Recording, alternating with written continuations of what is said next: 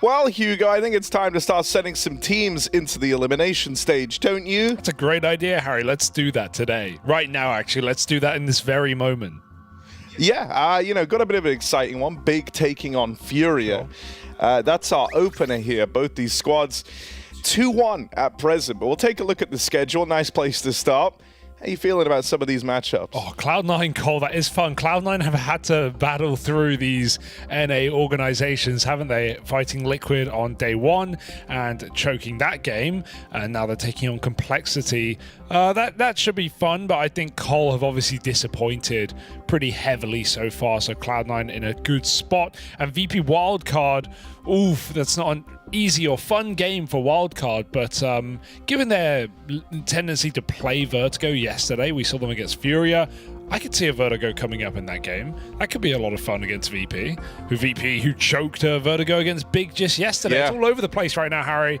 I mean, it's nice for Wildcard to finally play a team from outside their region. That much must be said. Yeah, let's take a look at how the brackets panned out thus far. Obviously, we had Fnatic and Imperial both eliminated just yesterday.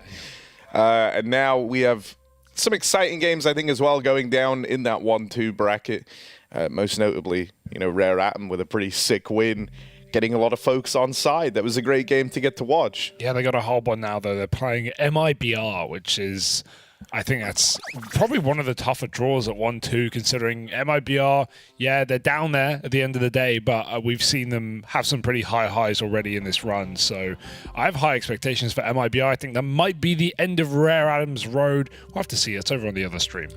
Yeah, another one that was interesting up there for me is the GamerLegion Passion UA match, right? That's kind of two big hopefuls. For GamerLegion, they're trying to dodge the dreaded Saw situation, right? Where you go on this like 0-2 reverse sweep at the RMR to make it to the major, then you go 2-0 up at the major itself in the opening stage, but they really don't want to then be the team that falls out 2-3. Oh, well, they're a BO3 merchant, Harry. That's the craziest part, right? They did it all 4 BO3s in a row at the RMR, but let's focus in on our game today because we do have Furia versus a Big Clan, and this is, as you said, for the Elimination Stage. A stage that Big feel like they should have already been at, but trying to gain some more motivation to earn it themselves. They certainly have so far, beating VP, beating Passion UA, falling to FlyQuest, who have played a damn good game right now. And of course, Furia on the other side, looking to make yet another deep major run, Harry. We've seen them in the playoffs many times before. But a new roster, as Furia often give us. What are your expectations? In this game, I don't know. I think like it's weird because Big have certainly shocked us all by coming into the, you know, off the back of a hot RMR. Then they pull up to the major, they get their elimination spot pull, they have to go back and earn it all over again. Tabson spoke about how that's given them some extra motivation, right? They really want to, he gave a good interview where he said like, it felt like a slap in the face, but it's also motivated us to have to go and earn it. And he said, honestly, you know, for our team, we want to prove that we can beat all of these squads, and we are better anyway. So I think, you know, the attitude is certainly there for Big. I also think they've matched up a lot in some pretty, like, stark stylistic differences in terms of the matchups, right? You had talked about the VP game earlier on, well, now they play Furia, who are kind of, you know, a little more on the other end of the spectrum. Definitely. Not as fast and aggressive as they used to be, but there's going to be a little more wildness. I don't know how to rate this matchup, though. I think it's pretty 50-50 from the outlook. Yeah. And I think that's more, you know, Big exceeding expectations and Furia shaky at times. Big are hard because they're a team that have let us down so many times over the years, right? So it's really hard to bet for them. That being said, I'm with you. They're playing some great CS right now, and also I think the one cool takeaway, or maybe for me the coolest takeaway right now, is Searson's form across the RMR into the major so far. He has not stopped. He has put up incredible games on LAN, and he has done it consistently at a high level, out-AWPing some of the world's best. So, well, not world's best, but he's out-AWPed basically everyone he's run into at this point. So I'm actually super hyped by this Searson situation. The proclivity Big also have to pull back games. We saw that in the VP one yesterday. If you missed it at BO1 on Vertigo, it was 11-4 for Virtus.pro, and Big won it out flawlessly. They won 9 rounds in a row. They took that game 13-11, a devastating loss for VP, where it didn't, like, you know, you can say, oh, VP, you know, you can not underrate them. You can, there's a lot of things to wreck VP for, but I actually don't think they played an awful game. I think Big just had so many moves and so many openers, and it put VP in all these, because VP were T-side when they lost that comeback, put VP in all these horrible 3v5s that of course they just save in, they never attempt them. So yeah, you know, it wasn't a great game from VP, but I think Big really made it difficult. We have Veto's coming in, it's Nuke, and it's Mirage to start off this series. Do we have Vertigo handshake? No. Furia deny that, and we're going to get Dust 2 to finish. God, you want to play Searson on Dust 2, Furia? All right, good luck. Well, you know, one of the other interesting angles for this, one that we were looking into coming in, is the idea that Fallen has never been able to beat tabseN. On Big. On Big? Yeah, it's been 2,956 days, Harry, since Fallen last beat tabseN. That's kind of crazy. It's across 9 matches as well. Ever since tabseN joined Big, Fallen in Liquid, in Imperial, in Furia, Fallen's never beaten him, Harry. Not in a series. Will today be the day for all the glory? Yeah, you know, Big trying to make a stunning return to the elimination stage, a feat they haven't been able to accomplish since we last saw them do it back in Rio, which is, what, 2 years ago now? So, yeah, been a long time coming for Big. Furia on the other side, though, you know, initially coming in, I think, like, if you look at it on paper, they should be favorites in this matchup. But as we say, Big have just been playing above the level and what you've come to expect. Someone who's instrumental in that whole comeback versus VP is JDC. I think we need to be keeping an eye on him today, offering up that same type of form. I also want to keep a kind of watchful eye on Regon, because he's had some games where, like, and I even remember, like, right when he first stepped into the Big jersey, there were games where he would just dominate. And, you know, he's from the Bad News Eagles school of major, you know, like... Major runs, right? And so, you know, I have high hopes for him, but he then has this awful tendency every now and again to just kind of fall off of a cliff.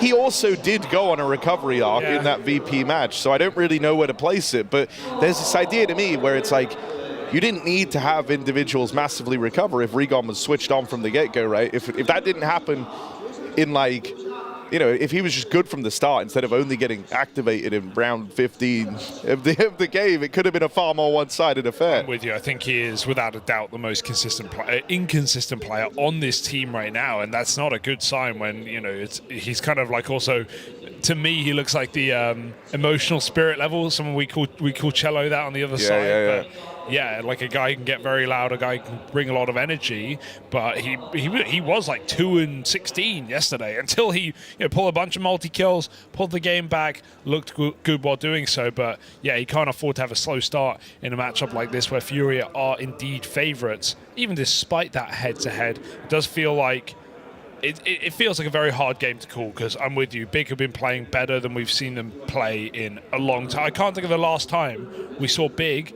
play this well, Harry, and they've done it throughout. So let's get into this series. Elimination stage on the line. Top 16 here at the Perfect World Shanghai Major by the winner of this matchup. Furia, Big, and Nuke to kick it off.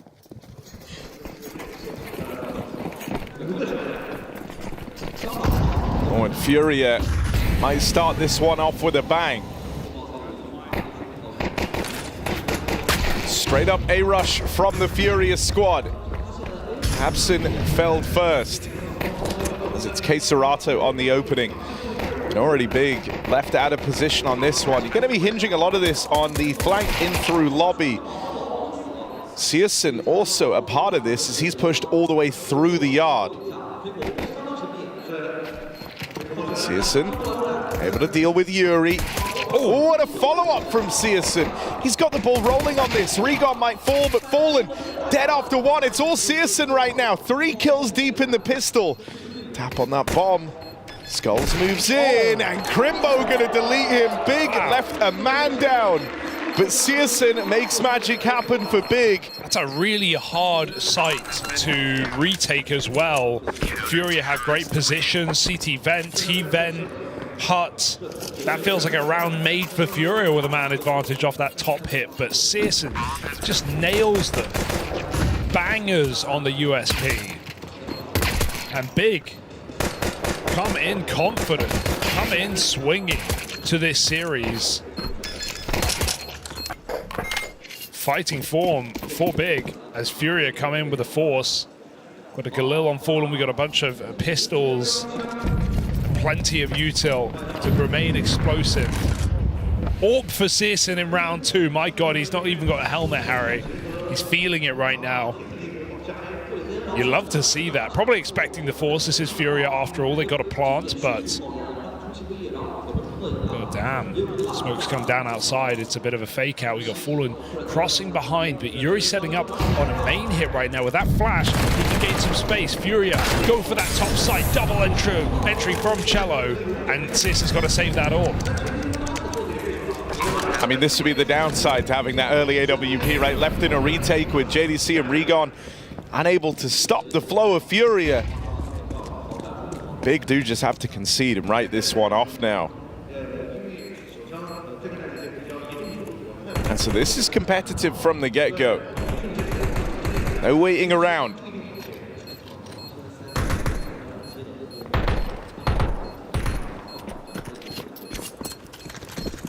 It seems like Furia coming in with a game plan to try and exploit this top side. Ooh, even Crimbo hunted right at the close. Only at the MP9, the two, big ticket items gonna make it out of the round for Big, sure, but it's the fact that Furia do this flawlessly. Cello gets it all done. Lovely little sequence. And even the hunt at the end.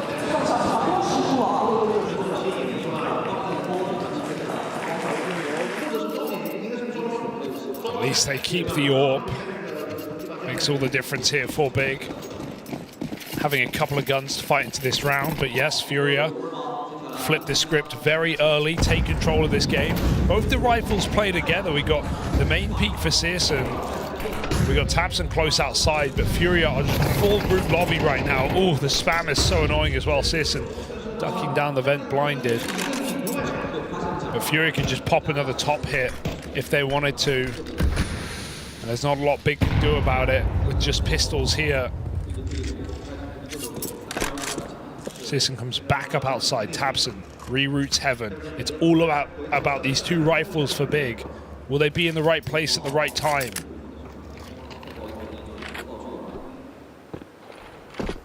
The start of this round, K-Serato beeline straight into Hut. It looks like they do just want to run down the top site again. tabseN's not here. I mean, it's going to be another save for Big. There's no way Regon and JDC can stop this tide of Furia.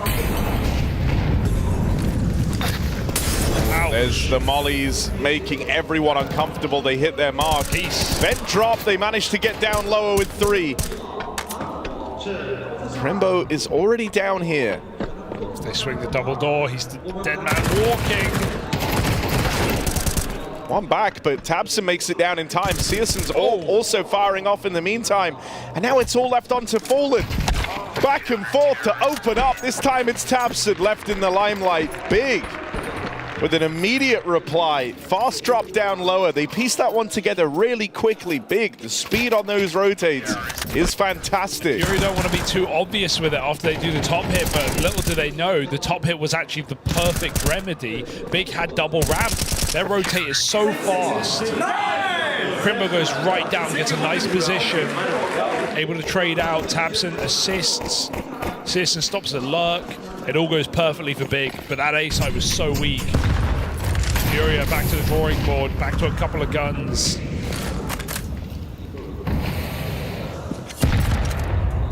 Feels like an exciting game of Nuke already with some of the rounds we're getting out of Furia. Can Big stay proactive? Can Big stay informed? Crimbo's going to have to drop. Searson can't stop that first player, but he will pick the second. Down B goes Crimbo, faking his retreat as he gets ready to re-aggress. Good catch for JDC. And now tabseN, is meant to be lending a helping hand here. Crimbo's good for the trade. Dinked up though and finished off by Skulls. JDC, next man on the scene, makes it down lower, but it's an awkward spray to open. Lots of damage though. Looking at Searson, who's played a very confident game thus far, pushing down, spots Skulls, and that AWP is ready to fire off in time.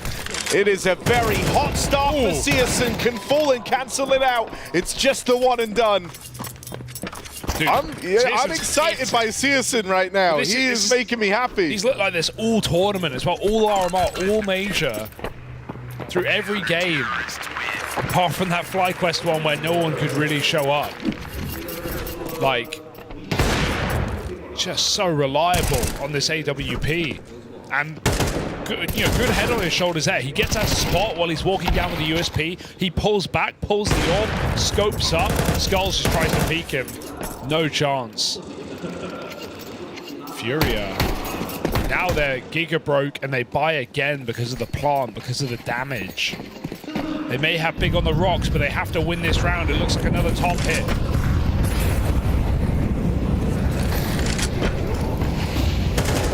Good smoke to cancel out the pace on this one. JDC, they run right through it.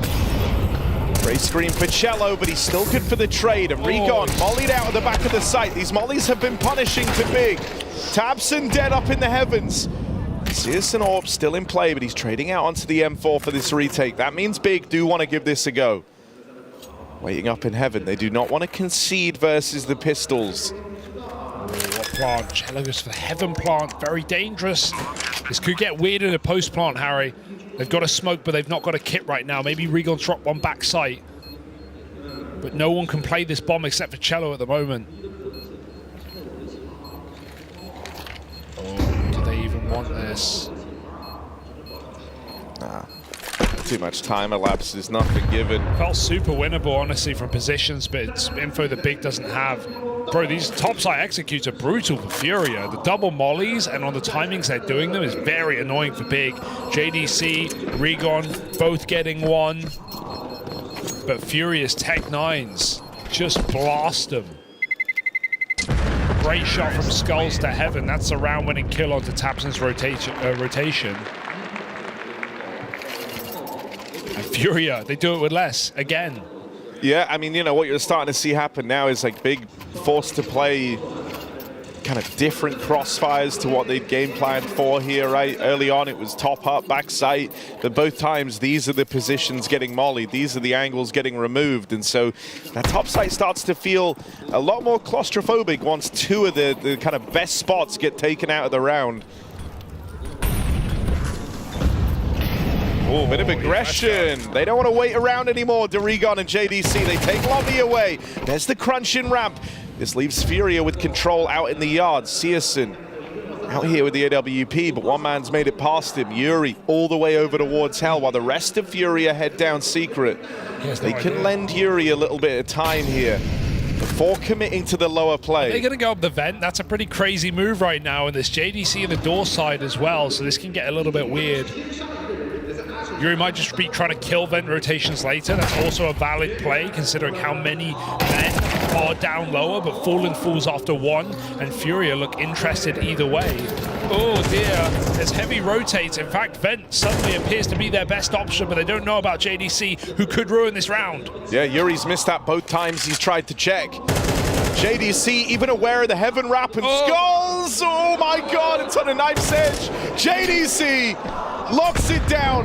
One-man army. JDC has arrived, finally able to put a stop to one of these top plays. Crazy. Chaotic, everything, but not Chaota for Furia. It's the back and forth of this game keeps on raging on. JDC tucked behind the vent and Yuri never saw him. Yuri calls he killed a topside player, or at least killed the rotation on ramp, but JDC plays it beautifully. Look at that nade dodge as well.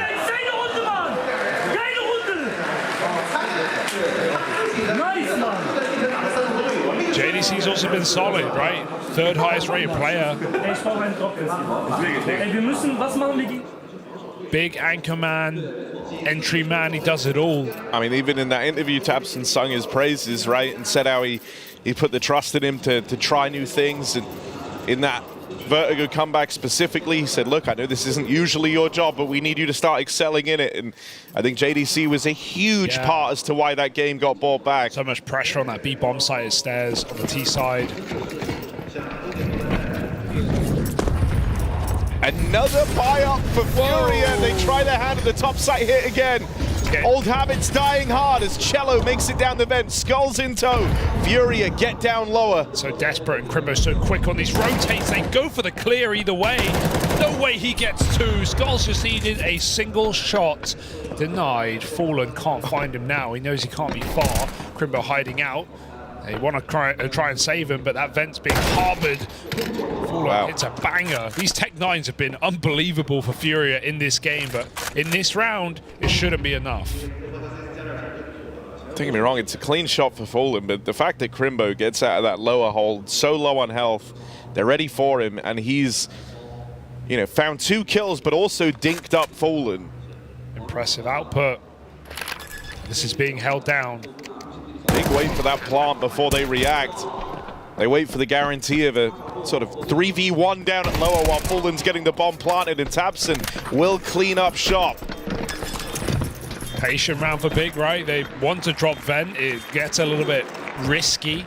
They cancel it. Even though it's been this very back and forth start, it's only Big thus far who have been able to streak rounds together, right? It's their second double up here on their CT side.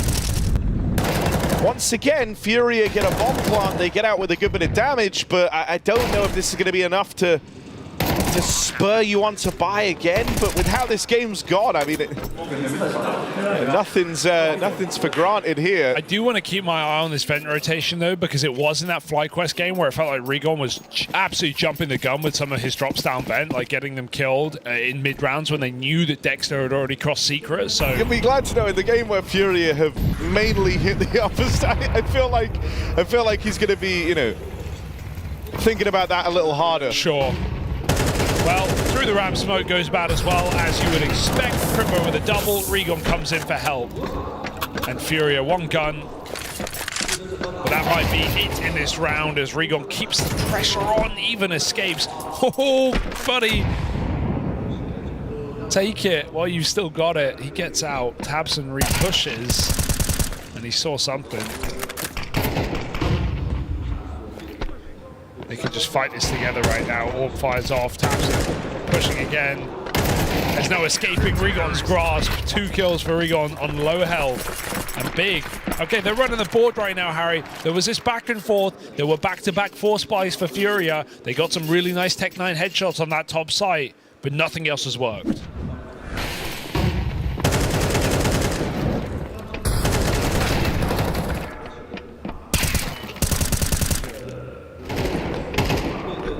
Yeah, creates a weird conundrum for Fallen to try and solve here.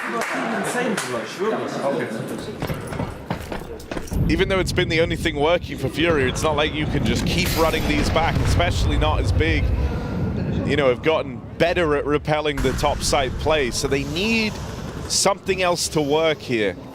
Bigger fighting fire with fire assist and goes for the hut pick with the orb. He's not going for a deep peek, but he just nades in and starts strong there. Furia do make that cross happen. The smokes bloom very late, so Big get the info. And Yuri's lurk, which last time made it heaven, gets denied by Tabson back garage. So Furia down B and Big no. Oh, JDC waiting with nades. Crimbo has a nade as well. They could double stack this. Crimbo gonna swing out first. There's that second nade. Good damage found on this lower play. Furia down to 3 men. And even now they're split up.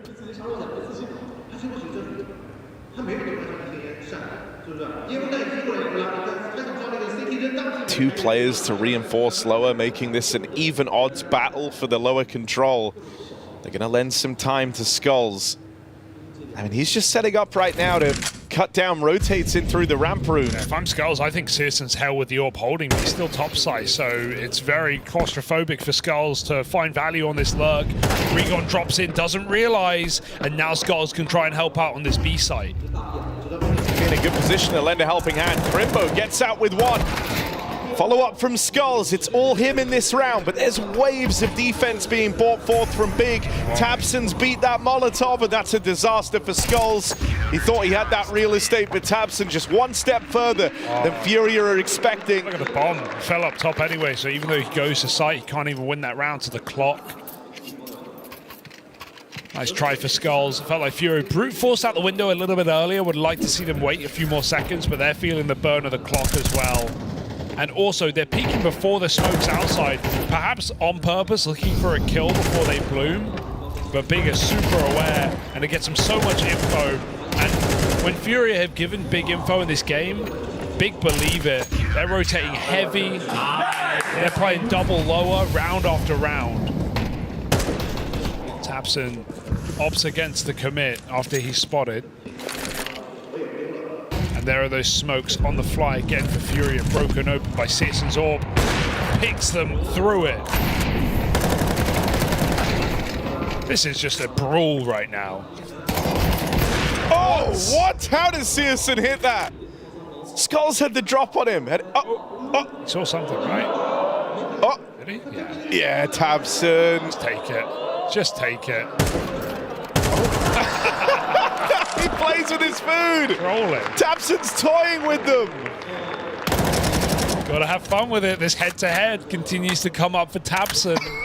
I can't believe he's done that. Why would he do that? It's so ballsy. What if he gets flick one tap? These Tech 9s have been lethal all game. But he's having fun with it. So is Caesarato, waiting for him to do anything in this game. Now's the time. tabseN walks it in through the lobby. Bro, this guy they last saw outside, and now he's flanked you in seconds. I mean, we've been singing CS2's praises for good reason, but tabseN's right behind him on the numbers, right? He's also having a great couple of weeks on land. So, yeah, resurgence from tabseN inside of this team at the same time as CS2. And to think Crimbo, who's meant to be this star of the show inside of this roster, he's near the bottom of the board across this major run. Hey, it's fine. Big is still doing it. They found a recipe. They found a remedy. And they found another head-to-head versus Fallen, which tabseN just loves.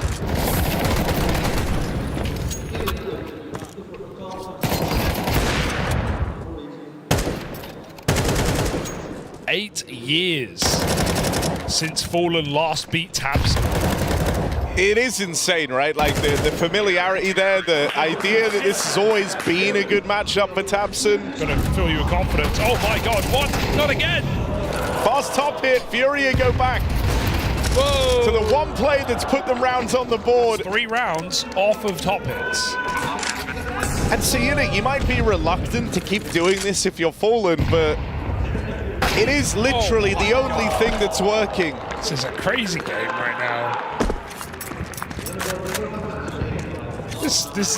Yeah, it's insane. The pace, the repeats, like this is scrappy CS. This isn't perfect by the numbers Counter-Strike. But it certainly is entertaining. And Big are playing into it as well, right? Furia may be throwing hands, but Big aren't bowing down from the fight. They are meeting Furia there. But yeah, 3 top hits in a row. Well, not in a row, but in a half, all working. And now it's a big question. Like, do they just want to try it again? Maybe we see some kind of preface, like an outside wall, before they run out upper. But honestly, if I'm Furia, why wouldn't you? Yeah, I think, you know, if you're Fallen, you always feel that pull to do something new and try to keep them guessing. But you're heading into the last round of the half here, like, you've had one golden strategy. Why not just run it back? We do get some of these outside yard smokes that you're talking about. Send Yuri in through. Looks like they are going to try and end this still over towards A. They're grouped with 2 back in the lobby. Done 2 different walls.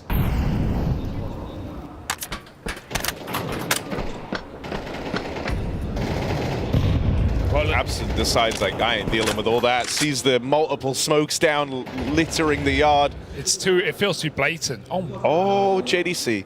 Look up. Oh. And he will. And now they know. Now they're just calling, watch out top.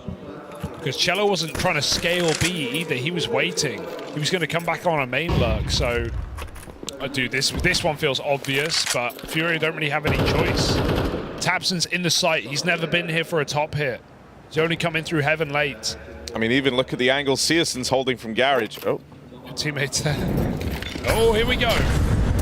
Oh, they don't know yet, but JDC keeping Tabson in this top site might be a saving grace for Big. Regon up on the rafters. He's learnt his lesson, getting mollied on top hut and backside time and time again. Tries a new angle, and look at the results. Regon in with the double, make it all three. Closes out a dominant CT half from Big. The only thing that worked for Furia were the up-tempo top site hits.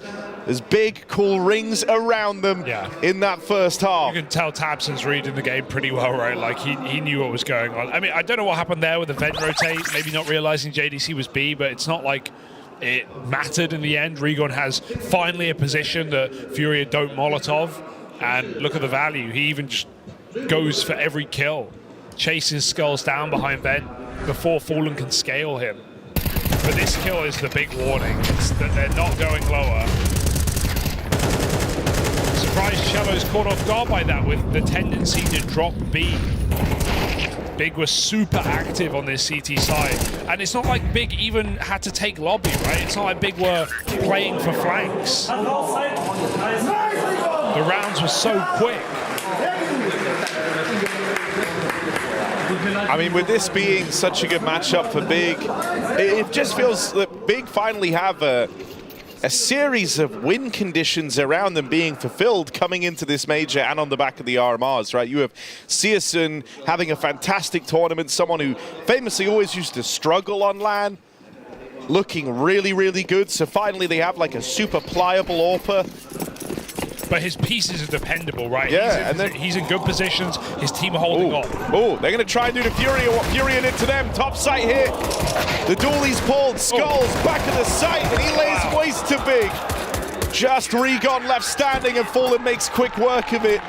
That's a bit of a middle finger from Tabson trying his hand at the fast top site rush, but Furia will repel it. I don't mind Big trying that, but I'd like to see a little bit more temperament in the T-side rifle rounds, right? Play some slower rounds. Let Furia panic, because it feels like they are right now a little bit. Furia can get back in this game, no doubt about it. Yeah, I think this is actually a very exciting time to be a Big fan. A sentence you haven't had to say for a long while. Like, because even outside of Searson having a good tournament, look at the other pieces you've got, right? Tabson has always been reliable within the realm of German Counter-Strike. Then you've got JDC and Crimbo both looking really good. JDC having a great tournament, one where it feels like he's really coming into his own. A team that's meshing together. And then you factor in Regon, who sure can feel hit and miss at times. When he's on, he's on, though.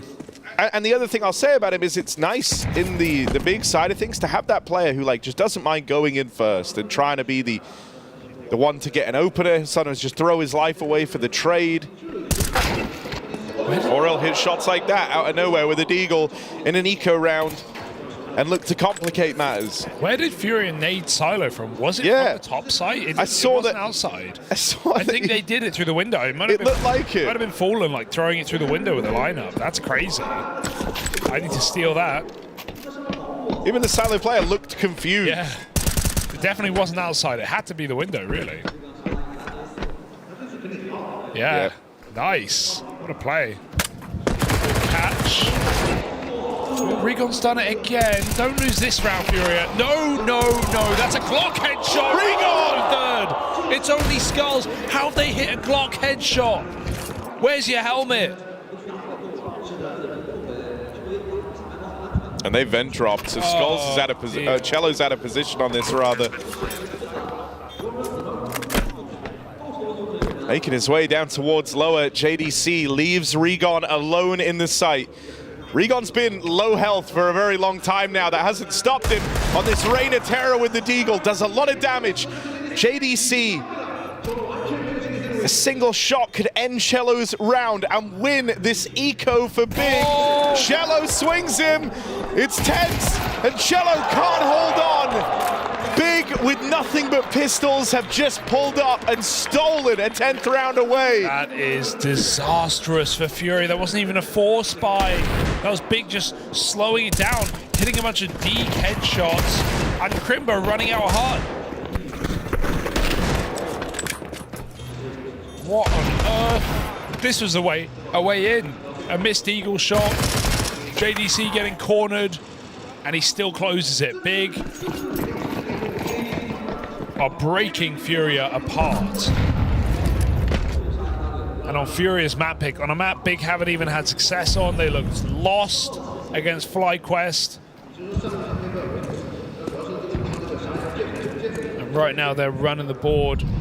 Skulls has been the only guy, and I'm not just looking at the numbers. He's had a couple of impactful rounds and multi-kills on top site hits. I mean, this has been, you know, for Furia across the major so far, Skulls has had a couple of games where he's felt like the defining piece. Where's K-Serato when you need him?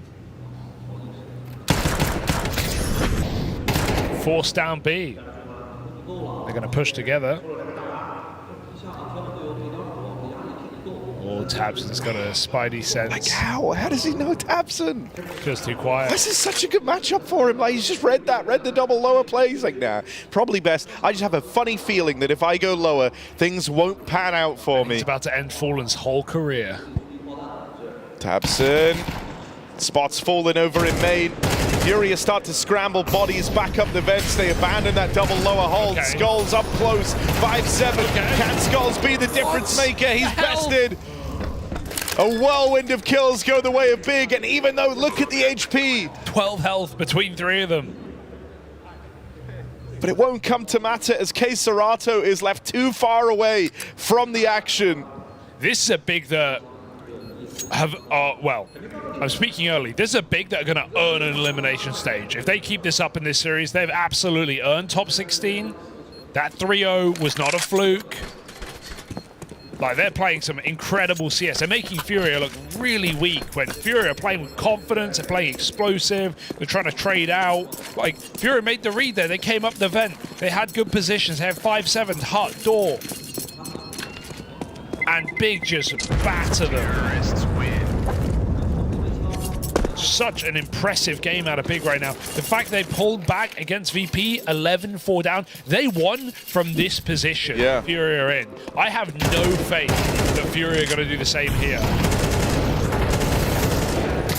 I mean, you know, once again, this is speaking very early, but if Big are able to keep up this sort of form among their players and this sort of cohesion in the things they're doing, where it feels like they are really playing as a unit and they're all on the same page, this is a Big where it feels like sky's the limit, right? You're looking at that, you know, re-earning your spot in the elimination stage after you thought you'd already made it there, but I think it could be even further if Big keep looking this good. Yeah, it makes me want to see them against a tier 1 team, right? A best team in the world, top 5. And we're going to get that in Big.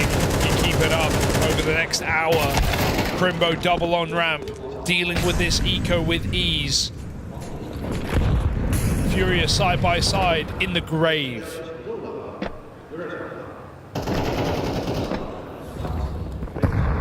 Crimbo will fall, but that's not going to change the outcome. Bomb has been planted.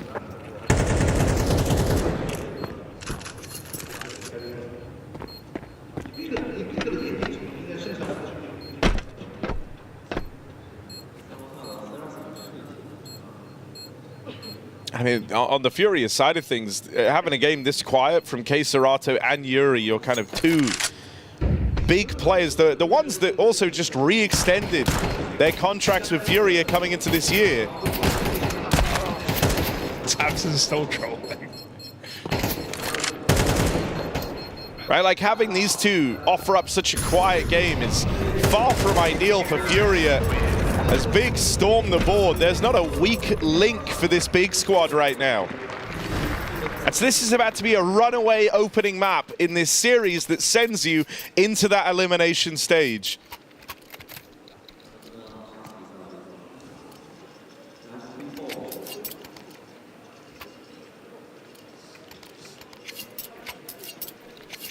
12 opening kills for Big, 4 for Furia. Well, mirroring the scoreline.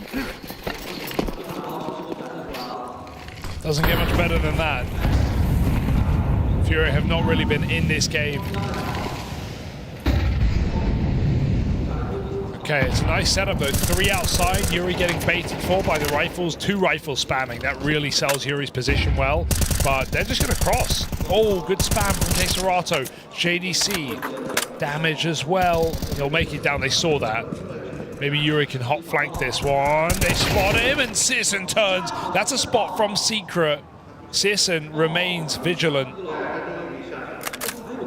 And Furia don't know where this one's ending.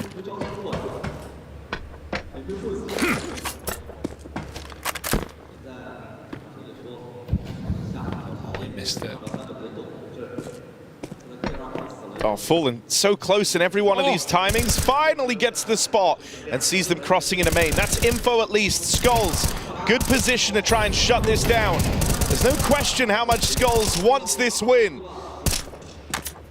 The only guy outputting right now for Furia. It's left to Crimbo in the clutch, 1-on-3 as this begins. But Teserato and Fallen are split up. There's 2 1v1s available to Crimbo here. Won't be able to vent drop. Oh, nade pulled, back turn, Fallen denies that 1v3 and offers something the way of Furia. They need 7 more rounds, vaguely like that, if they want to drag this one into overtime. Yeah, even that gets too close for the output Skulls finds and the info Furia have in that round, but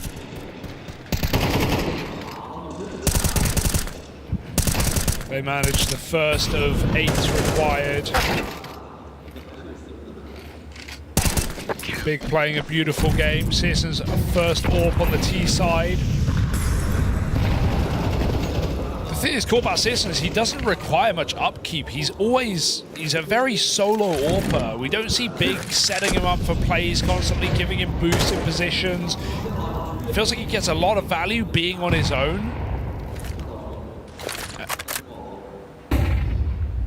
He's not the guy constantly asking for flashes. It gives so much more room for Big to focus.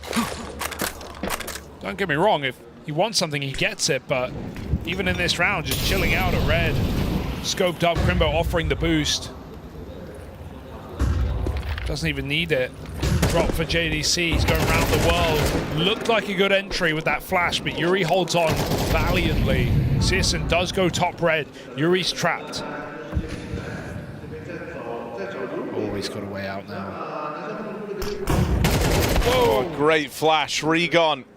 Helping hand to Crimbo gives them a way back into this. Skull's dead as well. That's the guy 15 kills deep for Furia. They've spotted this player trapped back in CT. Fallen picked apart in the meantime. They've got Yuri in a box. Meanwhile, Regon is just one-man armying this top site. Oh. This is a 5-on-3 that Furia are about to give away. Shello left, last man standing, and Regon shuts him down. That's the Regon effect at the end of the game. He hadn't been necessary all map, but he just takes the wheels off and absolutely rolls them. 3 kills upper, close it out. Big take Furia's map pick. And now they are just 1 map away, their map up next, from securing that spot in the elimination stage, the stage that they had to go back and re-earn, and they said felt like a slap in the face when it was taken away, but Tabson also said it motivated this team to earn it all over again, and they would be doing that in a very exciting way. If they storm the board in this series, and it's not even close, Tabson keeps up his win record over Fallen. There's so much to be excited about for Big right now. Yeah, it's unbelievable. I mean, every piece dependable, it feels like. Sisson putting on a show. JDC, incredibly impressive as well in this match. And we barely even got started, Harry. We barely even got to see what Big looked like on that T side, because it was over before it began. Great rotates, well-called micro for Tabson. And to be fair, I say micro, I think Crimbo's got a great head on his shoulders, knows when to move, knows when to drop down lower, always there. Dude, Fury would throw top hit, and Crimbo would be moving B in anticipation of the vent drop. That, to me, that also feels like maybe some prep for Big, knowing, okay, if they do these mollies, it's a fake, they're going down lower. because that was a round that Crimbo and Tabson will both already be before Furia got down the vent after doing double molly upper. So just great awareness of what Furia are up to. Furia tried to scrap, they tried to brawl, they get knocked out. You know, some other things that I think are very exciting for Big in terms of the patterns we've seen in these games is that even in the, in the matches where they start slow, my God, that was how it closed. Yeah. That was flick headshot. Sure.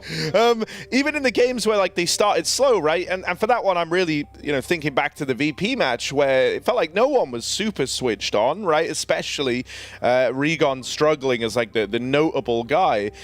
This is now the sort of game where, okay, well, this is what it looks like when everyone's switched on from round one, right? And they hit hard, and they're very hard to put a stop to. Remember, like, this game started with that crazy back and forth, forced by wars. Furia forced twice in a row. That's where Furia found the bulk of their rounds, which is wild to think about. It gave all this illusion that this is going to be a tightly contested map, but the moment Big started winning, they never let up. And Tabson was even playing with his food throughout that series, it felt like. Like, when you're watching someone with a guaranteed kill, they don't play for the knife, they don't, like, take the clean headshot or play the trigger discipline. Tabson's, like, was straight up trolling Furia in that moment. Yeah. A body shot into the kill, like, to give you the warning, haha, I'm behind you, I've outpositioned you, I've outread you again. Yeah. Like, it's madness. It does feel like he's in Fallen's head as well, because just the way that game was called was insanely, like, it's the game plan, right? And it doesn't go well, and so it looks silly. But the way that Fallen called that game was so explosive, and it only ever worked a couple of times on that top side. Keep in mind, they play like that all game. They played like that all first half. They went for ramp rushes through smokes. They went for charging outside before the smokes even bloomed. Furia wanted to scrap. They wanted to win the head-to-head duels, and this is the issue of Furia. Like, they can win those games when their individuals are feeling it. This is a team that is just that is carried by individuals at times. Where was K-Serato? Where was Yuri? It was just skulls. We didn't even see a Fallen AWP in that game. That was underwhelming for Furia, and they've got to shape up before map 2. Yeah, they certainly do. Well, I mean, let's see. Let's see if Big can make this a clean run into the elimination stage. We'll be back with that second map in just a moment, so don't go anywhere. She said she loves you, but she can't love me. But I love you. Yeah. Look, I love my man's going crazy. I gotta brag on myself, I amaze me.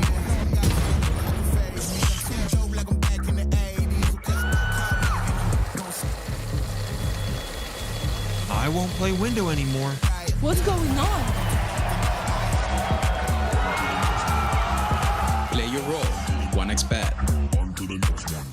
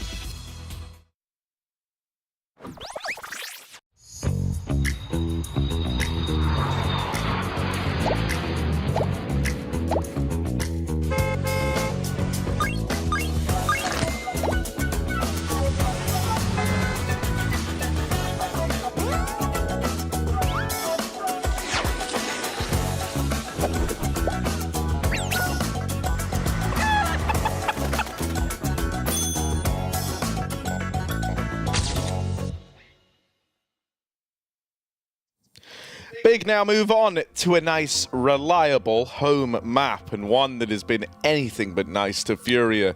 They have some interesting results here, right? Frequently falling down to the likes of MongolZ, but then they have one wild win in there back from Rio where they bested Na'Vi.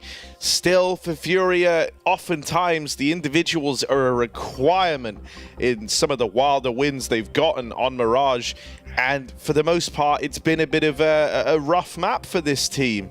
So I think with that, you know, kind of reliance on the individuals, and with Big having a good game plan and the individuals showing up, you can't help but come into this series now looking at Big as right there. They are on the finish line. Like, the only task left now is just to cross it. Something would have to go categorically wrong for Furia to suddenly win this game, right? Like, you mentioned the individuals required on a map like Mirage, especially for Furia. They were absent. They were nowhere to be seen. They were not in this realm, Harry. There were no individuals to talk about but Skulls, and even that is not enough, right? Like, say JDC is the only guy fragging on Big, you lose the game, right? You need everyone, and that's who Big had. They had everyone. They had everyone to rely on.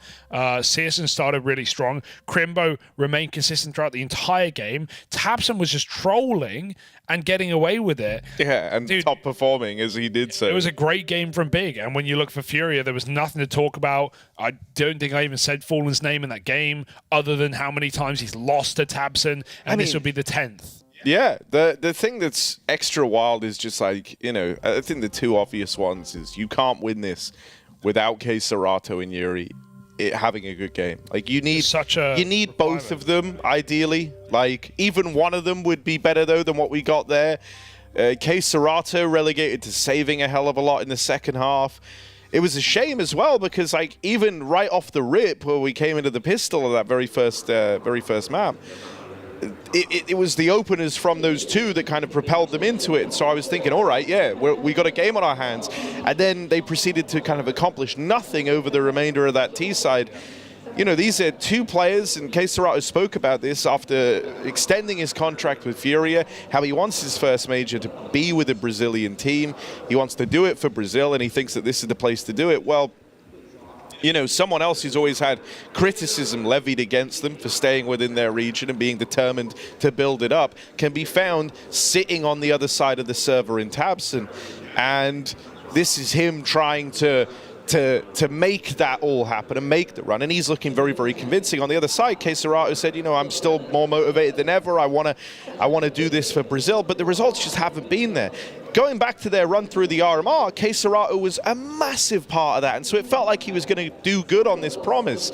But it just doesn't feel like he's online in this game in any capacity yet. Like, not even close to the level both that you expect from KScerato and the level that would be needed to win you this game. It feels almost impossible to turn it around coming into a map that Big play frequently, win frequently. I'll give the caveat to Furia's. Yeah, you look at the numbers, you go, oh, Mirage is bad for them. Well, Furia only playing the best teams in the world on this map, so it's no surprise they're being handed L's. And yeah, they got that win against Na'Vi. That's great. They stomped them. But that was also in a Rio where we know Furia always perform, and it wasn't a great event for Na'Vi. So, you know, I'm not gonna say it's the map winning this game. I'm gonna say it's Big winning this game because they want it, they want to earn it, they want to prove it. They're playing fantastic CS, all RMR, all major long, and I think that's a really cool story because you can make these two comparisons between the teams, right? You talk about KScerato extending his contract, wanting to win his first major in Furia for Brazil, in a Brazilian team.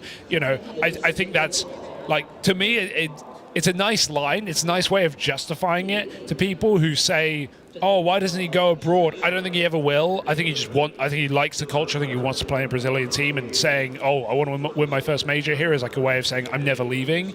You know, not to say that this team couldn't win a major or these players couldn't win a major with the right roster, but, you know, right now, nowhere near, not even in that conversation. And the point I'm making is we've always made that comparison for tabseN. Think about back in the days, I'm talking 2016 and maybe 2017, 18, he was getting offers, man. I think he had a phase offer. He was getting tier 1 legit offers to in-game lead, top teams, European teams. He always wanted to stay in Big. He always wanted to stay in German CS, and maybe we mocked him at times for it. Maybe the results weren't there. There were big droughts for tabseN and for Big Clan. But right now, every now and then, this team shines, it pays off, and we're seeing some great CS from this roster at the moment. So I'm all for it. I can't wait to see if Big can make it to that elimination stage, and if and when they get there, how they fare against the top teams. Because I don't think, like, from what we've seen from Big, I don't think they're going to go into top 16 and get smashed. Yeah. I think they're going to put up a fight. You know, I think the other thing with these sorts of projects where you are determined to build it up is they always feel so resistant to change. That was the case for Furia for the longest time, right? Yeah. Like, Art had an indefinite amount of time in this roster, even when the results, and at first the results are kind of creeping upwards, so you can kind of understand it. But it took them, you know, bombing out after a successful Rio where they managed to get far, but it felt like that was kind of their golden moment. They missed that window. Yeah. Then you have Paris roll around, and then they bomb out. And so suddenly, you know, then you start to explore these changes. I feel like over time, though, with these products, they stop that resistance to change. And I think even something like this major is a very good proof that that's how you should look to go about it, because Skull's latest edition of this squad, someone who had a bit of a rough time in Liquid, right? Like, there's no secret that wasn't a defining moment in his career, but now he's joined this team and he's been like the big driving force. Sure, maybe not at the RMRs, but throughout the major, he's been like the one guy who's looked super hungry, super keen, always outputting for Furia. And so I feel like, you know, if in the horrible world where Furia fall from this position with multiple chances to have made it to that elimination stage, that's where something like that gets explored a little bit more, right? Because there is a depth of talent to be found out in Brazil when it comes to Counter-Strike, and Skulls is a great example of that. Oh, I think it's a great point, and I think it's also a point that applies to Big, because when we look at this team, there's actually a team that I wouldn't even say, like, you know, maybe some of these rosters that Big have put up over the years haven't been great, but I'm actually not going to go as far as saying that this team has been mismanaged when it comes to rosters. They've actually tried a lot of risks that felt like they would pay off but didn't. Look, they had Xantaras in this team. Like, on paper, sure, the not speaking German is one issue, but on paper, that's like a really good pickup. You know, this is a team also that's utilized its academy prospects. People like Crimbo, Prosa Sin, all these players coming through. JDC from the Mouse days as well. This is a team that's utilized the upcoming players, utilized the academy prospects,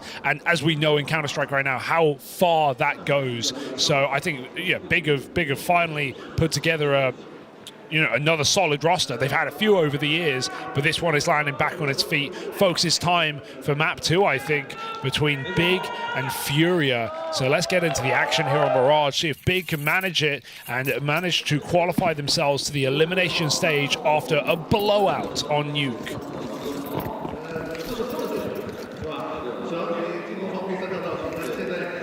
We're going to start things off on the T side, are Big, and they are grouping for the A hit. Only 2 defenders here from Furia. Skulls going to lead the forefront of this defense. Dual Berettas take the swing into Palace, and he only spots Searson on the first jiggle.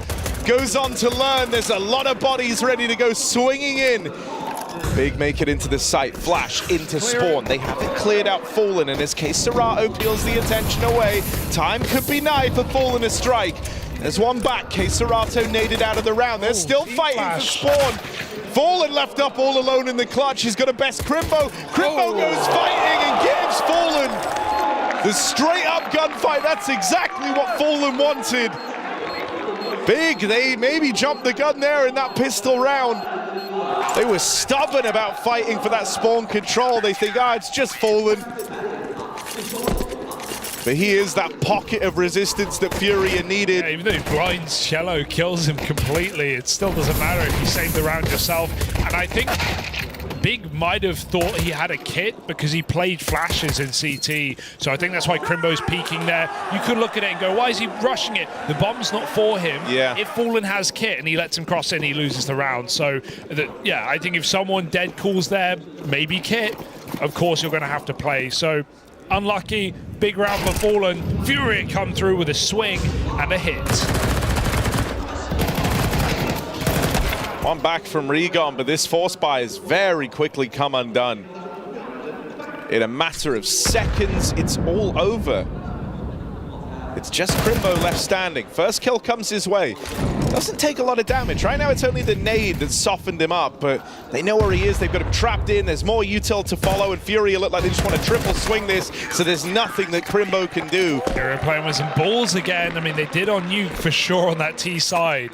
But Mirage CT swinging together, playing oppressive, keeping the pressure on Big right now. It's a good sign.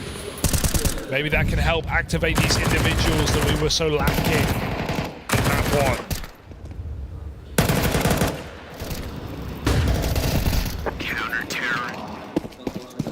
Counter-Strike is such a momentum game.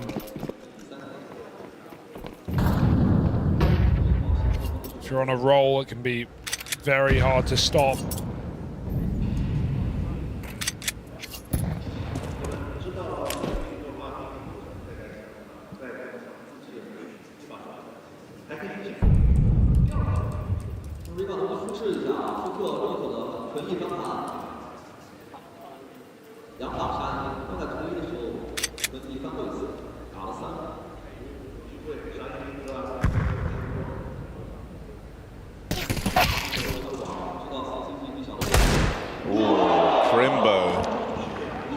Everyone like that. Lovely D on a K-Serato. The thing that's so scary about this round is that Furia have literally seen Big win it before, so everyone's kind of freaking out a little bit. It's just the one kill, and it's only, you know, Glocks around a handful of Deagles. Keep coping. So it should all be kept clean here by Furia. Yeah. There's a bit of blocking in the connector, but they are swinging into every one of these fights. It's just Crimbo left standing. Glad they all just swung together. That's the way to stop that from, you don't want to lose all these 1v1s. Just fight as a unit. Okay, Crimbo gets another kill, but no bomb. 30 seconds. Yeah, Crimbo playing that money game. Although they all have M4s, so if anything, he's just removed his own weapon. Here he goes, looking for a German D, but Skull stops him with 3, and Furia do the same. All right, Big. Can't run it down right now. We need to see something a little more measured to start their gun rounds.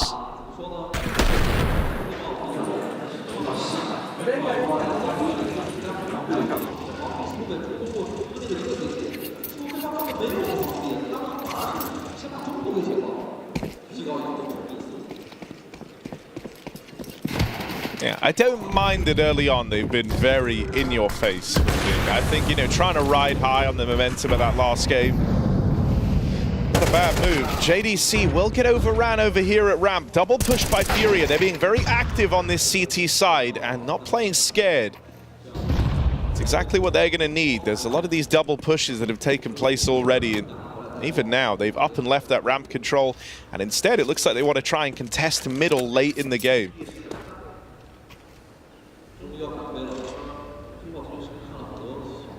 Yes, they're teed up to try and clamp down on this mid control. Very measured from Big. It's exactly what you asked for, Hugo. They've taken this one far slower. Bomb left back in Swarm was always going to slow this round down for Big. They get the mid control. They have Tabson still floating around out behind the boxes, but this Molly designed to get a swing out of him. Oh, Cello! He thought about smoking it, and he's like, no, I'm just better. I'm just going to kill him. I'll peek a second later and catch him off guard. Here they go B. Fallen's got to do it all. Oh, they're ahead of that, but Fallen gets the AWP shot off in time. Fallen collects! My God! Goodbye! It's all Fallen! That's more like it. 8-1 from Fallen. One of the first AWPs you get to see him don, and it immediately leaves an impression. Wow. That's what was missing. That's what we needed. That's what we were waiting for. We know he can still do it. Wallbang is done. Jiggles out the orb, wallbangs him. Ready for the cat split. Oh, it's yes. on rails, baby. Yes, more of that.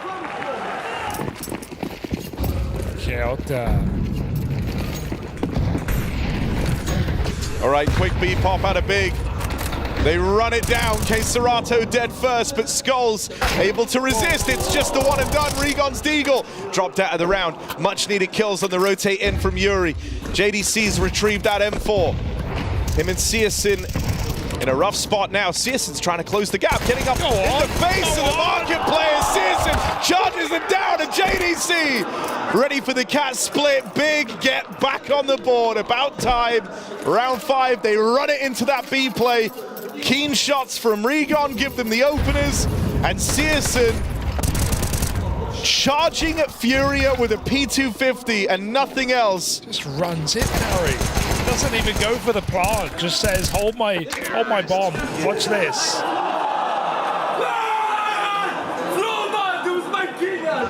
Just runs in. Big have gonna beat Furia in their own game. Now they got the orb. Oh, this is such a sick match. It's a really fun match, isn't it? It's explosive. Furia, though, they take an eco. Got to give them that. 4-1. I really like this call. They've got no loss bonus, but they have so much money that while you could have justified a buy and got MP9s and maybe a couple of guns, Furia just say, screw it, we'll buy full next. Anything we get here, a couple of kills would keep Big honest, and we can buy a real rifle round at 4-2. So nice call here. A lot of teams wouldn't go for this. I think it's also fairly map dependent. Mirage, you want those M4s. Eco's not as effective as a place like Nuke.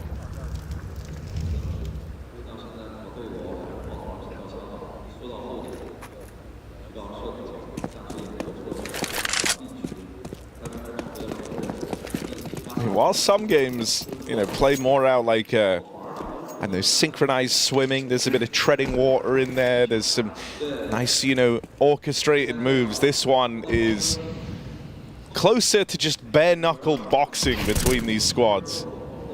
It's like a bar fight. And you can't help but look away, or look on rather. Backstab in, Yuri collects 2 on the Deagle. That's the entire cat split in this round removed. Yuri now dons the AWP. They managed to get past it, but that bomb still has to cross. The util forces Yuri off the line. Super clean for Big. They jump the orb shot. They use util. That bomb is on balcony. It doesn't cross to the molly. Flash lands. Very cautious for Big. If they rush that one, they give Yuri the chance. Instead, they force the save. So nice to see Big play behind their own utility, trusting their nades. Cat split gets a little ugly, but all can be forgotten. Still, that's all Furia ever wanted from this round. They get some kills, they get some guns, they keep it eco. Skull's going to be set up by Fallen on the way out. Oh dear, no money. That's a perfect round for Furia, to be honest. They couldn't have done better. Still, Big have got another buy in them, but Furia were waiting for this opportunity to strike, and now they must.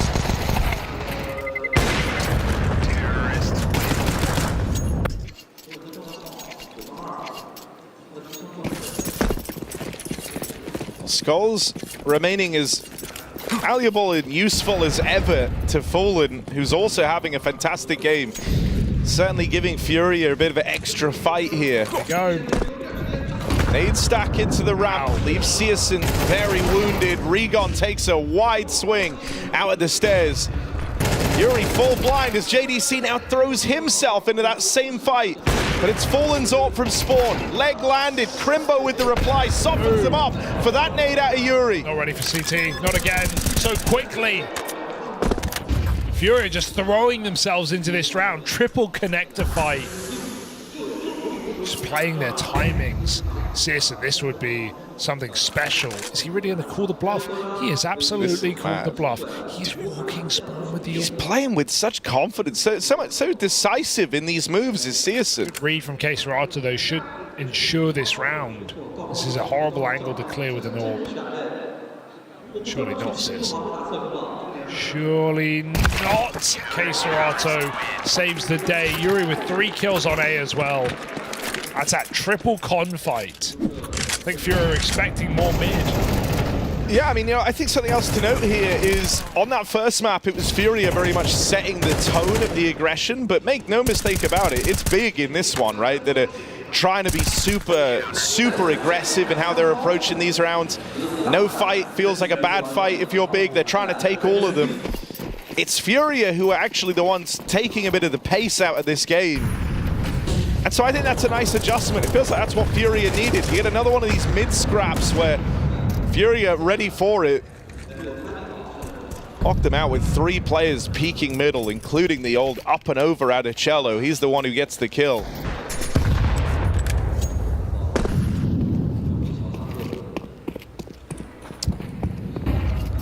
Only K-Strato here. Cello's out in middle. Can't be here forever. They're triple mid, and it's very quiet. So K-Strato dodges that flash. Second one nails him, though. Full mag out. Needs support. And he's got it. He's got it. Cello, helping hand lent to K-Strato in defense of this B site.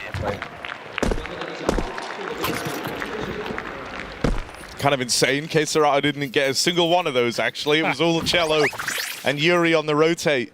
And so a timeout called in for Big. I hope they take the pace out of it. Yeah. Because, you know, like, fair enough, you wanted to try and deal, like, the knockout blow here on Mirage.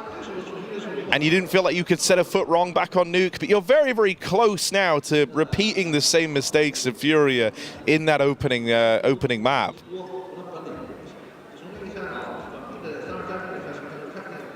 These rounds would feel great if they were working. And sure, you're getting close, so you understand the temptation. But if you never break through, if you never actually get that one round you're looking for, and you end up with a series of, you know, 2-1 players surviving for Furia, it's going to feel like a world of missed opportunities. So I hope in this timeout now they take the pace out, slow it down a little. Searson gets to bring out his AWP.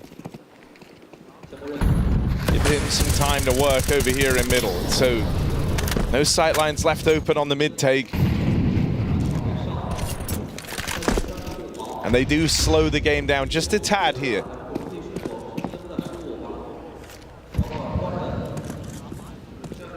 For example, like 3 of the rounds so far have been over with this much time left on the clock. So Big have successfully gotten control of mid, still have time and resources left to play with now. Furia have burnt a good deal of their util, but Skull's to open and he gets involved. Skulls! USP pulled, can't wrangle in that 4th kill, but he's teed up Yuri for it. And it's all left on a Crimbo bomb away from Big as Skulls has laid waste to them down in middle.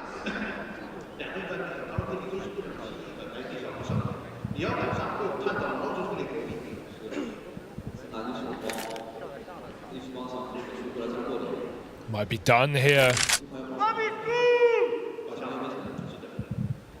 Just a save. Skulls has done enough. Felt like his performance on the first map was just going to be wasted in this game. Well, it absolutely isn't on Mirage. Furia fighting as a unit in middle so many of these rounds. Big can't break through. 7-2.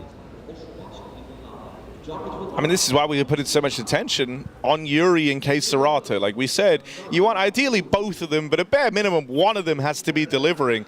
And it feels like it's made just such a world of difference. It's helped out greatly by the fact that Fallen is just rolling back the years on this AWP. That was something that I don't think you could have accounted for on this second map. But even, you know, the interplay between Skulls and how he's been allowed to play around Fallen in that one round where they denied any money getting built up from Big. Or here where Skulls is aggressing through mid, gets off with this incredible 3K, but then who's there to back him up at the end and keep everything in check? Oh, it's Yuri. Furia suddenly have so much more to fight back with. It doesn't feel so desperate. It's not Skulls trying to multi-kill every round till they win. There's layers to this defense now. There's layers to the game plan for Furia. And so this feels, for Big, like you're playing a whole different team.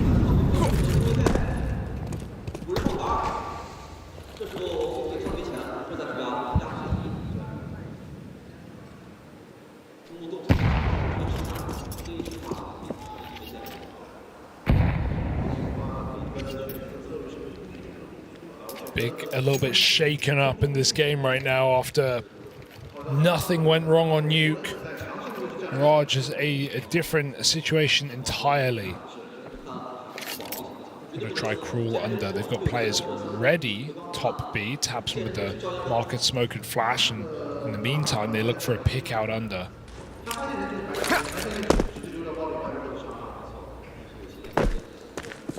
Just trying to force some nades out of Furia while they set up this boost. They don't have to full send it here. They fake it. Look at the room it's given. Crimbo's now in the window. He's not going for the B kills either.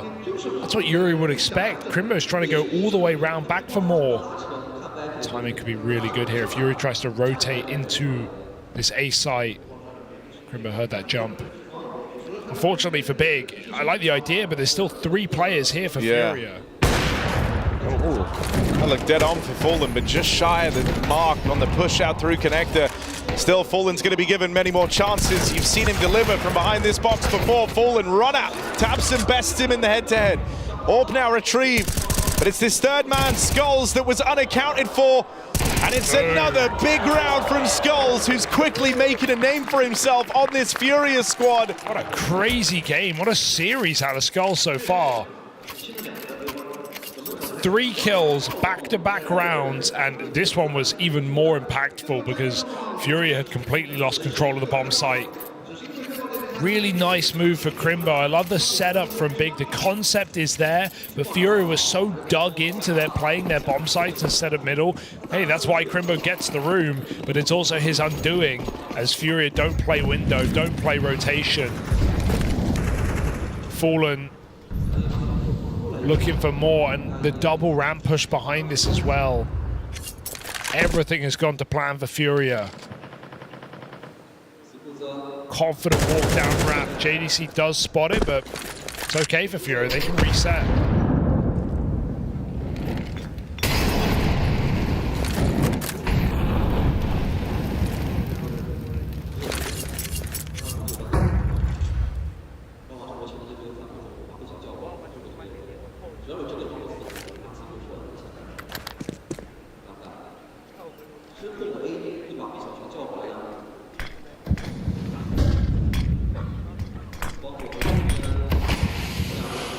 Double push into the connector. Play ahead of this util, and Regon gets caught out on an island. Tabson will go looking for that trade. Skulls knocked out of the round early. There's no multi-kill this time, and now they managed to get out through ramp. Cello left as this last little pocket of resistance is wrapped on by Tabson, who finally finds some impact here coming up through the connector. It's that Fallen AWP out from spawn, making all the difference. Oh, Fallen! What? He wallbanged him. Fallen can't miss. And this triple threat, Fallen, Skulls, and Yuri are doing it for Furia. And again, conceptually, nice round. Tabson with the lurk, finds value, trades his teammate, plays through the con smoke. But it's Fallen, big bad Fallen, with 3 shots and 3 kills to end the round for Furia yet again. What a monster game out of Furia. How could you have called this with how destroyed they get on you? Nade in the smoke, Skulls does not miss. They just have to B-pop, they've got nothing else. It's triple stacked, Harry. Skulls is doing everything, and there's Yuri, his right-hand man. 2 of these players alone. Yuri still a huge threat. It doesn't matter. Skulls. This guy on another level right now. 4 kills out of Skulls in defensive B. Right place, right time. And right shots, 19 and 5. He hit every multi-kill when he was in the right place. He got that triple kill in con. He got 2 triple kills on A. He gets a quad kill on B. Why is he B, Harry? Why is he B? The read is there. CT Mirage. Fallen calls a masterpiece. And even though Big take pace out of it towards the end, they get some nice ideas, some nice positions, some 3v3s, and then just one Furia player drags 3 big guys down.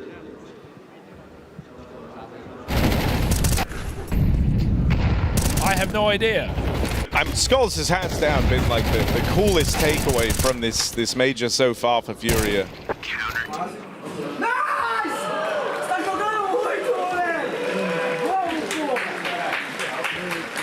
He's sitting as their top-rated player of the event, and it feels like it goes without saying, right? Like, these have been everyday performances from Skulls. This is just the sort of mileage that we've grown to expect from him across the Furia major run so far. And, you know, that's in a team alongside Cesarato, someone who's touted as the best in Brazil. He's 3 and 4. He's done nothing in this game. Irrelevant right now. Doesn't matter. It's fine. You can't even say they didn't go B. Big did go B. It went B and Cello got 4 kills. And Yuri got the other.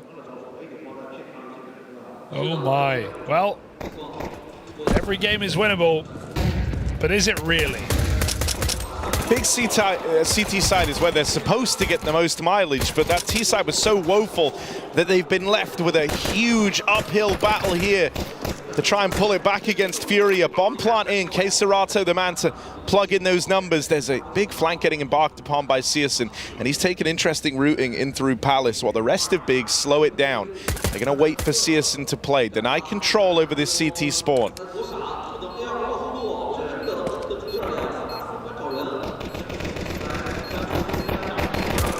Needs this. Searson finds 2 quick shots. Yuri's blocked in here. Crimbo's just playing with him, and Crimbo finds that kill. Ooh, are they going to swap off? No, it should be fine, right? Yeah. Ooh. All fine. Searson says, I got it, guys. Don't worry. Crimbo had the kit, but he was too far away. Big find 3. Couple of nice USP shots. But I think that's, yeah, like, you know, every game's winnable, but the room for error is marginal. It's almost non-existent here for Big. And Furia play it very cautiously with an eco in round 2. For once, Furia don't force buy. They really want to close this. They'll have to wait one more. The one thing that makes this second half a bit more interesting is, as we say, it's the better half for Big, and it's the worse half for Furia. And now they don't win the pistol, which was a real golden ticket to try and get this game over and done with. So if you were going to get in on the ground floor of a Big comeback, there's your reason for doing so. But we're a long way from that reality. For Furia, 1 round, 1 big play from Skulls, 1 sick sequence from Fallen's AWP, and suddenly you're on to a winner. So Big will be playing back against the wall this entire second half. Here's the buy for Furia. Right now, you still have a nice margin to work with, and so that's going to free up Fallen to go for some more risque calling here.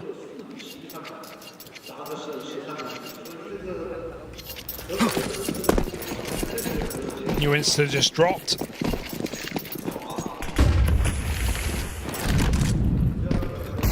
Starting top mid smoke. Walking B. Furia looking like they want a fast cat split. Fighting fire with fire in middle. Searson missed shot. It might matter as Cello gets more space. Finds a kill. Searson holds B. Gonna need to do a little bit more because Crimbo's boxed out here. Skulls has the angle. Skulls a real threat right now. Smokes himself off though. Don't think that was intentional, but he got spotted while throwing it. So back behind the cover. Interesting that they still want to commit B here. They've spotted Searson's AWP there, and he's not rotated away with it. Maybe that's a part of what's making them want to commit to this, but... Boost up, you don't see this spot much. Skulls has been fantastic, but there's no way you're ready for this. Yeah, you used to see this a lot because you could self-boost here. Now you have to manually boost your teammate in this position, so a lot rarer of an angle. Always good for one, it felt. And you don't have that muscle memory of clearing it anymore. So no way Skulls clears this. He is dead if he walks this. If he's ready, he's the best in Brazil. No, dead first. Crimbo, a guaranteed one and done, they said. That's what was needed. And now CS2. Oh, no scope connects. CS2 getting fancy with it. It's all eyes on Yuri as Crimbo spams him out. A wonderful V-hole put together from the big AWPer alongside Crimbo. We've seen Big pull huge comebacks. We've seen Big pull comebacks hilariously from worse score lines here at the Major. I don't know if I want to buy in yet. Maybe I should while it's cheap.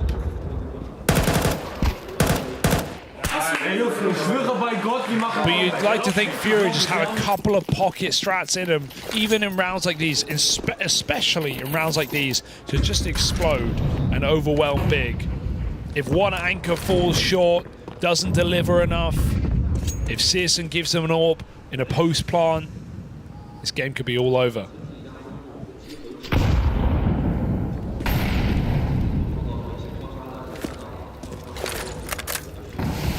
To be honest, the idea of Dust 2 between Searson and Fallen right now is a tantalizing prospect.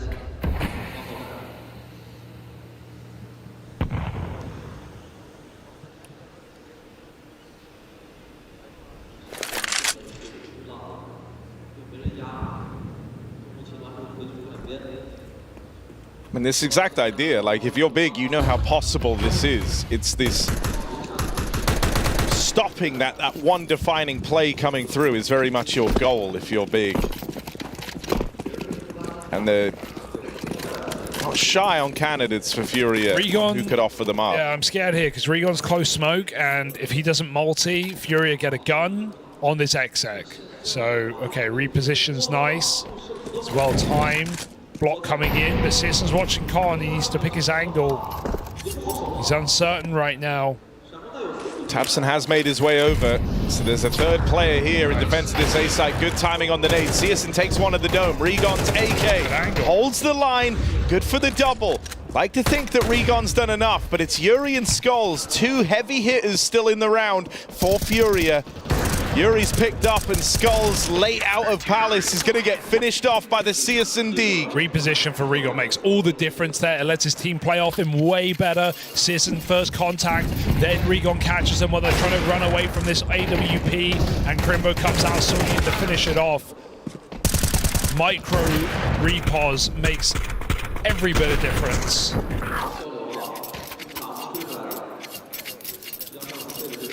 Six to 10.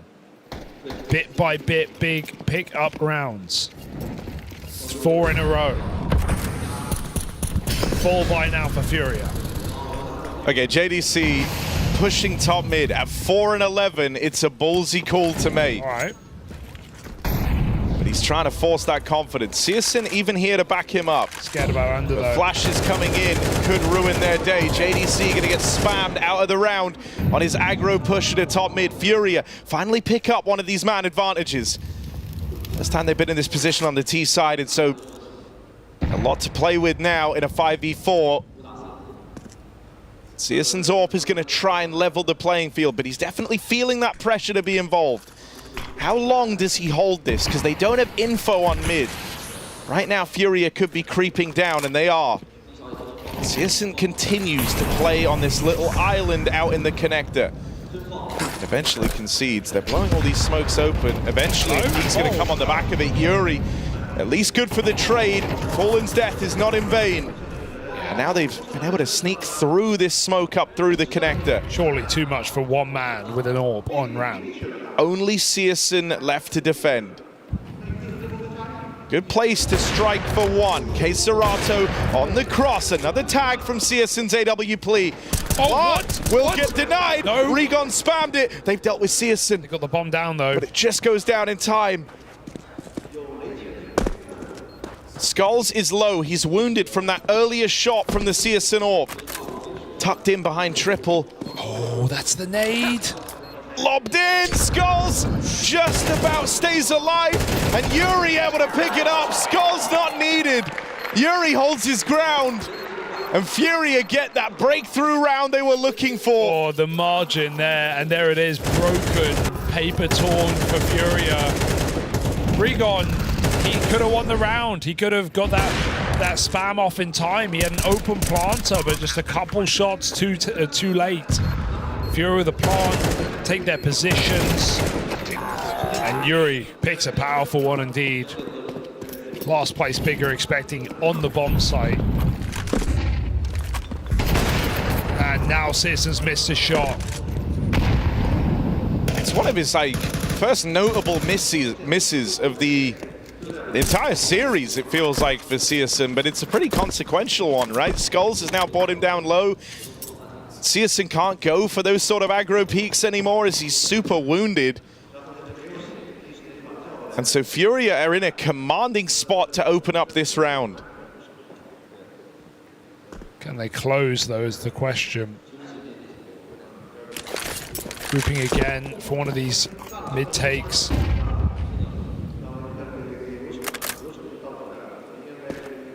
Crimbo and Searson at the B site. Quite the repos for Searson. Furia will be coming up catwalk here. So top con smoke prerequisite. JDC has a nade. He could break window, cause some commotion here in middle.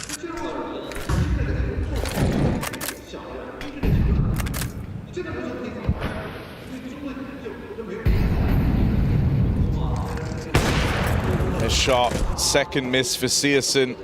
Second chance to bring this into Big's favor. Now Crimbo low on health. Skulls good for the opener. Searson shot in the back. It falls to JDC to try be Big's hero. 4 kills deep. Keserato finally makes a play. Ouch. Bomb has been planted. And so Furia have map point teed up. A save called for Big as every mark is missed on that B exec. They can't withstand it, and that's in spite of having 3 players leaning towards that side of the map. Really was the round where you just couldn't afford to miss those chances if you're Searson in a series where he's felt very unblemished in, right? There's been kind of nothing but successes for Searson. That's the one that really matters. And so Furia now 6 chances to close out Mirage, and they've got a broken Big to go up against. Even removing one of these guns has massive implications. There were only ever going to be 2 rifles in this round for Big, and you've just removed half of them. That's even with a triple B stack as well, but no one hits a thing. And this is a very different Big to the one we saw on Nuke, a very different Furia, more so, with Skulls playing this well and Yuri supporting. We are destined for Dust 2 to close this series. I think that's the other thing that's been so impressive about these Skulls performances for me is how it's not like, you know, he doesn't play at all like a Keserato. Skulls loves to be involved in the early fights. He's been involved in 8 of them. Wow. For this Furia squad. And he's won them out 5 times. Usually as well, he's very snowbally, right? If he gets that first kill, it builds into a multi-kill.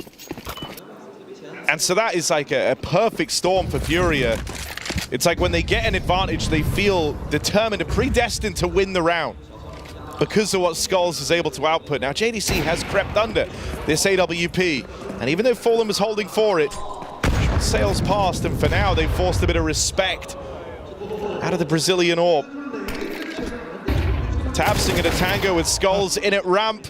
It's another attempt at the opener, but this time a swing and a miss as Tabsing collects.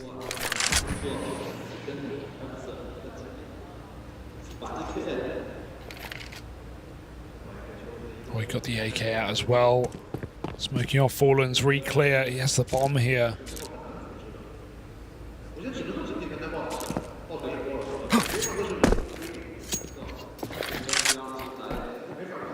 Tabsing trying to fake them out with a util drop. That is real wishful thinking. The peak comes in far later. Oh, Regon, the aggression here, it's make or break, and he falls. Cello with the pickup. That was all the remaining util for Big as well, lost in top middle. So now they've just got to scrap. Furia, the victory is teed up, picking up Tabsing on the aggro at ramp and dealing with Regon as he really extends into the top of mid. That's Big trying to press home the few advantages they had in this round, and it's ended up being the thing that betrays them down the stretch.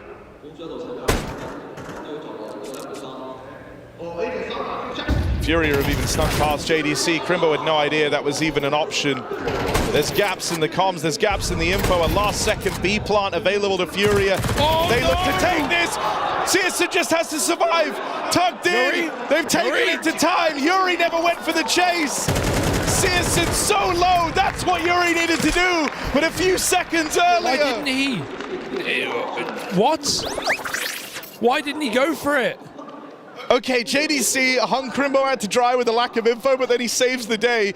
Yuri with a bit of a blunder, not chasing down that final kill. He could have, he had him trapped. It's an easy gifted wallbang. Big an entirely random Hail Mary round right at what felt like the end of this game. Yeah, Furia had that victory teed up. This is already, this was over. Now it's back on. How's that happened? Yuri could have, what? He could have just swung. Was he trying to kill him last second? I don't even know. Did he not know what happened? Bro, you can't lose a game now off that. Sure, it's still 5 rounds, still Furia feeling it, putting together some great rounds, but Big have been given a lifeline, a rubber hoop in the water. Huge kill for JDC. A seemingly impactless game, but that could be the start of something for Big. They're still not rich, right? They lose every player. That was what they're going to have to contend with here. Is there's still some massive limitations for Big to work with. I'm shocked Fury doesn't peak. You have been given the most unexpected, most random golden lifeline to try and get back into this game, a game that was over. Yeah. Furia need to make it so. Back to ramp late after mid-pressure, still re-smoking middle, still keeping Big cautious. Do Big commit? Looks like they will. Double ramp push again into Fallen's orb though. It's not working either time. Now Furia, perfect layup just to execute into this A site. Tabson, no way he gets more than one. If that, Fallen falls in. Tabson, mows them down. Damage on the third. Okay. Yuri and Skull still standing. I'm not worried. Tabson did exactly what he had to do. JDC, the highwayman of Big, the one who stole that last round away. Needs to replicate the impact here. Scout shot connects from Searson. Serato out on an island in middle, but Crimbo unaware. Skulls can just tuck, he can wait as long as he wants, got 30 seconds. Serato can get a lot of space, and now Searson's considering this could be a B play. They never saw Skulls, he's been here the whole time. JDC. No smoke, that's the danger. If Searson gets cat, he could play to deny. And it's another 10-second plant. Like, there's no time here. JDC can't do it twice. Big's highwayman, another chance to deny, and once more, robbery! Robbery from JDC! How is he doing this? He's playing objective. He's not even playing for kills. He's winning rounds off of a single frag in the final second. Searson even got a scout tag there. He even offered up a way back in.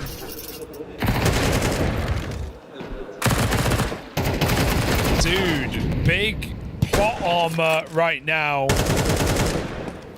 Furia getting peppered. Oh, he just played that perfectly. It's not even a guaranteed kill. He's getting covered from spawn. Each time they win these as well, Big are building up money.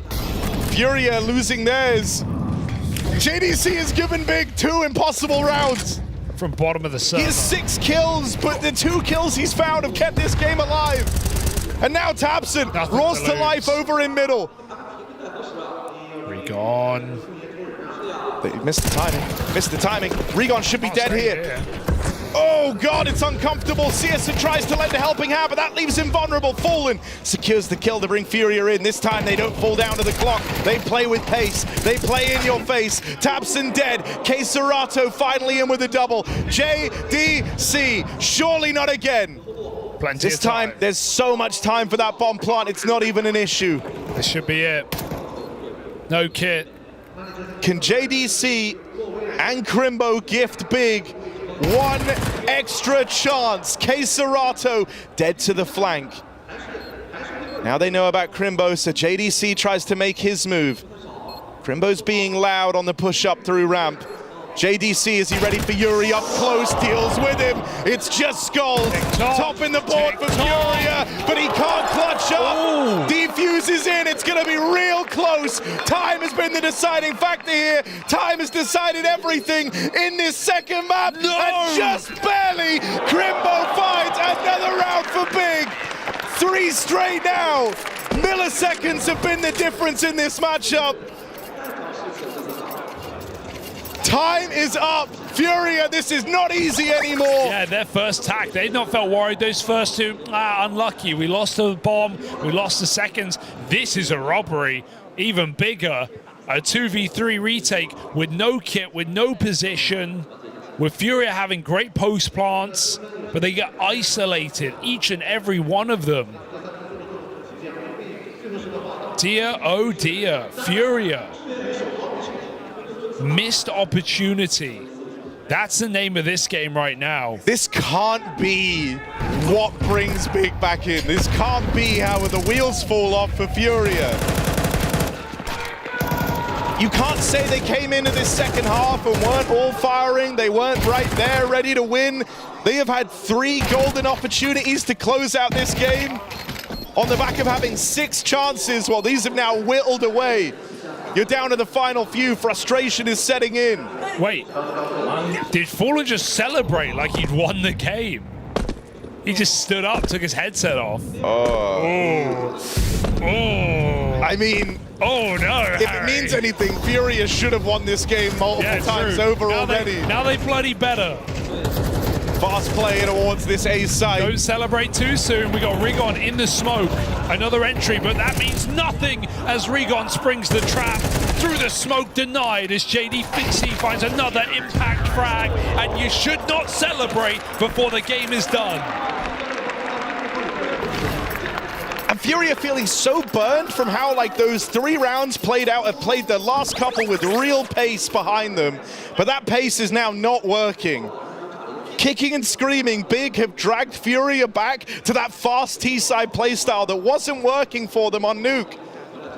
Another timeout called in. If you're Furia, you're just desperate right now. You just want to end this match. You already feel like you have. And right now, Big are sticking it to you. Round after round, robbery after robbery. And Furia just calling a desperate A explosion like that on a full buy. Absentia.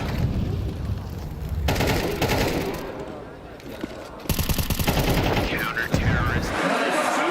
Ey, das ist unser Comeback, ich sag's euch, Alter.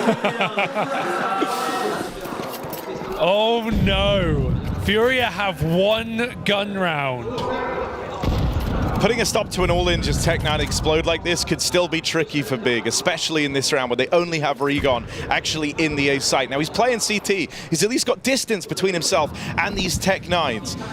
So Furia will struggle to find the opener, but they're going to get the site control. They're going to get a route to that plant. Rigon, that's a wild move. Playing through their smoke, playing out on triple. Tabson's open. Rigon tries to close the gap, but tapped out by Fallen. Searson's AWP needs to be onto a winner here. As the rest of Big chase down Fallen. They haven't trapped in at the stairs. 1 more kill out of Crimbo. Serato dead. Furia, they got the plant. They got the explode.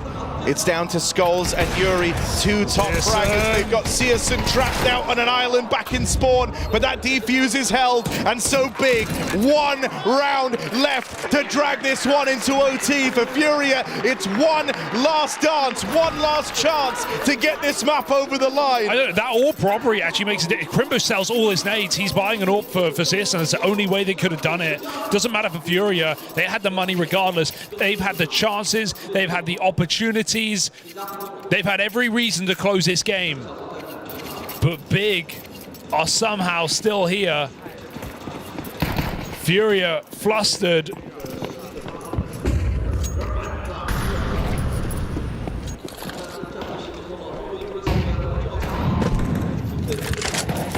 Mentally, this is a whole different game right now. To feel that you had already won this game, not once, not twice, but 3 times over in a row. And now having to dig deep and actually win it right as the curtains close. It's a huge ask for Furia. For Big, these were lifelines they were never even supposed to have. And so suddenly, that third map was calling, but Big do not answer it. They want to drag this one on even longer. John De Castro, 8 kills deep. Yeah. But every one of the kills he's put up down the tail end of this game have had game-defining impact. Furia goes slow. They take the pace out of it for a team that have been scarred and burned by the clock. The slowdown here in round 24 is a ballsy move. Keserato goes back, grabs this bomb, gonna link up with the rest of Furia for this A play. I like tabseN heard him leave there, so he's gonna start to flank as well as this fake exit comes in. Furia are waiting to recommit late. They're going back to B, or going back to under, I guess. They're hearing nades. Big are gonna get misinfo. It's a 1-2 punch, it's a fake A, fake B, recommit A. But tabseN's got them coming back into the trap. He takes Fallen down. The captain again. He has never lost a Fallen in a big jersey. He's not going to start now. CSN Torp rings out. Big did shuffle out of position on the back of tabseN's info there. That gives Furia the runway to get this bomb planted. For the time being, Keserato is lost in the apartments. There's a 3v2 available to Big. They got to go. Keserato will be coming in for a backstab. That clock is just ticking down, ticking down. It's Yuri. Back turn for CSN. tabseN. And can Yuri hold the line? Yeah. Yes, he can! Furia able to make amends. Robbed of this game 3 times over, but they finally answer the call. I can't believe they close it with that as well, especially when Big have all info. They pump A, they pump B, they finish A, and somehow Furia take this game. Better late than never. Oh my God. That is just a wild match, isn't it? Isn't it? That's Counter-Strike right there. Now there's a whole third map ready and waiting. Oh my. Absolutely wild. From Fallen, rolling back the years on the AWP, Skulls continuing his insane trajectory at this major. Yuri in good form as well. Finally, stars arriving for this Furia squad. But the real story of that match is Big making it that close after a disastrous scoreline in the first half, after struggling to get the ball rolling in the second. JDC from bottom of the board gave them a golden lifeline. They weren't able to capitalize, but you saw at the end there, even though they lose that map, even though they lose in round 24, it's not a head in the hands moment for Big. They're happy that they even made it competitive to begin with. They have a much better leg to stand on going into this third map now. Yeah, momentum-wise, they were in this game for sure. They're going to be feeling confident, like it's right there for the taking in map number 3, and it's a great map for them as well. So I can't believe Fallen celebrate. That's an experienced player. That's one of the most experienced players we have still actively playing at the top level, and he celebrated before Crimbo defused that bomb in the 10-second stick. It was close, don't get me wrong, but man, that almost put Furia through it. JDC, incredible attempt. Those back-to-back last-second steals, but my God, Big have to earn it in 3. I mean, now it kind of feels like it's anyone's game, Yeah, right? Heading down the stretch. Cool. Oh, man. Especially if that ended in a stomp, but even now more confusing that it ended that way. Because that was a stomp. That was 12-6 to Furia. Heading into this series, you were really excited about the prospect of the CSN Fallen head-to-head on Dust 2. We're going to get that now. And they're both in good form, right? Take a look at this chart. Big, they had CSN top in the board. And Fallen, sure, you know, didn't get as much done in the latter stages of that game, but early on he was a sight to behold. You had some wonderful moments from Fallen on the AWP. Credit to Yuri as well. You needed someone else to step up and bolster the Skulls performance, and Yuri did foot the bill there. So that was a treat, especially having a lot of impact late in the game, and that's exactly what Furia ended up needing. Yeah, those mid crunches on CT side as well from Skulls and Yuri. I mean, there were often 4 players there, but it was Skulls and Yuri getting away with all the kills. They shut Big down out of that game super early, which to be honest, that makes all the difference when you consider how dominant Nuke was. For Furia to come in and play like they did, make that very reserved, economical decision early in the half at 4-1, take the eco, come in with guns, go on a big streak. Like, there was a nice CT side put together from Furia. Sure, it gets ugly, it gets messy towards the end of the game, but I really like how they began that game. And now on Dust 2, I'm not even going to try and predict. I have no idea. I'm just ready for some good counter. One thing I will say, Keserato, where is he? Needs to step up, because Skulls, I think, in both maps has had more kills in one map than Keserato has in both combined. So, like, sure, you can have a slow start here, but you got to finish strong. At bare minimum, you need to have Fallen replicating that sort of performance. You need to have Yuri switched on, and you need Skulls keeping up this insane level of play he's been at all major long if you want to win this in the absence of Keserato. Well, all that and more on Dust 2 to see who'll be making it through to the top 16 of the major, the elimination stage, on the line between Furia and Big up next.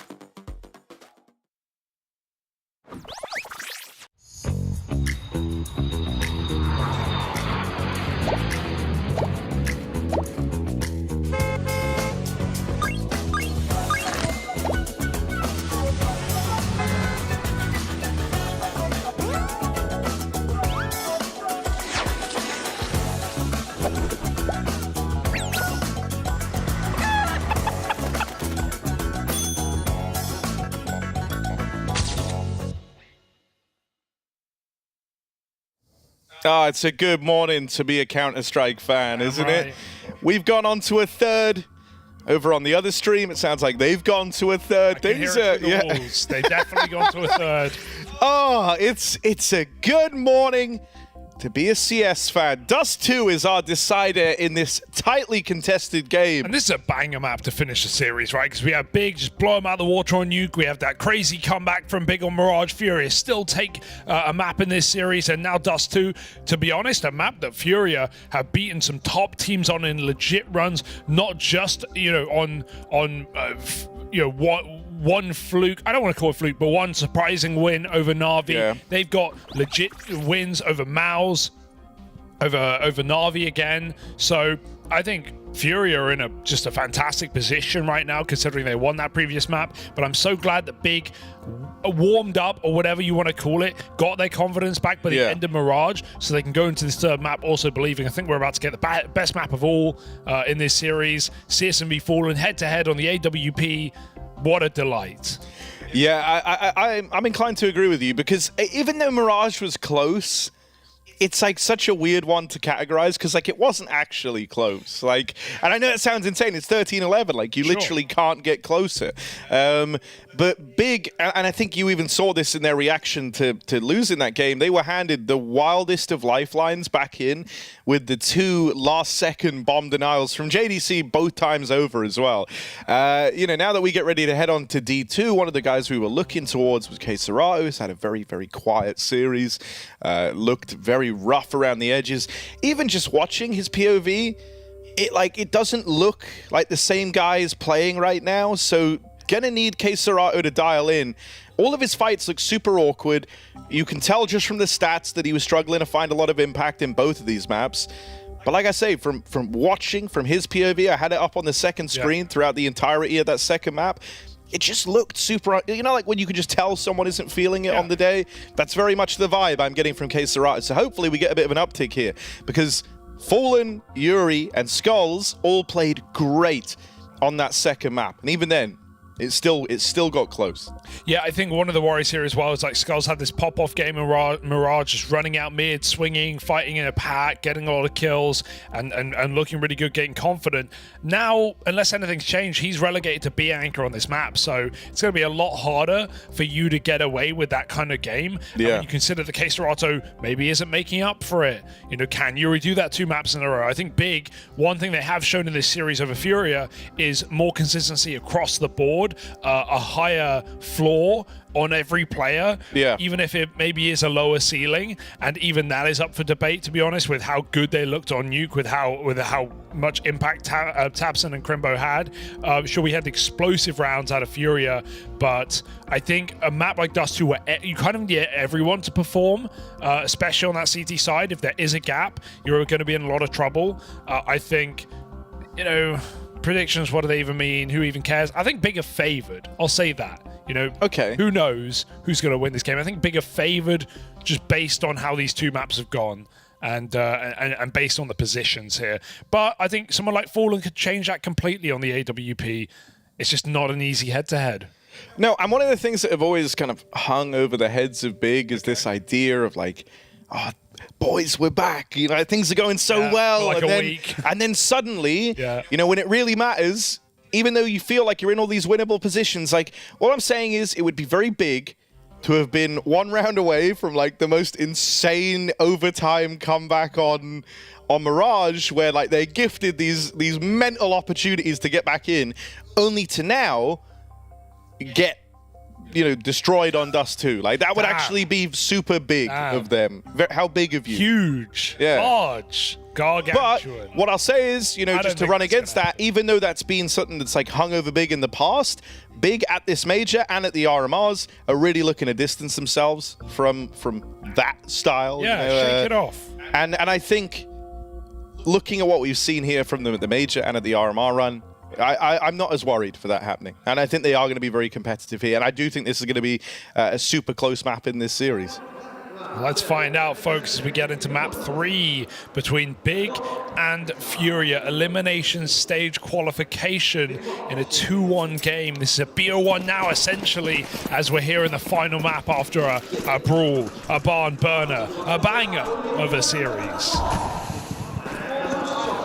Oh, and Big don't wait long to throw the book at Furia. Full aggro into the top of mid. Doesn't pan out initially. Fallen open. Searson with the reply. That's the first head-to-head between the two of them, starting early in this pistol round. Oh, my God. Brutal. Out of nowhere, a couple of kills come back for Furia, with JDC getting gooshed on Catwalk. Don't know how you save this if you're Big. It will have to be Rigon pushing in. But he's gone for the top mid flank. If he walked lower, maybe. JDC too low to really be in consideration. Even if he gets in here in time. Okay, Rigon timing getting better by the second. He's coming in on the flank. Will they hear him? Will he cut noise? Oh, he lets him in. Oh my. Okay, JDC even takes contact now. They think that that's that first man on the scene, but Rigon's backstab doesn't find a thing. And Skulls will be there when all is said and done. A great pistol round put forth from him and Cello.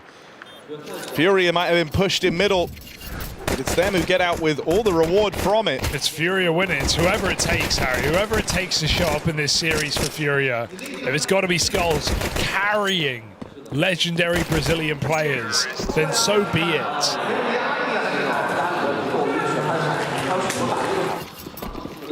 Got the force up for Big. Any reason to get the scout out for Searson, he'll take it. Break the smoke as well.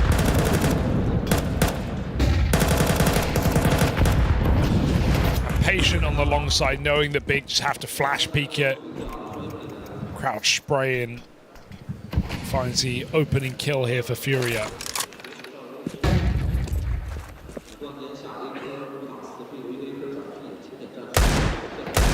This one's to NB though. They didn't actually have the util on long to take it. So I feel like, your hands were always tied into this B play eventually. JDC tested on the 5-7, bested by Cello. And Big are already thinking about saving here, run this back in the next round. Yeah, JDC needs to be feeling it in this game. He can't afford to have the quiet map that Mirage gave us. Sure, the impact of the end was great, but let's be honest, the rest of the game was not. The B is one of those sites, one of those few sites in this game where if you get that one entry, you often win the round off of it.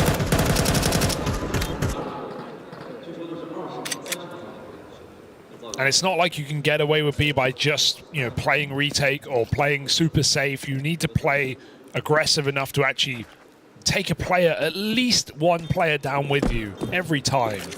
If you're getting 0 kills as anchor, sure, this round's fine, obviously, but if you're getting 0 kills as anchor in a rifle round on B, you're going to lose the game. So eyes on JDC on the CT side is what I'm saying. Furia pieced together against the Force.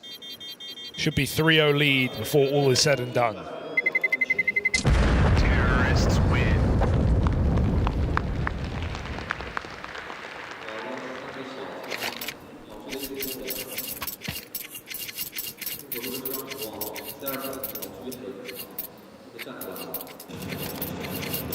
Holy bee spawn for Furia. And now they want to use it. Bunch of nades brought up for Big. Furia will do something a bit more defaulty here. I think knowing that scout in play gives you a bit of pause. Also that these pistols have been saved forth from Big. I'm always willing to extend the courtesy to the Searson scout. He's very proficient with this gun. Big's philosophy around their AWPing player is, we'll try and keep the scopes in his hands, whether that's the scout or the AWP, and that's always been the case. This was, okay, like, if I had to envision a way that this round gets won by Big, it's they run into the Searson scout in a long hold, and that's exactly what they've done to open up this round. CS2 has already done so much damage. A kill to Yuri, 2 tags on Skulls and Cello. You have to pay your respect to CS2 on that weapon. You can't go A. He's locked you out of that entire side of the map.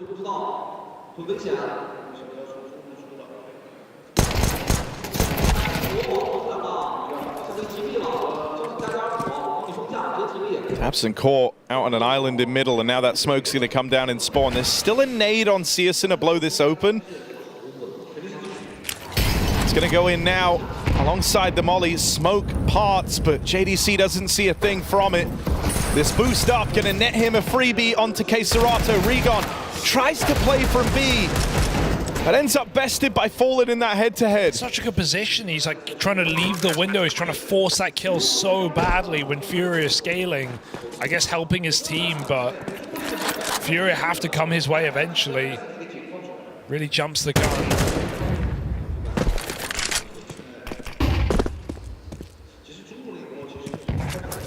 Furia 3-0 up. At least good to see CS2 starting with some damage, hitting some shots.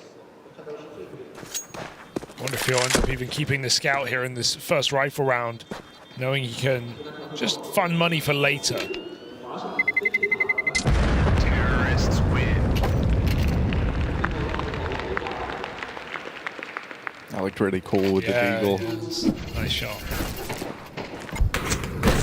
Oh.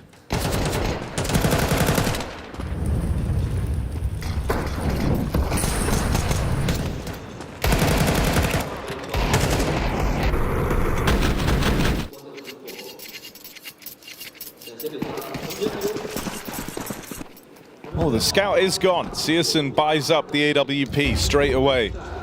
Takes his long spawn as well and locks down this part of the map.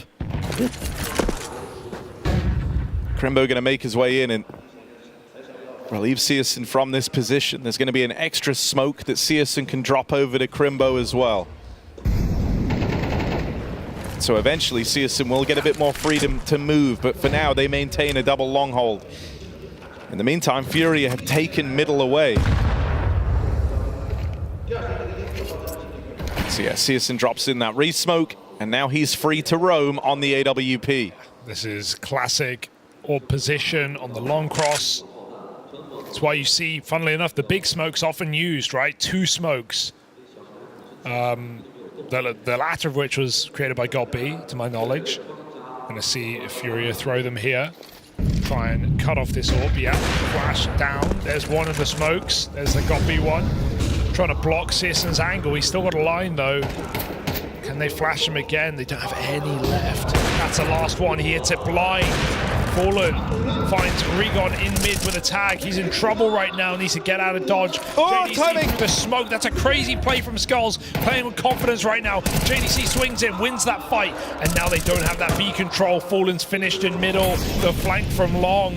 Furia, bit by bit, drip and dry in this round. JDC has done just enough to allow Tabson to rotate in. I don't think they know. I don't think they have a clue. All the bigger here. Tabson is that nasty surprise, gonna spring to life with the double. You know, considering JDC gets caught on a very awkward timing, he does a fantastic job of anchoring down B there. He's tagged up after the Skulls fight. He deals with Skulls on the push in, and then he saves just one flash for later in the round that he uses to stop the rest of Furia from brute forcing their way in through the tunnels. Like, if he falls any sooner, and if they get in, Tabson would have never been in this position to win them the round. Yeah, you just need to get one sometimes, and that is the one on a random smoke push like that.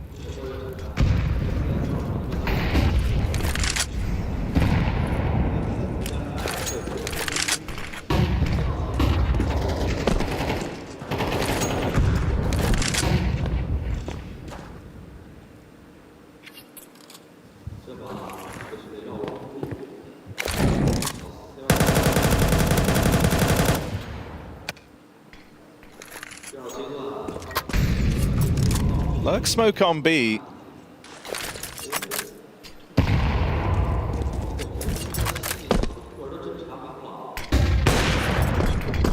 They learn about the AWP on short as well. This is all building in Furia's mind, right? They know that AWP is A-ward bound. They know the nade has just been used up on the B hold. This is giving them a lot of reasons to try and get into this B site. 2 players here, but JDC dead right away as Skulls and Cello lead the charge for Furia. Big and left, too far removed. Rigon is looking way too jittery on this B bomb site. He's moving a lot. He keeps repausing, jumping up, dropping off, throwing nades. He needs to calm down, I think, because we've seen this in a couple of rounds now. Furia definitely making a note of this B bomb site, and Rigon's been caught a couple of times. He gets a kill, but it's he's very, very active, maybe too active for such a still anchor spot.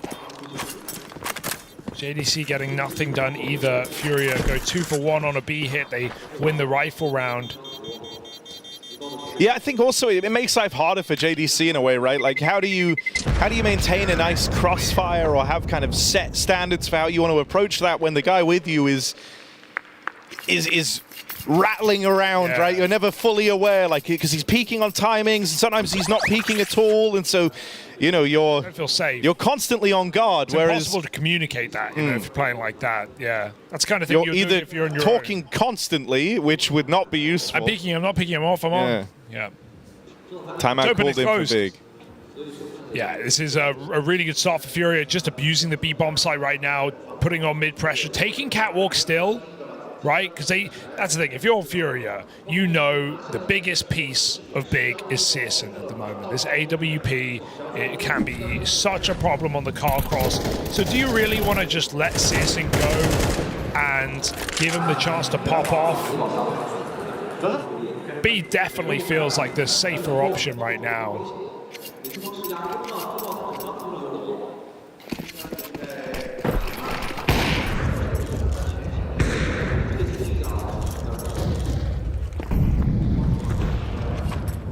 Searson, though, says, if you're going to come B, I'll see you there. Push right into lower. Fallen's found a mid-pick on Tabson up Cat. Searson's in hot water right now. They're mollying him as well. He's trapped in front of the flames. Searson with a missed shot. Good bait peek from Cello. Furia, very smart start to this round. Yeah, that's just a very good standard for the lower tunnels take. And Crimbo, who has been a bit of a passenger in the last few rounds, not through his choosing, right? They've often ended just away from him. Finally gets a chance to be involved. But the flash wrecks him, and it's an easy pickup for K-Serato. It's just a realization for Furia that Big feel like they want to make a play, they want to get involved because these rounds have just been so cut and dry at B. So everyone makes a move, right? Tabson pushes catwalk, Searson pushes lower, Crimbo then plays after they die, and Furia punish everything. The util in this round is beautiful. 2 mollies lower, flash for Crimbo, and Fallen AWPs a storm in this round, 5-1. Right now, Furia playing a brilliant game, and Big have barely got a foot in. Yeah, safe to say they've built up over this series of Furia. This has been a great map for Furia this year alone, but especially in these last couple of months, right? It was a success at Rio, beating Mouse and FaZe. They owned Liquid on this. Oh! My. Fallen loves it. Tag on the cross. Give him more.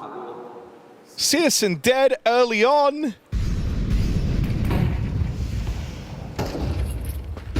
Bigger hating life right now. Skulls, they've got him trapped at least, but Cello has been a very capable right-hand man. Not in this round. JDC finds them both. On a wild upper tunnels push. Gets out with murder. Furia pump the brakes. They don't let the stress of that push get to them. And no pick's going to be presented by to Fallen. He's going to have to go searching for it. They're going to get out mid. Knowing Searson's dead, frees you up a little bit. Rigon jittering in the window. Fallen peeking in, and they both hit the shot, but Fallen's gun just better. Finishes the job he started earlier, right? JDC, great position. Tabson fast flank as well, but it's been spotted. Fallen's seen this. Fallen's got his number.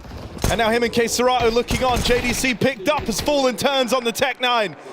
And once more, Crimbo has to watch as another round rolls by. Taps out Fallen, sure. Gonna try. Way to go to make this doable still, right? SMG in Crimbo's hands. Money to buy up in the next round now. Could even just grab that AWP and get out of there. Might not be a bad save. It's tempting, isn't it? Painful round to lose, but Furia play it very well in the mid round, letting Fallen work it with the AWP.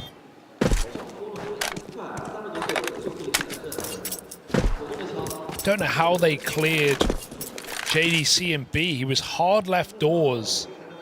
Just got iced out with ease by Yuri. Oh, did he go peeking? Terrorists win. B again. I mean, the game plan is clear. Big know it. Furia know it. How the Big want to respond. The one time they've gotten aggressive, it got punished. Even this mid-fight is tenuous. I mean, this is the sort of mind game of play, right? It's exactly what we saw in that round where Big tried making the move to play for lower. Everyone is aware that B is a problem, and Furia are able to use that to their advantage. In more ways than one, it's now a double AWP set up for Big moving forward. Fallen put up on a boost here. Over to lock horns with Searson down in middle, but Searson's rotated away.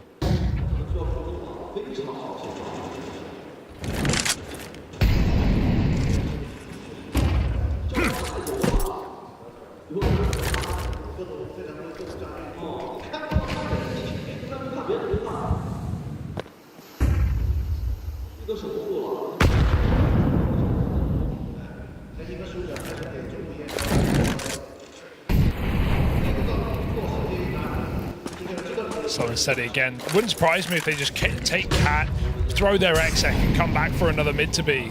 It's all they've done, and it's worked every single time.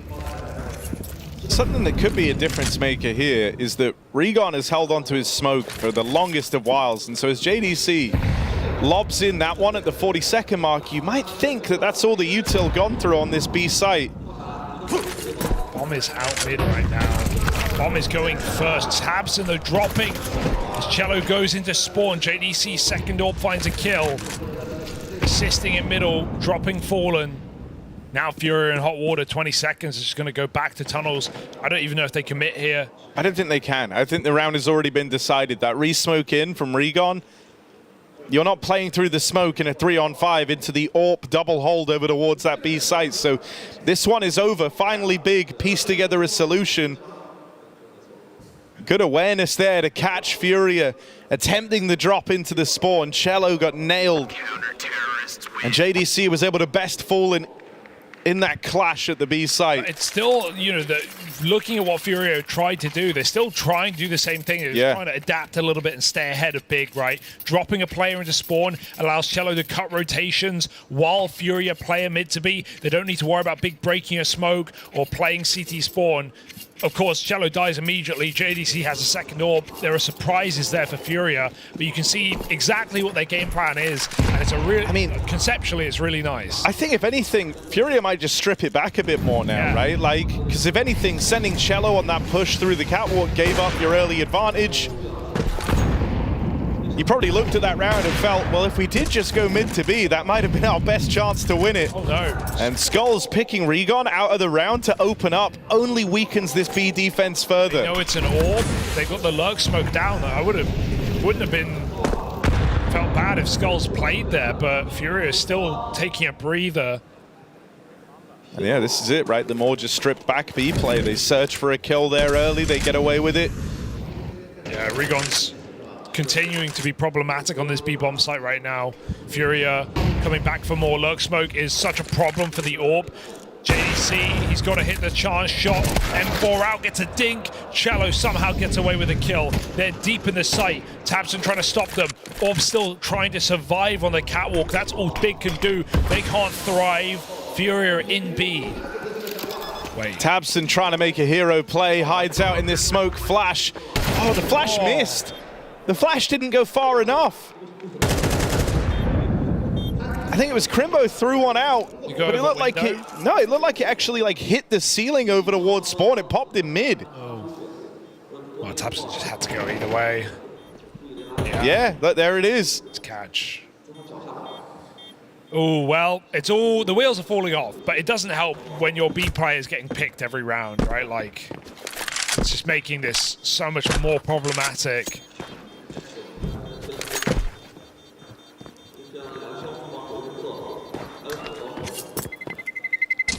Terrorists win.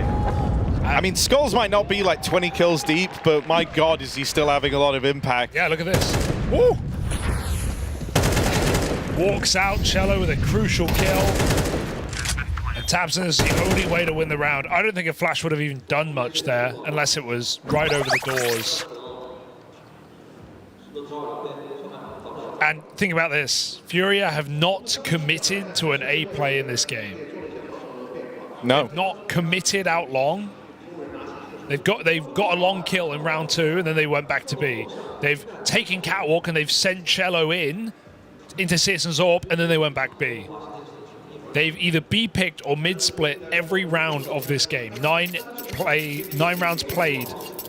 Furia do not want Citizen to play this game, and they are doing a great job of avoiding him. We've been hyping up the Citizen v Fallen Orb battle. We have yet to see it. 3-3. Citizen, he's even tried to play lower. Furia double mollied him. How will he adapt? How will he recover when Furia don't give him the chance? I think you're going to extend Skulls a bit of time here, but this could be one of the first rounds where Furia don't look to go B. The smoke on the cross. Oftentimes, Fallen's been able to get the info on exactly how many players have crossed there early. And so for a change, that's not the case.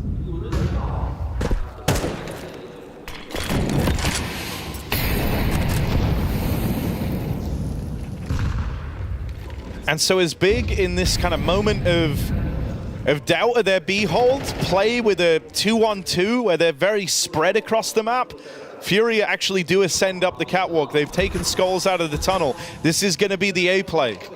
All right, about time. Citizen says, sit back on the car side. Molotov's a problem. They smoke it, they go. Citizen gets exactly what he's waiting for. Do they commit? Yes, they do. They might learn the hard way. Fallen with a huge kill onto Tabson. Citizen still has that sight cross, trying to pre-dodge a flash. It's not coming. There's no more utility left for Furia. They're still sneaking in under the cover of the smokes. Citizen crosses. Oh, Fallen with a miss. Bomb planted. Crimbo's in the sight right now, and he's going to go and take one, only one. Fallen playing that bomb. Queserato doesn't need to fight yet. They can't flush him out. Citizen needs to molly this position. Forced into the swing. Queserato's so low in that entire hold. The fact he gets out with a double is maddening. And it's just JDC left up against it. Tap on the bomb. He wanted that gun, and Skulls closes the gap in the meantime. Furia are running away with this T side. Big's nerves are really rattling them. They have no faith in the B hold, ensuring up that side of the map. They're weakening other areas. Now this is stuff that Furia can look to play with, look to expose. And now they've shown, yeah, they can win these A hits. I love the way they crawl under those smokes with the elevator smoke down. Citizen can't get an angle. You may find the 5-on-4, or at least the first kill into the site, but can't convert it. I mean, this is, Fallen calling it his best, right? Yeah. Finding some serious holes in the big game plan and using all that doubt against them. Queserato, clean opener onto Crimbo, and that backstab from Citizen, as he tries so hard to be involved in the conversation, might leave him out of the round entirely. And he's picked long so many times. It's the one time he doesn't. It's the round Furia go. Fallen's got them in his pocket right now. Good grenade. Bad smoke, but Fallen fights through it. Citizen misses a shot. He can't get away. Big cannot save this game. Furia looking for a 9th. 5-on-2 in the site. good shot, but so many more players. They are a bit isolated, but they're patient, and it pays off.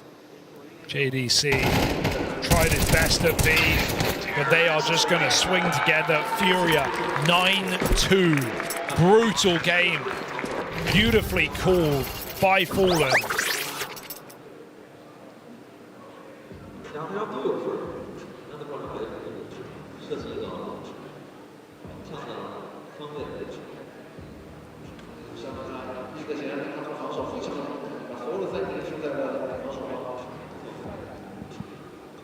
Final timeout used for Big.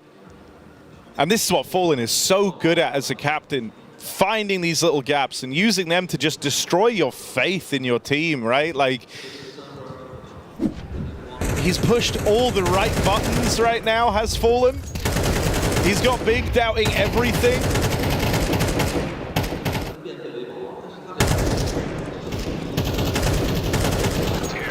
And it's left Furia in such a good spot to just run away with this third and final map.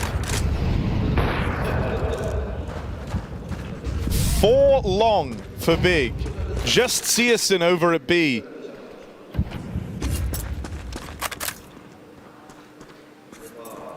And Big are taking so many risks, shuffling this defense around endlessly, hoping that one of these calls, one of these groupings nets something for them to work with.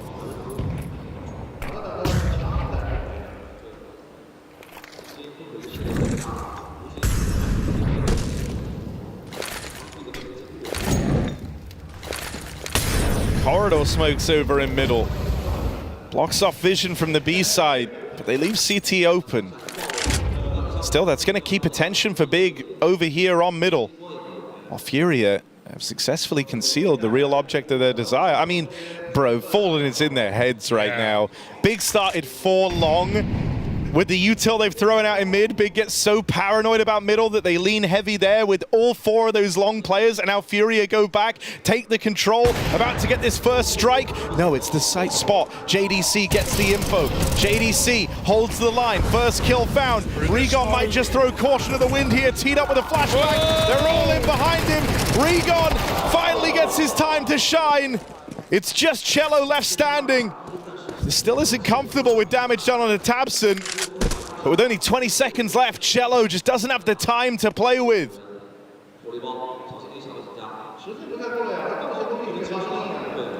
He could climb up, but the time is falling away. And with the Gandalf position, oh my god, is he going to go for it? 7 seconds, he's a wallbang right now, but too much health on this final play. He goes hunting, damage, he sees the blood, but it's too late. Crimbo lives, plenty of health.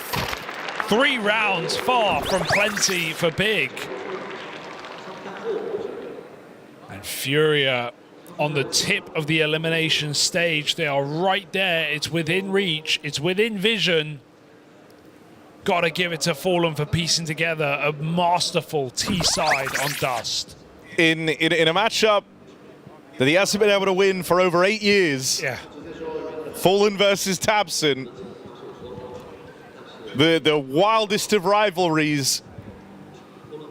To come out of Tabson donning the big jersey, Fallen is looking to break that streak now. And it would be very poetic if on this third and final map, after a disaster for Furia to open, after a real storming of the board from Big and a close second map, one that was kills away from going into overtime and everything being up in the air, to completely destroy them and call rings around them on Dust 2. It's crazy to consider that Fallen has never beaten this team. I mean, it's not like Big have always been a powerhouse of a roster. They've come through with bad form, they've had poor changes, and still, despite that, in 9 matches across 8 years, Fallen in 3 teams has never won this game. And now when it matters, arguably most, to dodge that dreaded 2-2 matchup, to progress straight away into the next stage of the major against a Big who 3-0'd the RMR. It's right there on the cusp.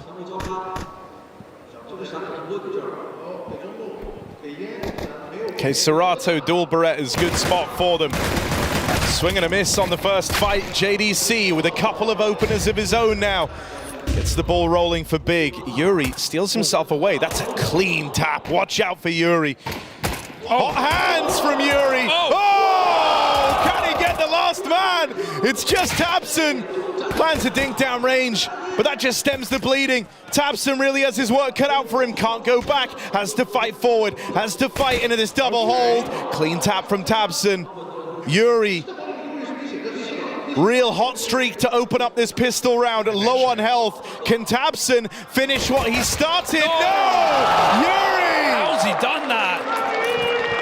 4 kills, and the last one, the biggest of them all. tabseN was just chasing him down. And these were so clean. Left eye peeks. Bop. There's no time. There's no time to react. It's mad. Yuri feels like he barely even saw the opponents. When someone's going for the late, you know, like bait and switch on boxes like that, that's the type of pistol round they have to offer up. Okay, Yuri riding the high a little bit there. Does fall to the pistols down in middle. But look at this relentless aggression put forth from Furia. Nade finds huge damage out of Fallen. He's got low players laid out in front of him on the catwalk. Can Fallen farm up? Flashed in, teed up by Serato. Fallen cleans house. The professor is in, and he's teaching Big some painful lessons, as it's just tabseN. Fallen with the ace! And what a way for Furia to move into this elimination stage, with Fallen giving us a game like this versus a tabseN he's never beat. He's just aced them right down the tail end of this game. And that's after calling rings around the big Dust2 CT side.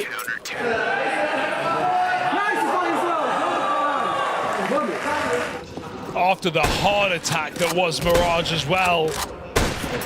Felt like Big could have pulled this back, made this a 2-0. And Furia came through in this third with some flair.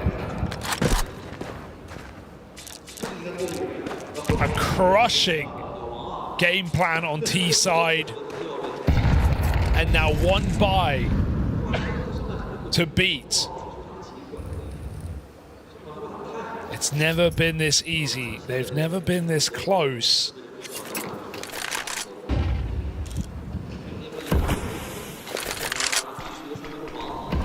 Big layup in middle.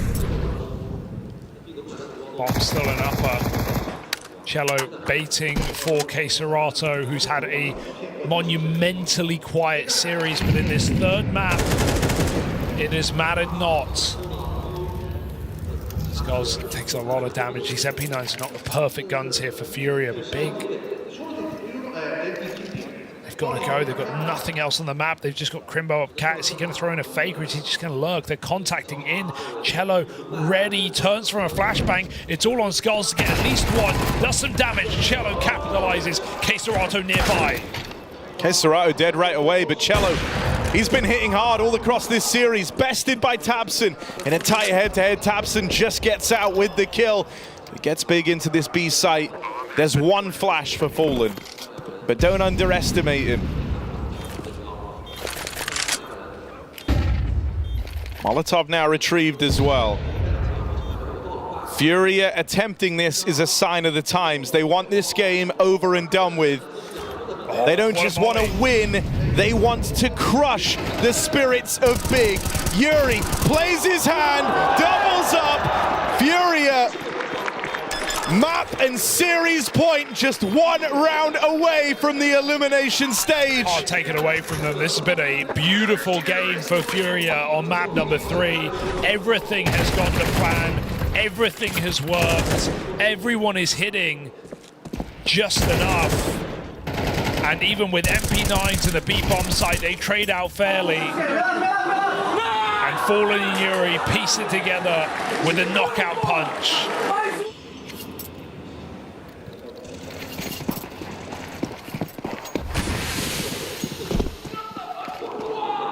Searson just avoided in this game, never given a chance to break in. And it's a new face of Big and Rigon with a smile wiped off it.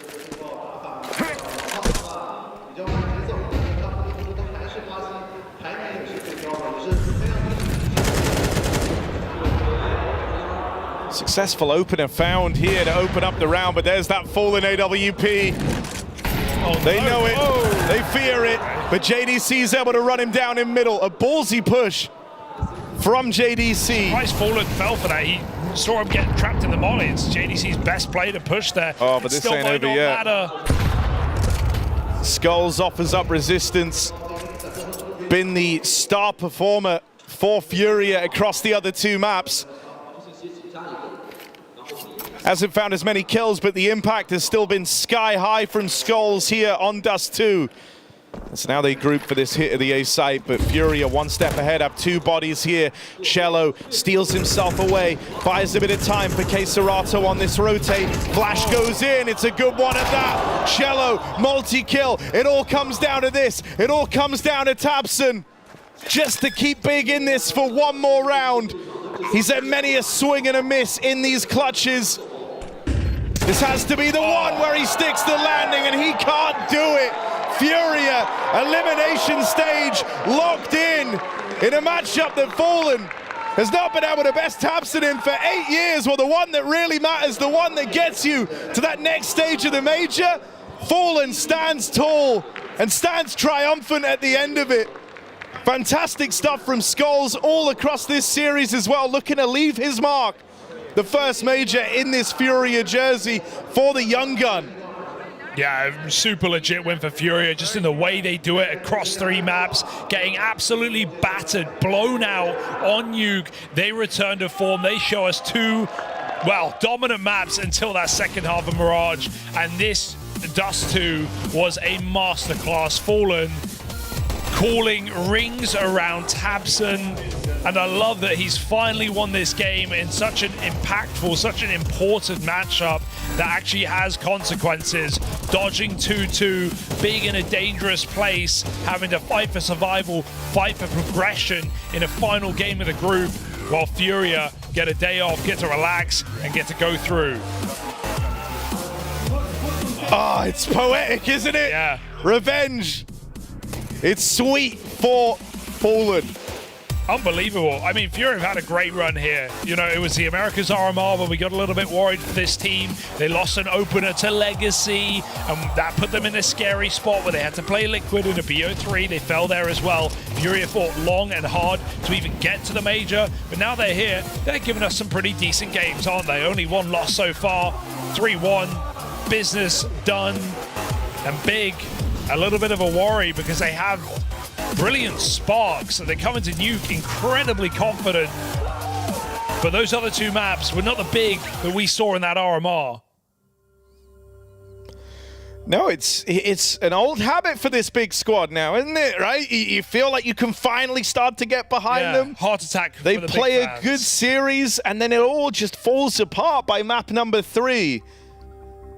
You know, JDC, credit to him. He was the guy who kind of, you know, tried to recover their Mirage. He was the one guy offering up some form of resistance at the B site. The big problem area here, and it was so clear, and it's rare that it's this clear, Rigon never looked comfortable, never looked switched on. And Furia exploited the ever-living hell out of it to get that strong T-side start. I mean, I've never seen a game plan look that clear and also that unsolvable by Big, because for 10 rounds in a row, Furia did nothing but hit the B bomb site. They literally didn't even try and commit A in a single round, and Rigon fell almost every single time. He was completely absent from this entire map, and you could see it.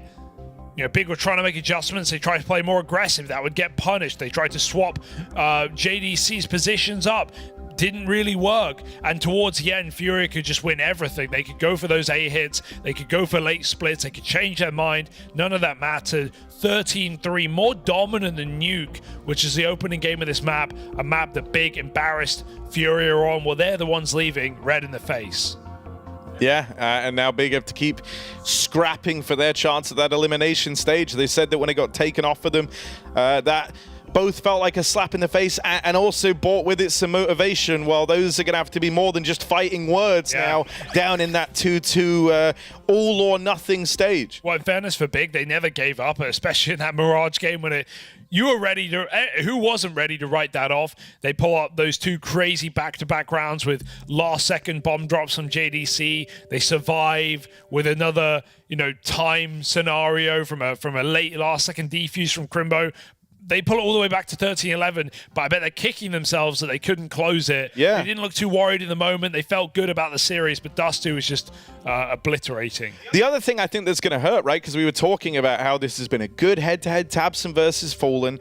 If you actually go and you think about it, so on the third map, Fallen was, he exploited a very clear hole in tabseN's defense, and that feels like you took a big L in terms of the calls and the leadership. But even thinking back to Mirage in that final round, who was it who pushed into mid? Who was it who called the over-rotate into the B site and fell for the trap? It was tabseN on that crazy aggressive push over towards the apartments. So kind of twice over in that series, it was these judgment calls coming out from tabseN that got bested by Fallen's calls on the other side in this series that has a lot of history going on behind it to lead Fallen to his first win over tabseN since tabseN first donned the big jersey. And Fallen showed up individually in that game as well, right? Yeah. Not just in Mirage, but here on Dust2, top performer, 3-0 on opening duels, winning a lot of picks, getting tags, doing a lot. So it wasn't just the calling. Fallen, when he shows up on the AWP, when he's having a good day or a good map, my God, do you feel it? You feel like you can't cross a line, you can't cross an angle, you have to nail every single bit of utility. The other thing that's actually kind of sick for Furia at the end of this series is they did it all without KScerato. That's crazy. Like, wow, yeah. He would always be a prerequisite to their success, and oftentimes Furia, the thing that hurt is they would still fall down in spite of big games from KScerato, right? Like, I'm even thinking back to sort of the art time frame when he was in this team. You had this guy who was so good and it felt like it was all being wasted. Now, don't get me wrong, if KScerato keeps playing like that, there is kind of a limit on how far Furia can expect to go, but I'm willing to write this off for now as an off day. He looked super uncomfortable. If he can then kick it up and suddenly they gain access to KScerato, bringing back that form that he kind of showcased at the RMR, where he was like the defining factor as to their run through, him and Yuri. And then Skulls is able to keep up these sort of like crazy snowbally opening picks, opening fights, and then you have Fallen delivering like that. Furia get a hell of a lot more exciting. So we're going to be keeping an eye on KScerato, but them winning this series in spite of him having a really off day is super cool. And then final note on that, I think Skulls stepped up massively. Skulls deserves all the props. Skulls he got them to the elimination stage. In every match so far, he has been a defining character in the Furia wins, without a shadow of a doubt. 100%. We'll be swapping now, though. We got our next series of the day. I think it's a 1-2 game. It's going to be Cloud9 Complexity over on this stream. So if you're interested in that, a bit of an America's battle versus, well, at least in organizations, Cloud9 had a great RMR. They are in a hot spot here in the major, as are Complexity up next.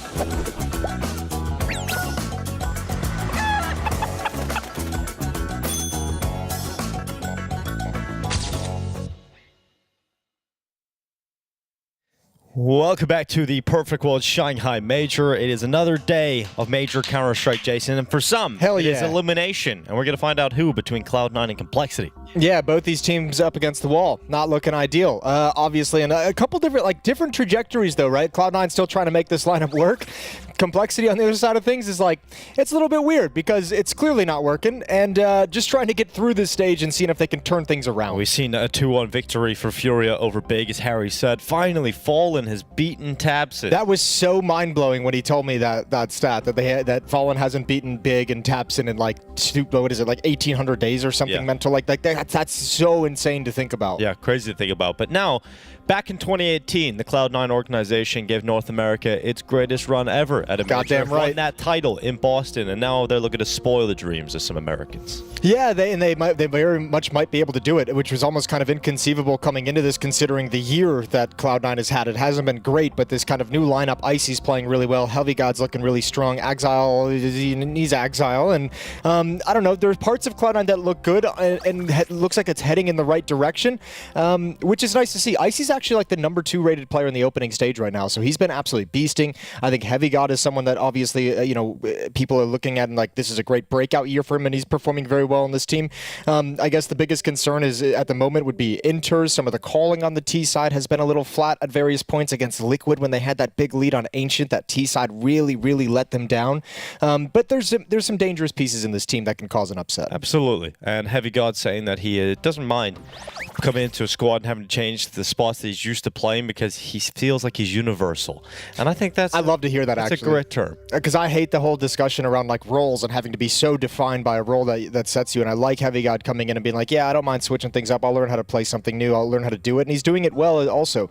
So it's really cool to see. I think Heavy God's going to be a fun player to watch as his career progresses over the next few years. Yeah, it definitely is. And for the map Veto, we're going to see where we're going to go. Cloud9, they're going to have to start on the CT side of Complexity's map pick of Vertigo. No surprises there. Shouldn't be. They pick this map so often. And then there's that Ancient pick as well, and we'll have to see what that T side has evolved into from that opening day, because that was very, very flat. A lot of B hits, very simplistic, not a deep playbook on their T side when they ran into issues against Liquid's defense. So we'll see what Complexity can do up against it. Inferno if we need it. I enjoy that. Inferno, that's where traditionally all great best of threes have been decided, Jason. This could be one of the greats today. Yeah, this could be. Well, it might go down in history. Maybe for good reasons, maybe for bad reasons. I think that the hard part about this is, as I mentioned, Cloud9, the trajectory they're on. Complexity's trajectory feels weird because we always give credit and we always know those feelings of teams that seem like they're getting more and they become better than the sum of their parts. I feel like Complexity's like getting worse than the sum of their parts, which like really sucks to have to say out loud. I actually hate uttering that sentence, but if you think of when like Complexity was doing good things and being dangerous and we had a lot of positives to say about him, it was like, oh man, Elijah is one of the best players in the world. Halzerk is this highly impactful opper. Grim this second star. JT this underrated caller. And all of those factors I think coming into this match are pretty much gone. Grim's right up there with Elijah, but at what cost? Because Halzerk has dropped off. Floppy is still down around the 1.0 rating. JT, we haven't seen the same individual level of impact from the in-game leader role that he used to have, which used to be such a benefit for them. And it feels like as they've had more time to try and fix things, it's actually gone the wrong direction, which is like, damn, like what? I don't know how this has happened. And you mentioned how long they've had. They're actually the longest standing roster here at the Major. With Elimination and the team, they've been together the longest as a 5-man squad than any other team here. So this is something you're looking at when you're looking at Complexity. You expect it to be an upward trajectory. Do you expect that to be an advantage over something? Yeah, and it's hard too, because I think sometimes we read too much into body language and what it looks like, as the guys are playing. But you really do get this feel. Like it was funny. There was like that Reddit thread when they played Passion, and like the title was like Passion UA versus No Passion, and like there's as much of a meme that is, and I know these guys pour their heart and soul into this game, but when they're playing, like you don't actually get that sense that they truly believe that they're capable of winning series that they're playing in, which is strange from the outside. And that confidence perhaps comes from winning series though, Jason. So perhaps now that they've got one under their belt, they can start to believe that they can beat Cloud9. And then if you get 2 best-of-3 wins under your belt, you're then suddenly only 1 win away from qualifying into the next stage. And that's perhaps where we'll see some of that belief today from Complexity. Yeah, and I think too, we looked at the first series of the day, the 2-1 win for Furia over Big, and kind of one of the fun things about that was you saw Fallen kind of really rolling back the years and being highly impactful. And it's great to have like your kind of stars and your kind of emotional center center of the team, be that guy who steps up to the plate when it's needed most. That's the job Elish has in front of him right now. He is going to have to carry this team through stretches, and he is going to have to step up and be there and be focused and locked in from start to finish of this series, because they need it. Like, no team is you know, every team is capable of beating this complexity line. And even in some of the losses they had, Elish was still putting in great performances here at the major, so that's not even necessarily enough a lot of the time. We're still going to have to see some of the supporting cast turn up. Counter-Strike's evolved to a point where, like, you can no longer rely on not just one player, but even just two players. So, as I mentioned, Grim and Elish are both having really good opening stages, but you need more than that. And you might be able to scrape by through stretches against Cloud9, but, you know, you need to have that third guy, whether it's, you know, you'd look towards HallZerk with the AWP, who's really struggled to have the same level of impact. Good opening Gush on a Boomish. He's going to be forced back. The utility being chucked out by Grim, activating the ramp play. Trades coming out. Oh, the dualies in middle. Icy trying to control it, can only get the one, and we descend into a 3-on-3 as Complexity back away from mid, but Heavy God is on a little bit of a hunt. Yeah, we find ourselves here quite quickly at the even number situation. Still a lot of time left on the clock. Unfortunately for Floppy, he's taking damage on board, so down to 20 HP.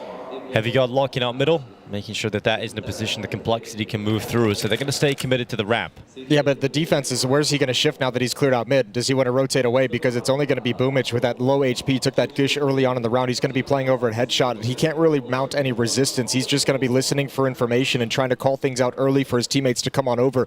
And there's the indication of where this finishes. Smoke being deployed. No movement yet for the defense. Good shot. That's Floppy going down. And HallZerk and Grim to clutch a 2v3. Tap onto the middle of the site. HallZerk continuing to move forward. He sees the shadow, knows his next target is Heavy God, but the swing comes in from Boomich to protect his teammates. So it's all on Grim, and he's got one already.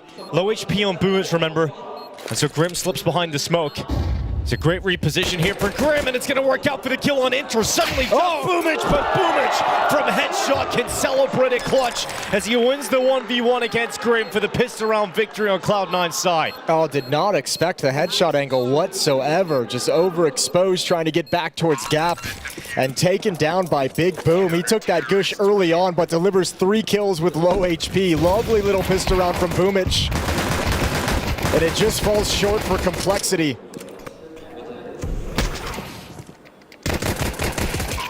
Oh, really nice attempt here from Grim. Getting out through that smoke. Repositioning towards Elevator was a perfect play, but just not ready for Boomich to be up on Headshot. And great composure for Boomich to stand up there, wait for that reswing. Complexity going to go for a force buy though. AK out on Grim. Galil here for HallZerk. Galil's, Scout for HallZerk. Galil's out on Floppy and Elish. So a strong force buy back here from Complexity. Let's see what they can do with it. Cloud9 not giving him anything early. No peeks for that Scout to tag anybody up. Grim's going to start clearing out mid with this AK. First point of contact will be over towards Elevator if they turn the corner. That's Icy to defend with the M4. He looks away, but he gets back at the right moment. And Grim gets dropped.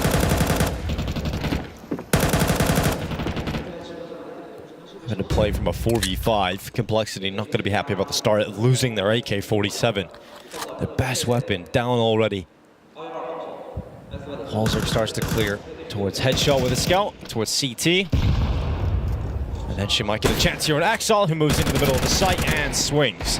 The FAMAS doing a little bit more damage, but not bringing down a further player. Just the mid play from Floppy, something he's been doing for years. As he pressures into mid, but unable to get the kill back. So Complexity on multiple chances, unable to even these numbers out, so they go into the attack with a deficit. Elish at least getting something here for Complexity, but it's not going to be enough to feel competitive. And Axel's just waiting for Floppy to run up that ramp. Great positioning. Takes the kill on a bomb plant out of all of that.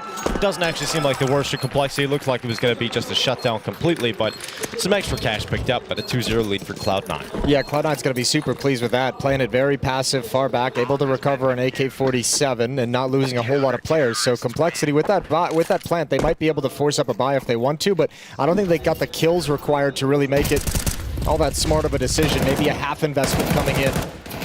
But Complexity not able to find any trades as they move into the bomb site. And just getting whittled down as they go. 2-0.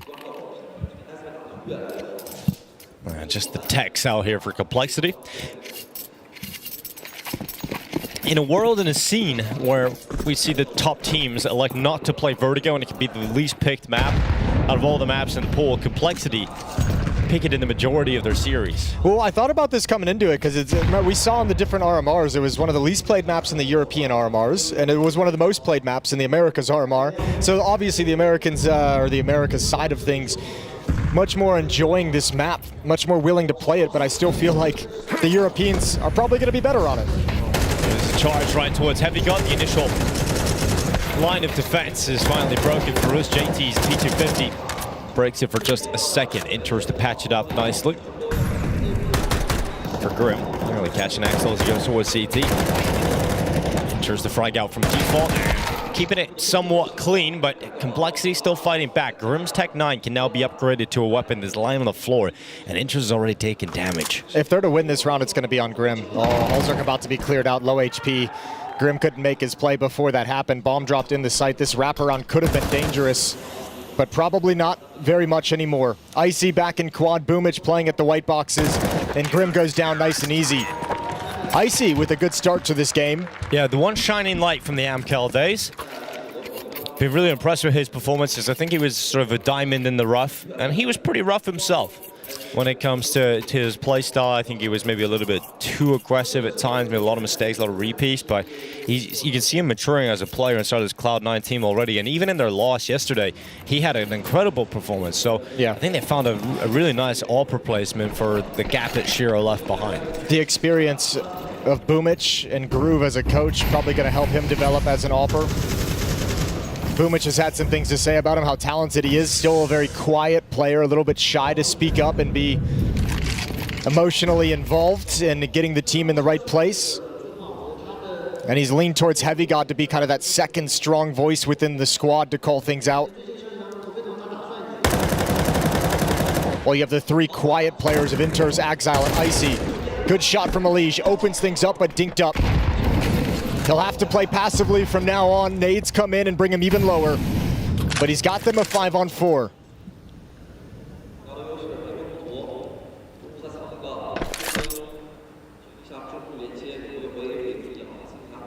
Feels like Complexity have got to start winning these rounds soon on their map pick, so converting a 5v4 here is essential.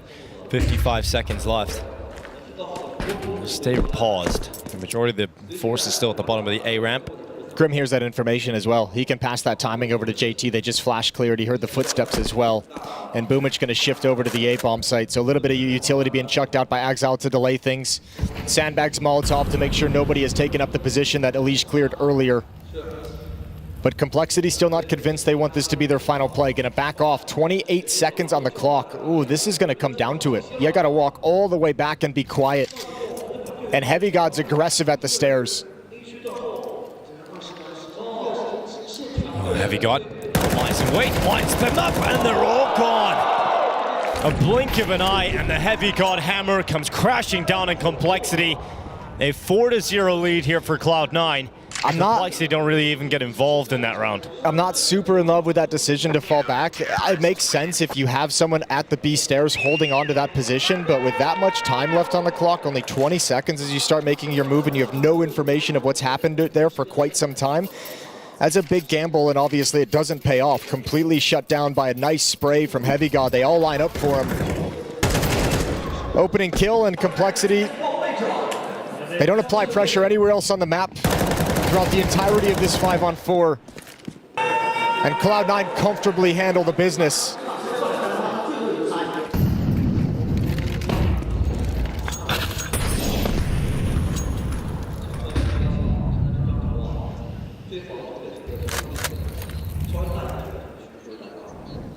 At least you can go back to rifles. This start is going to sting. JT to grab the opening kill this time. Another 5v4 for Complexity early on. And JT takes no damage in that first fight. A difference from what Elige was able to get in the last round. It's an odd smoke. I gotta continue to push up. I think that's unintended. Yeah. I would, if I had to hazard a guess. And you'd love that smoke against the AWP of Icy. Love that smoke. You've got one left. Halzark's got it deployed into the bomb site for the boost. I like this idea from Elige. Boomich, though, not showing his head. Not stepping far enough back. And perfectly keeps his head below yellow until the final seconds here on Elimination. The timing does not favor him. He decides to start to dismount, and then Boomish comes into his crosshair, but Complexity move into the site. The plant coming in. Halzerk to plant it in the corner. Grim to make his way down the catwalk. And Cloud9, do they want to go for this? Flash goes out of the elevator. JT on the lineup. And there's a round out of your in-game leader. He got a 3K in this one, and that's the job done. Yeah, beautiful job from JT. Little tough scenario as well. He was isolated in that fight. Nobody to peek off him from gap, so good on him for getting the double kill. Now, this is their first round win. How much do they want to hunt these weapons down? They know that AWP is in play. Some of that spam could connect, and Icy somehow makes the cross without getting touched. Complexity content with the round victory. Much easier this time. Learning their lesson from the last round. They get the 5-on-4 at the B bomb site. The second round in a row, they found that very same pick. Axal this time, Icy previously, and this time they just march forward. Yeah, a little bit more commitment from Complexity. It works out well. Keeping it simple. And because of the damage that they've done on a few players, you see money is starting to become sparse on an individual basis, not so much on the Cloud9 squad, as Boomich had a lot of cash left over. Saves help quite a bit as well. So they're able to just toss out those M4s and keep these good buys coming for Cloud9. Now, Halzerk did get his AWP out in the first gun round. He hasn't been able to get it back since. So I'm going to have to continue with the rifles here. And oh no, not this time. Not going to get it this time. Axel fights Elimination down the ramp, wins that opening duel, and the star player for Complexity is dead early. Oh, good chip damage with the nade, bringing a couple players down to 77 and 81. JT and Halzerk going to hold the ramp. They have control, but Cloud9 with the advantage, happy to give it up and play safe from here on out. 3 players rotated over to the A bomb site. Mid is under control by Icy's AWP, and Heavy God at the B bomb site has not had a whole lot of attention sent his way. Even in some of these defaults, Complexity not sending a player into that position to apply pressure.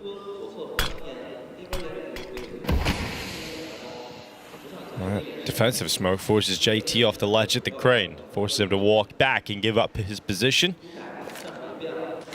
Well, re-smoke out short as well. Boost ready to deploy. Boomich to be the foundations. To set Axel up for a second kill of this round, and it's going to work out perfectly. So JT to fall next on the ramp. Complexity stalled out in a 3v5. Yeah, this is not looking sharp from Complexity. They're just clearing out B stairs now. Here's the peek into Axal. Heavy God as well. Good kill, but Heavy God, oh, Floppy never expected it, and Grim can't get the trade. He is a rock at this B bomb site right now, and Complexity fall flat. They have another buy behind this, but not winning 2 in a row is gonna sting. At least they have some money here for Complexity, but yeah, it's getting to be a very rough start on their map pick, isn't it? Their T side getting stalled out. Not a lot of convincing looking rounds. The only round they've been able to win is JT getting a 3K. Does not look like Complexity are all that comfortable. There's a lot of stopping power in this Cloud9 defense. This is what I mean by when I say, like, it feels like there's like a lack of confidence in the Complexity side, and like again, like we've seen them get 5-on-4s in one round. They just did nothing with it. The other one they marched into the A bomb site. This is like, you know, they go A ramp and Elimination gets picked off, and it feels like there's not necessarily a plan of what to do next. And just kind of leisurely hanging out at the ramp, susceptible to the boosts in the mid round. Good defensive smoke to slow things down. Complexity's attention kept towards Sandbag's top ramp. They completely forget about that boost potential. Halsey's got his ult back. Let's see what he can do with it. Yeah, got to start delivering some impact with it now. With the change up to have superiority in the ramp fights. This time a little bit quicker for Complexity to take that top ramp control. Apply more pressure to the defense. Nades following through the smokes. Boomich dropping back in towards the connector. And the flash ready to go for Halzerk, so JT's going to move with it. He's not alone. He's got Elimination with him, and I love the aggression. JT with a double kill again. This time on intros, JT with 3. He has eradicated the entire defense, and once again put his team in a position to win their second round. Halzerk stops Axal from unraveling anything, and Complexity now with 4 players up will close this. Now that is a very cool play. That is a very cool play that Cloud9 did not expect whatsoever. And it looked like that smoke missed an elevator. And I would wonder if that's intentional, right? If you're a defender and you see the smoke with that kind of a gap, you're paying a lot of attention to it. And you're saying, oh, they missed this smoke. I've got a clear line of sight. And you're just completely susceptible to JT's play. Well struck from Complexity. And Grim sees the shadow, sees the body of Heavy God, knows exactly where he is. Holzerk going to swing into the fight and misses the shot. Yeah, not exactly the greatest, but Grim eventually getting that pick on the way out. So a little bit more of a bite from Complexity. That's what we like to see. All right. Let's see if that is going to help them work themselves into this game. Yeah, look at everyone primed up with counter util. Boomich comes in to help. And yeah, I mean, that's a hard situation to handle if you're the defenders. That gets hit so fast. Nicely done from JT. Timeout. So Groove can have a chat with the boys of Cloud9. Yeah, both rounds have been won by JT for Complexity. Yeah, different fashions, right? The double kill and the post plant this time, well, just eradicates them before a defense can even be mounted. Yep, 3Ks in both though. Wonder how nervous that'll make Cloud9 moving into the future. You have to imagine Complexity can now kind of lean on that. That's a pretty devastating tactic. You see that smoke come up an elevator in your Cloud9, you're really worried about someone popping their way through.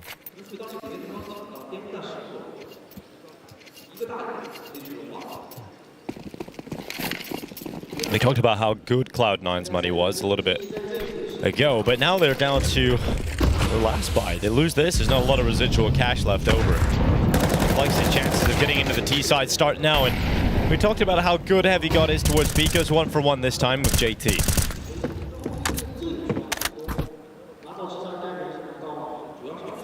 I like the call though from Cloud9. They're trying to find that timing where Complexity is going to dedicate some players to this B bomb. Set a little flash peek for Heavy God.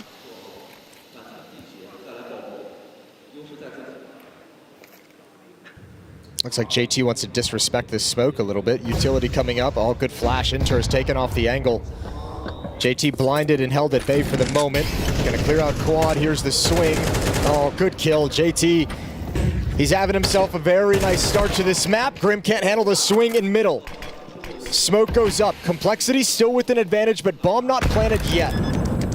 It lands onto the back of Elige. Half his health gone, but Boomich sneaking up in behind. It's Holzerk dead, and Elige is low, and that grenade's gonna finish him off, surely. No, it went a little bit too far, and so Elige has a chance, but it's still so difficult. A mountain to climb. And Elige has to deal with fights on multiple fronts and just loses the duel against Boomich. So Complexity, another situation where they fail to string consecutive rounds together, and that was their chance to break the money of Cloud9. They don't do it, and so the rest of this half will remain difficult for the North American side. Good sense from Boomich as well. He's like, okay, this is the only round they really haven't done anything at ramp. They haven't tried to take it. They haven't really had presence here. Not a whole lot of utility.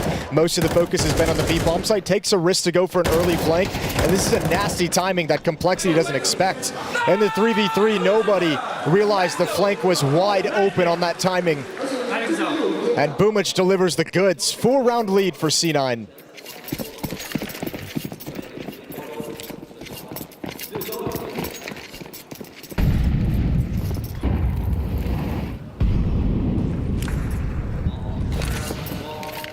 JT going back to his old tricks. Ooh, Axel got hit by the flash. The battle spotted for JT. And he's not able to get his team involved in the start of this round towards ramp. JT to die first. Inter's towards the construction. Eyes on the boost. Here comes Grim around it. Inter's completely ready for that, but his teammate's gone down. And Floppy's moving in. All right, well, you've got the B bomb site yet again. Floppy's very low on health. It's going to be very difficult for him to find a way to have great impact in this post plant. And any nade is going to be susceptible to jump over the shot. Huge in Elige, looking for Boomich again, and he's got him this time. All three of the CTs for Cloud9 coming in from the same position towards the generators. Utility lands in, Floppy to go down a quad, and so pressure on Holzerk because they know exactly where Elige is towards ramp. They last spotted him there just moments ago. Holzerk, oh, it's so tough now with AWP smoked out, and Elige smoked in behind it. Has to get the lineup, and he stops that defuse from happening on the first go, but Icy's back onto it, and Holzerk has to win it alone. The Norwegian moves in, but can he stop this? No, he can't get to the defuse in time, and Axel's got the headshot to drop the sniper in Complexity. Their money falls away on the majority of these players, and this is starting to look like a real rough first half from Complexity. Yeah, I mean, they started this half looking good over at A-Ramp, able to find some good openings, but now struggling for it. And Cloud9 just doing enough in these B retakes. Good shot from Axon on low HP Floppy. Elige needed a double there. A very hard transition into the second kill. Halzerk with the op can't do anything as the defuse comes in inside the smoke, and Cloud9 looking very strong here on Vertigo. Second timeout. TC trying to get his team involved on this day of elimination. This is their map pick, what Complexity so often rely upon. And when that fails you, what do you? That's got to be a terrible feeling. And we know Complexity, we've seen it visibly. They're not a team that deal well with mental breaking moments, shall we say, right? They can be quite emotionally volatile, and I think losing your map pick can be a real tough start mentally getting into an elimination series. Especially if you're losing it in this fashion. Exactly. This is a map that Cloud9, I mean, this roster doesn't have a whole lot of great experience on land for Cloud9. Specifically on Vertigo, 2 maps played in the last 3 months to the 9 of Complexity. But for the moment, they're making it work really well against Complexity's home turf. Not a lot of nades for Complexity in this round, so happy to kind of sit and wait for the first 20 seconds or so, let the defensive nades come out towards ramp, let all these peaks come in. When this utility fades, then they'll start feeling like they can make their move.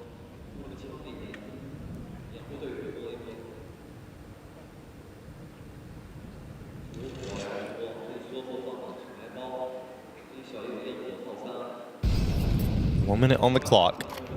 Complexity already have top ramp control. I like how contact this is, but Grim has now been spotted. You'll realize that. Grim's utility out towards Axel. Axel wins the fight. Grim hops up behind the smoke, and Axel moves to the position and drops him instantly. So Complexity, they lose a player, and there's barely any utility left. You've got 2 flashes, 1 HE, and a smoke. That's all you've got left. And back to the B bomb site we go. There's only 35 seconds. I know, I don't think the bomb can leave. Halzerk baits out a shot. He's trying to be a distraction and keep as many defenders here as possible. The bomb has evacuated. He's actually doing a pretty damn good job, all things considered. No utility, and he's on his own. But there's no Molotov for this position, and Heavy God, he can destroy them once again. Halzerk to move into the open. Axile again, so sharp, and Heavy God drops the bomb. And just on time alone, it may cost him. Elige gets back to it, just enough time to get that ball planted, but he cancels it, he comes off, and Boomich had already pressured into his position. Cloud9 are dominating Complexity. Yeah, Complexity don't even have the benefit of the first 4 rounds or so when they were getting that opening kill towards Sandbags at the top of ramp. Now they're not finding anything, anywhere, not even given the space to make plays. Beautiful shot from Axel over the smoke, risky position, overexposed, but drills it. And as time dwindles down, these late B hits at sub 20 seconds, not working out in any way for Complexity, but if they can't find openings over at A, and they can't find openings in middle, they're feeling like it's the only option they have.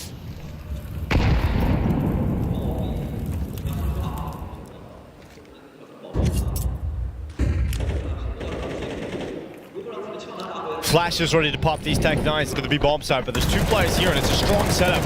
Inches will take initial contact. Heavy God, the long and labored spray, eventually getting the result he required. Halzerk and Grim slowed down. Sting taken out of the attack, and Complexity completely blunted. Okay, chill. He had 4 HP. Don't do that. Would have been funny. Yeah, it would have been funny. Yeah, I would have enjoyed it. They have a lot of money. It just seems unnecessary to shoot your teammate at the end of the round. Yeah, well, you know. Bloodthirst here, Cloud9 at the moment. 9-2, a 7-round lead. Well, I think it's a good time to talk about Axel because okay, let's have a chat. 14-5 already. You know, that ain't bad. This is impressive from him, and he has turned it around in CS2. He started with a very negative performance coming into CS2, but with this new squad, we've seen him start to get back a little bit. Steadily getting back. But, I mean, still, for a guy who was once one of the best riflers in the world coming out of the online era, you still feel like, okay, it's because nice you know this how high his ceiling is. Right, exactly. It's all relative. But it is certainly good seeing a little bit of a resurgence performance. I'll say in this game, it feels like he's gotten a few easier situations to deal with. Sure. Enters. Waiting in middle. Alicia's gone down first. He's not going to be happy about that. In a 4v5, his Complexity's forces are committed to the B-bomb site. They can have a mid lurk, but it has to be successful into the B-bomb site. They have to try and take the attention away from the mid defenders, but they know what's up. Holzerk and JT are going to get a couple of kills. Now Grim goes through middle. Good fights from Grim, but traded by Boomich. And now for Complexity's third round victory in this first half, it is Holzerk and Floppy to hold down this post plant. They're not even looking at the flank either. Thankfully, Boomich is not headed there this time. Floppy with low HP feels like he has to reposition into a little bit of cheese.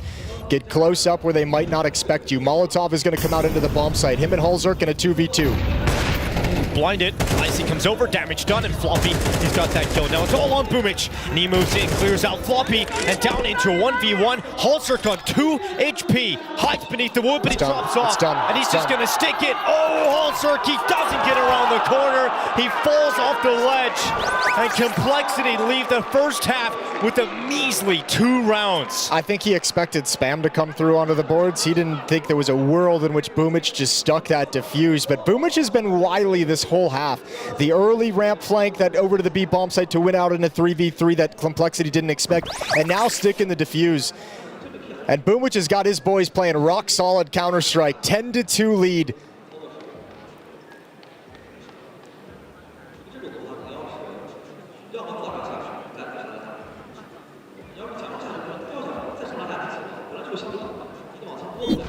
Complexity looks stunned right now. You know what? I don't even think they look stunned. I think they look like, yep, this is how it goes. This has been our life for a while now. And that's been the problem, is not having a way to turn these fortunes around. Some frustration from Holzerk, saying, why the hell did this guy just stick the defuse? And Boomich celebrating it immediately. Something's funny out there in Shanghai. Yeah, they're having a good time. That sounded like canned laughter, Jason. Little laugh track in there. All right, here we go. Pissed around, Complexity desperately need. Holzerk peeking down from gap, just jiggling for information. JT leading the way 11-10, and that's not a recipe for success. He can be that third star for you, but man, you need Elimination and Grim to mostly be the engine. And JT's a nice cherry on top. But right now he's the only player that's won them a round. 2 rounds. Exactly. 2 rounds picked up for JT.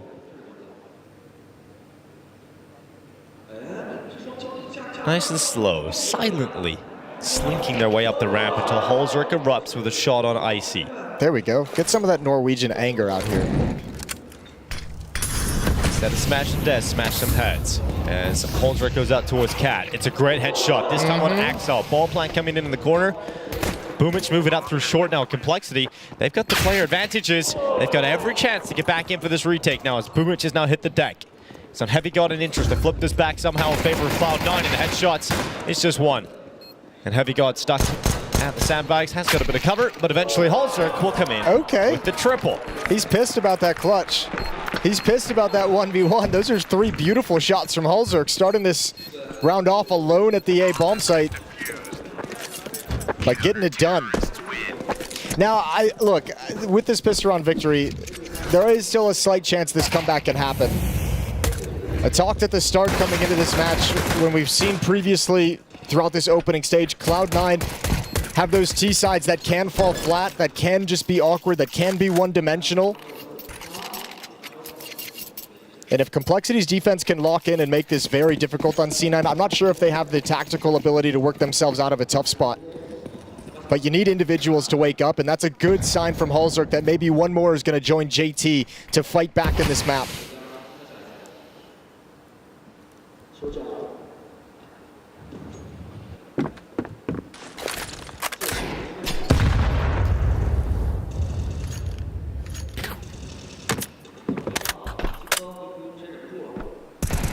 Oh, great kill from Elimination. I don't even mind the risk-taking. Low risk, obviously, with an M4 against unarmored Deagles, but could still take an easy or an unfortunate 1 Deag loss. But I like the idea of Elise just, you know, you have such an advantage here. Give yourself a little bit of a death match. See if you can warm up into this. Halzerk, unfortunately, is the one who takes the death. So Elish has to back away. Awkward smoke for Halzerk to deal with.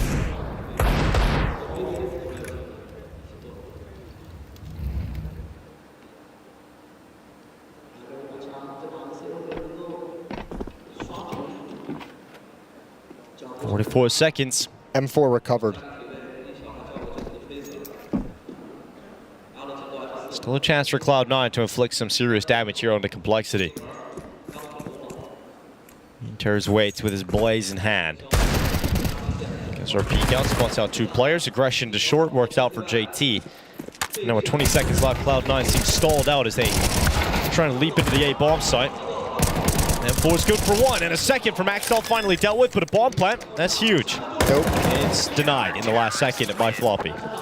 Still, good round from Cloud9. 5 unarmored Deagles, you get 3 kills out of it. The bomb plant would have been amazing, but still you got to come out of that saying Cloud9, that's a win in their book, taking a lot of economy away. So Complexity have to work hard to build this back up. Elish has to buy back down to 0. They've got plenty of utility. Halzerk is going to be struggling to get a weapon out from us and a flashbang. JT left with only a smoke. That round does wonders for Cloud9 if they can win and convert this one.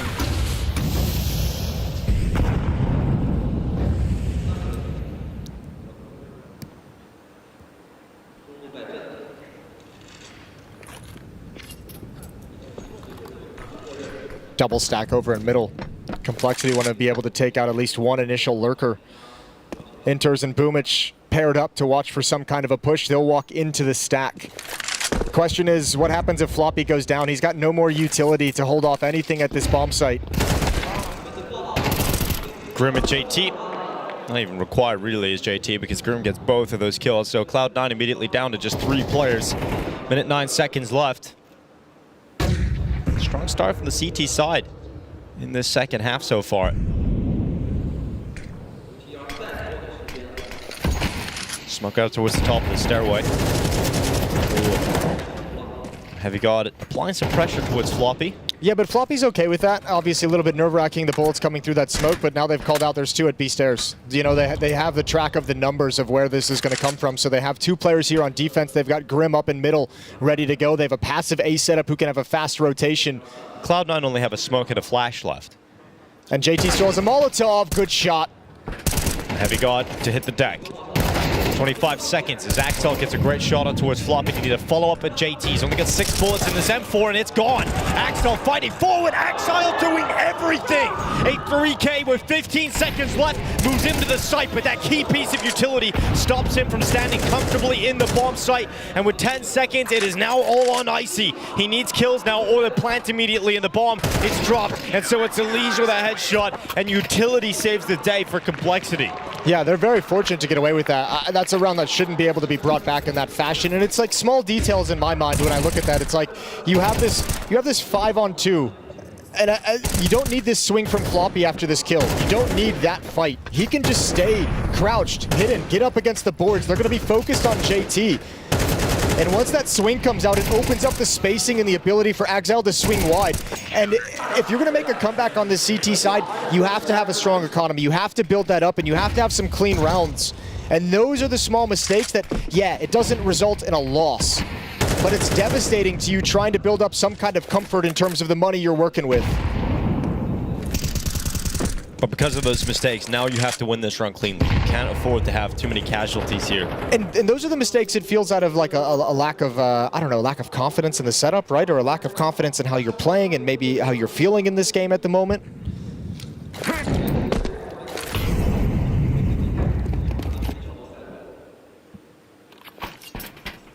Floppy's going to hide at quad. JT's there to take the initial attention. But Cloud9 not heading towards B. Those are the mistakes that keep an AWP out of Halzerk's hands. Yeah, that's true.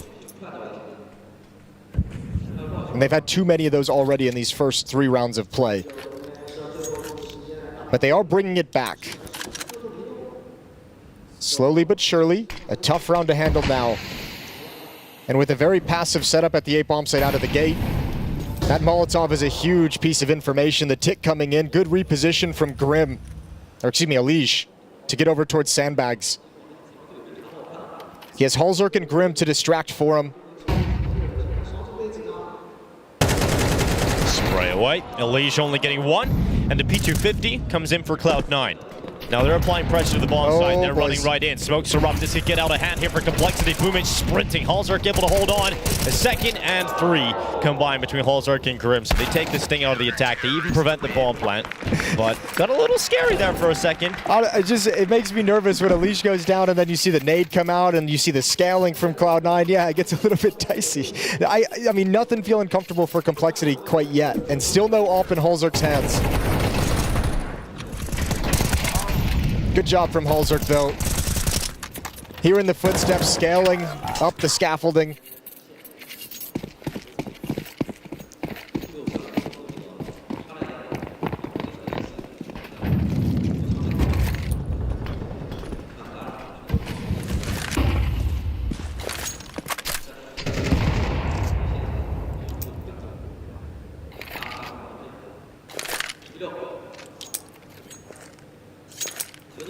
Cloud9 have been waiting a while to get the AWP out for Icy, and the rifle's back in their hands.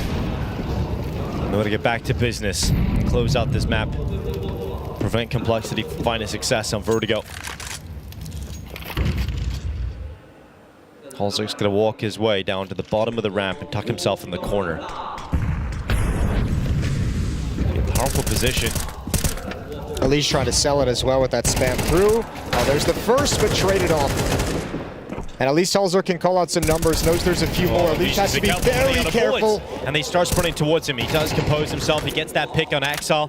And unfortunately here for Cloud9, they're stalled out. They're once again held back. Grim, though, swings into the fight. Elimination has to come in and try and pick up the trade once more. And he's doing a very good job at it, but all of his teammates are dying around him. Floppy up next. This time he'll win his fight in the short play. Okay, 2v1. Icy's got a... seen the shadow. Oh, just spotted Elimination move over, but can't catch the timing to bring him down. And so Elimination goes back to look for it, and Icy's hit the shot. And he knew Floppy was there as well. Get your one bullet, one shot, one opportunity here for Icy to make this happen. And for Floppy, he tracks him around the backside. Icy's checking for him, but Floppy's made a right move. Icy goes back to the angle, though, and Floppy goes down.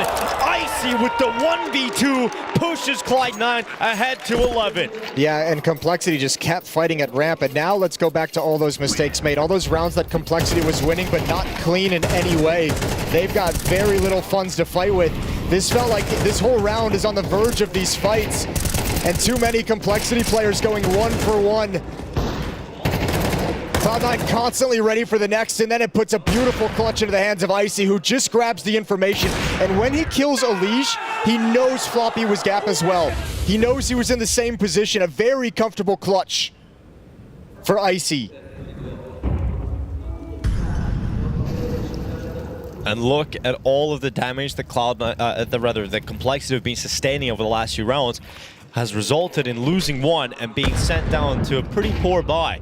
You got one M4, 2 SMGs, and upgraded pistols. This is not pretty for Complexity, and this is everything they've got. Good Molotov, of course, Floppy forward into the hands of Exile. MP9 finally gets it done, and Elimination finds a way to get away. And it stalls things out, but Grim's got to take a risk, and it's looking like it might be a very nice risk. This is a very nice timing on this flank. Although Inters, he's looking for it. Grim's got to be patient until the execute begins, but he's not going to be. Oh, he actually got the dink immediately on towards Inters.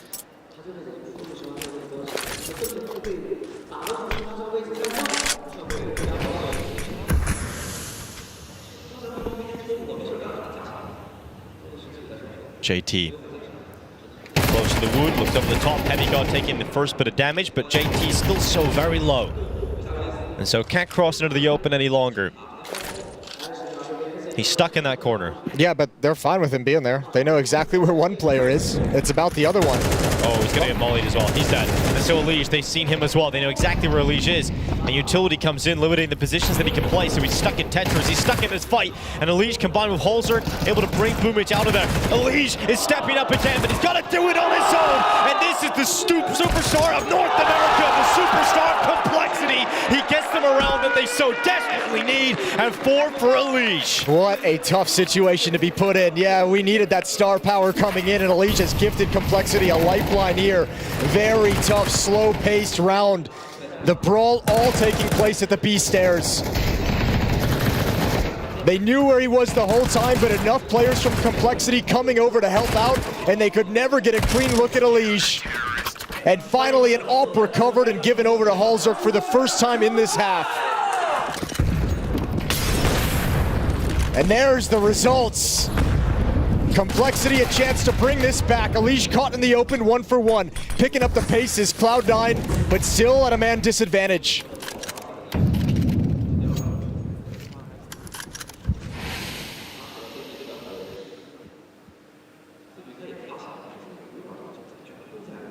Sometimes a play like that, a moment that brings excitement into your team, can get them back into it. It can be enough to spur them on.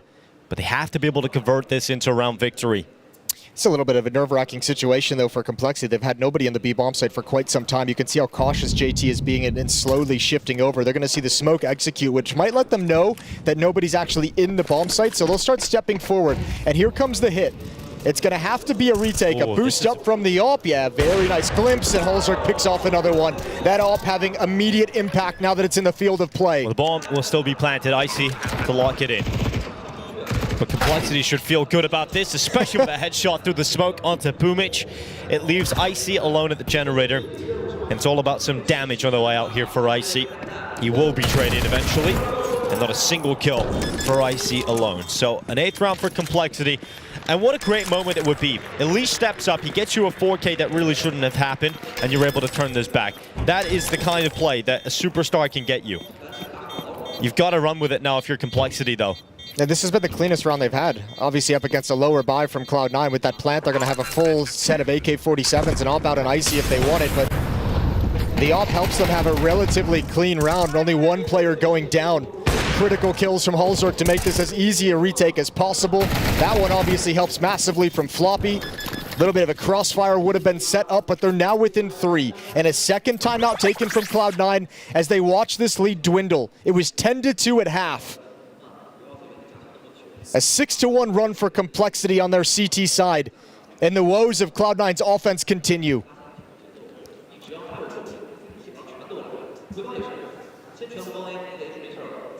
It's got to be so tense in these booths, this elimination match. 1-2 match between the two teams. The loser goes home, eliminated from the Shanghai Major.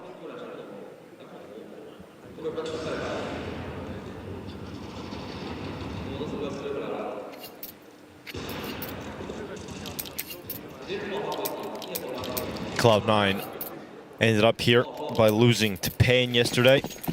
Complexity, shocking start here at the Major for them. Losing their best of ones, immediately having to go into the best of 3, fight for survival. This is their second of their gauntlet run back into contention for progression. Cloud9 with heavy forces committed to the bottom of B. And this is that rough T side that they play. Same kind of thing they did on Ancient that I was referencing against Team Liquid that allowed the comeback to happen. Is just very simplistic, very grouped up, hit one side of the map, not applying pressure in multiple places, not taking any control to force the defense to move. It's just, we're gonna head to this position and eventually we're gonna hit the bomb site. So the map is quiet.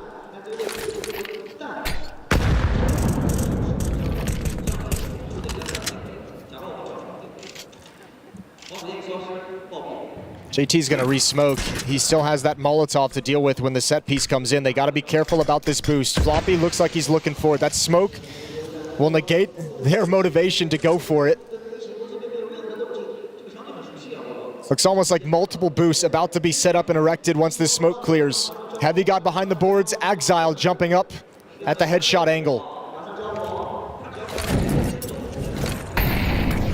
Running thin on time, but Complexity running thin on kills. Exile with a double. MongolZ finally burning away Inters, but it's going to be a big step up from the AWPer here. 19 seconds, they stall out Cloud9. Great shot from MongolZ, misses the follow-up, and look at this play from Icy. Gets no one's watching it, but he's alone now. They all line up. And he puts Complexity cold with a 3K. That might just break them. That might just end their Vertigo. What happens in this initial hold? Like, the boost up can be tricky, but how does Floppy not get this? A little bit blinded, maybe? But Axel getting a double there is unreasonable. And even with the kills over the top, nobody looking for this play. They thought Icy would be hustling into the bomb site. And he pulls them out of the brink of defeat, 12-8.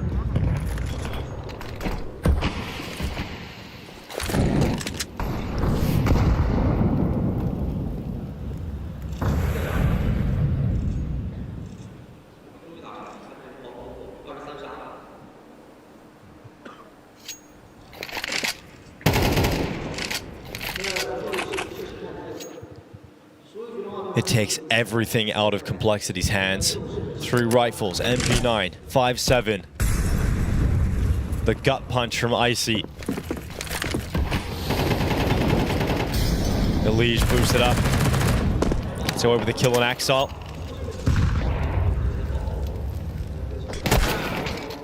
Response is there from Floppy, so a follow-up here for Complexity. As this is looking clean. Doesn't look like this is the round they're going to concede. No, this one got away from Cloud9. Everyone just going down 1 for 1. Isolated battles, and now Complexity can play this passive. They don't have to commit to any of these fights. Again, everything's been difficult for Complexity in this half. Still looking for like a really clean gun round win. This would be great.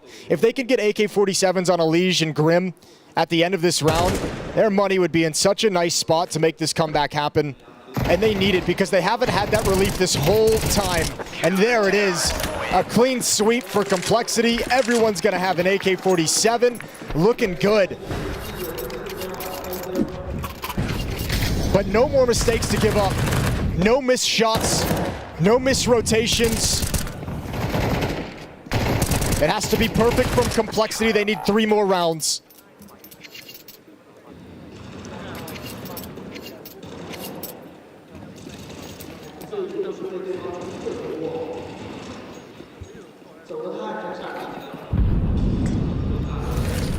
Three more for overtime. Boomich. They're not aware, they're not aware, they're not aware. Slipping around the back, but he didn't continue his push. That's crazy. They were not ready for that swing whatsoever. I thought Boomich was about to destroy their entire life. But they used the boost in the last round. They're going to do it again. I see. Tip of his Tech 9 spotted. Elige's going to deal with him. The boost works out again. This time Grim comes out on top, and Boomich goes a little bit forward, a little bit too late. And it's cleaned up in the end by Complexity. But you're right, that did feel like there was a moment when Boomich was about to unravel everything. Oh my lord, I just like looked into the future and it scared the hell out of me. Boomich almost turning the corner, just delete that boost.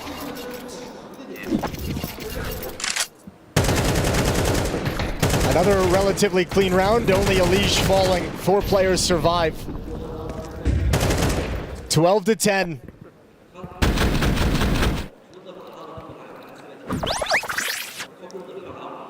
And timeout from Groove. Had what, 4 chances to close this map out? 2 of them have gone by the wayside.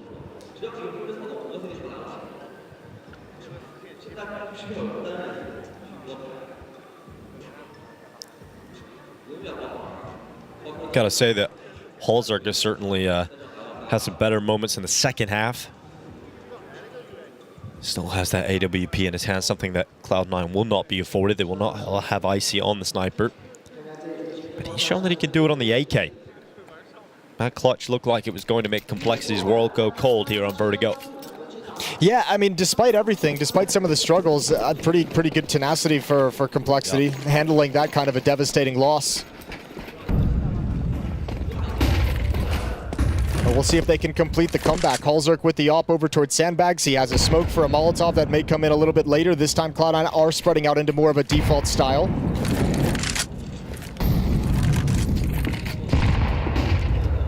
Going for the peek down the ramp. MongolZ not spotting much, despite that smoke being dispersed. Elige is He's walked down into the corner, and it's going to work out for Elige. He's got Boomich. Follow up from MongolZ and Complexity. Now with 2 players up, should be converting this into an 11th round victory. Yeah, you've got MongolZ in a position to take one more shot before backing away. He can hold and have information off angle from JT that Icy can't handle. Over to the B bomb site we go. It's the final play of Cloud9. Alicia's going to push forward. He'll have a good timing on a flank if things go south. And Floppy in a strong position that they cannot clear. He's also got JT as the early warning system to notify Floppy that they have pushed up into the bomb site. Then Floppy can peek out. The shoot guarantee a win here. Floppy peeks out to the right side. Inter's taking damage from Grim. And that'll end up being 11th round victory here for Complexity. It's going to be down to the final round of regulation. Cloud9 will have enough for a bye on the majority of their players with the AKs out. Heavy Gun's going to have to take a hit and go to the Galil. But much better in these last few rounds here for Complexity. In particular, they're just winning those ramp fights very cleanly. They had a couple of different looks. They had boosts. This time they go a little bit more aggressive with MongolZ supporting Elige with a sniper. So Cloud9 accelerated a little bit quicker towards B, but smoke goes in, and they'll play around the bottom of the stairs.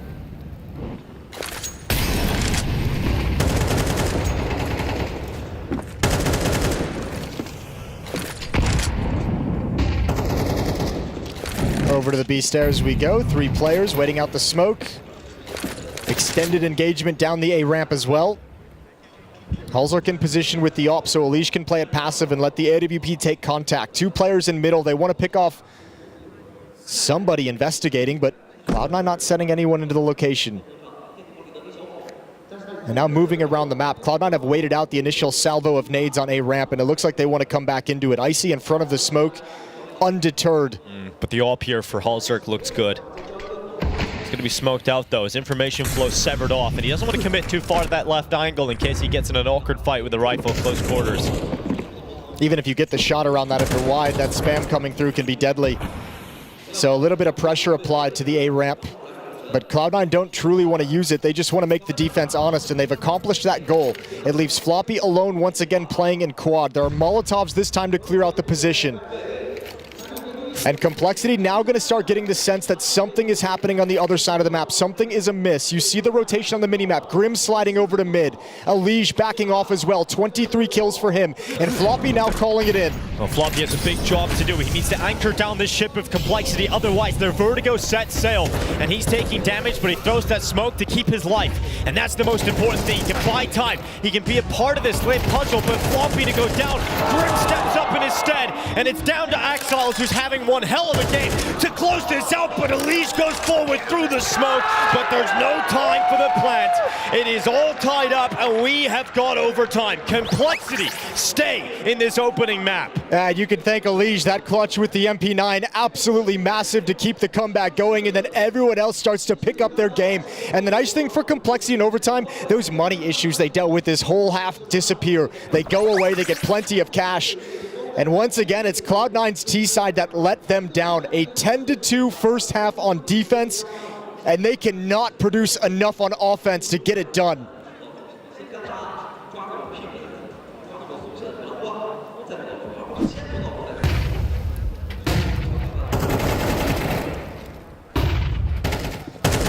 Complexity get the information just at the right time. 1 for 1 on the initial defense. But the fact that Grim and Elige were able to rotate over at the perfect moment ensures that hit cannot be victorious. And you see that frustration from Exile with the game he's had, just flipping the mouse. Frustrated they're not able to get it done. The smiles from Elige.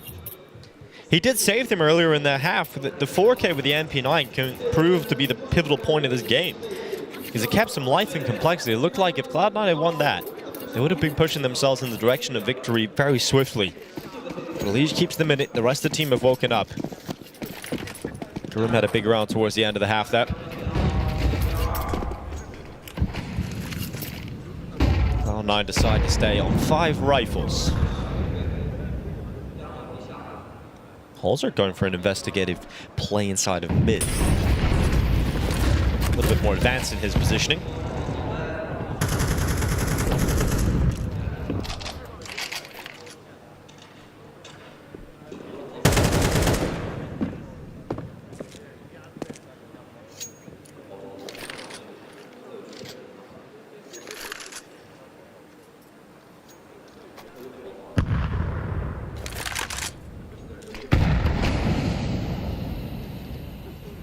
slow from Cloud9, but eventually they're going to take this ramp control. And this time, for the first time in a while, Complexity aren't applying pressure here.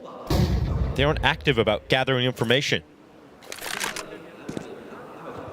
But a boost again? They've used it so many times on the CT side so far. Remember, you're at this stage of the game. You can forget those details moving up with the pressure. They hear the footstep as the boost is dismounted. Elish wants to go for a little bit of fun. Flashed into it, sees nothing. There are all 5 players from Cloud9 on this ramp. They've got utility for a full execute. Now, ran out of time in the last round of regulation. They do not want to have the same thing happen to them here. So here they go. Spam onto Elish is good. But it's still a 5v5 in the final 20 seconds of the first round of overtime. And Grim catches Axel walking through that short smoke into the open. Holzerk misses a shot and eventually brought down by the heaviest of gods. But Icy moving forward, stopped by Floppy, and 10 seconds left here for Heavy God. No bomb in his possession. Now, really, no time unless he plants right now, and that isn't going to happen. Heavy God will not win this clutch, and Complexity stall out Cloud9 long enough to get the job done. He goes down after the time as well, 5,500. That could actually have an impact down the stretch. Elish had his moments in regulation. Grim has had some big moments as well. This one's huge as the defense is falling apart. Holzerk missing some shots. Takes down Axel on the gap lurk through the smoke. Able to get a double kill into the bomb site to keep Complexity in contention. 13-12. And you do have that 3-player impact from Complexity now, where throughout most of this opening stage, it's been Elish and Grim. You've got Holzerk chiming in with 21 kills as well.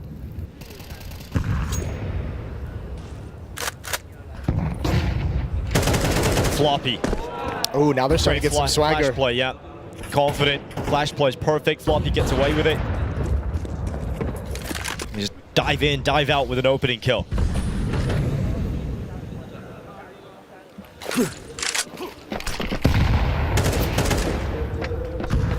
Talked about perhaps Complexity lacking belief sometimes. I think if they are able to pull this game back and turn this around and get this job done, they'll start to believe that they are capable of anything. And as that kill comes in from Floppy, it's a second. Complexity with a 5v3, and Cloud9 stalled out on this T-side. They just don't have the answers. Yeah, but Boomich is going to try and make a play here. Drop some utility back to his teammate to Inters to set him up. He wants to turn this corner. Flashbang coming out. Molotov into that position, though. Boomich has to run back. Defense holding very strong. Floppy's double kill so far. Spots one over the board. It's going to drop off. They've got plenty of players here to prevent access to Cloud9, but can't get it done. Another missed shot. This time he won't miss, though, as Icy's left alone. Tucked in the corner. Can he get another clutch? This one would be unbelievable. He's got the first. Doubled up. As he tries to seven them off with utility. Wants to make sure nobody's going to swing wide on him, but this round is unwinnable. Bomb is dropped at the stairs. Alicia's on the flank. Icy can do absolutely nothing. It's Grim to close things out. 14-12. Defensive dominance continues. A 12-2 run since we switched sides.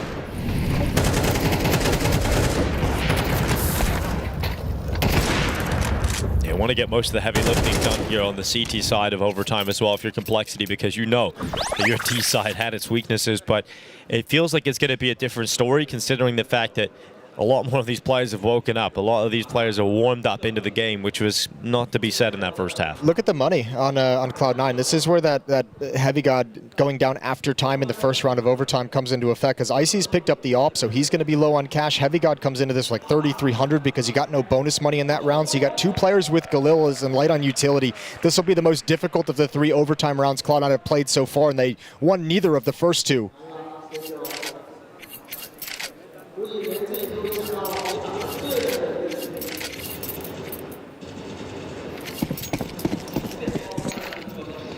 It's the Exile show for Cloud9, the supporting cast not having enough impact as this game has dragged on.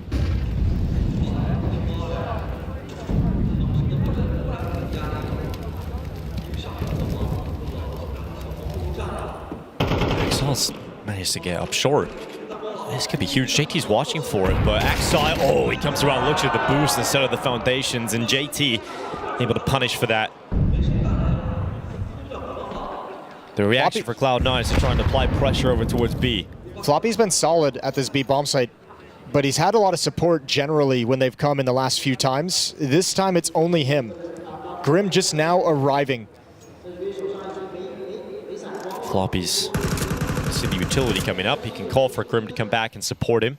Again, he just slides into quad though. Such a safe place for the B defender as these rounds extend later and later. And again, not a whole lot of utility. Elige going investigating. Boomich, he was on his own for quite some time. Grim wants to go for some information. Might not be worth it. Heavy God walks right through the smoke. Big risk and it might pay off. Yeah, Heavy God already through. We've been waiting for a Heavy God moment. And he just isn't going to get it. The long-winded spray and Complexity keep it clean.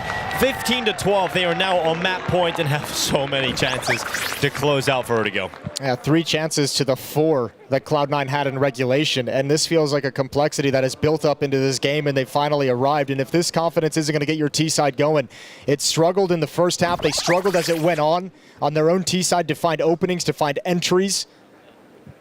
Had a couple good ones early, but Cloud9 shut them down eventually. Heavy God was a beast at the B bomb site, so what does Complexity call?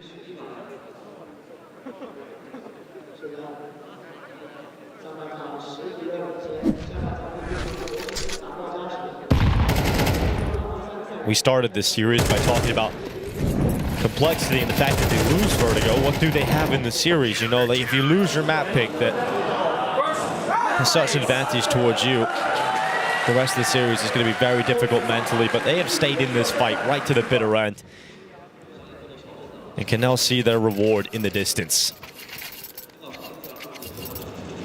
The AWP comes out for Icy. We didn't see it on the T side.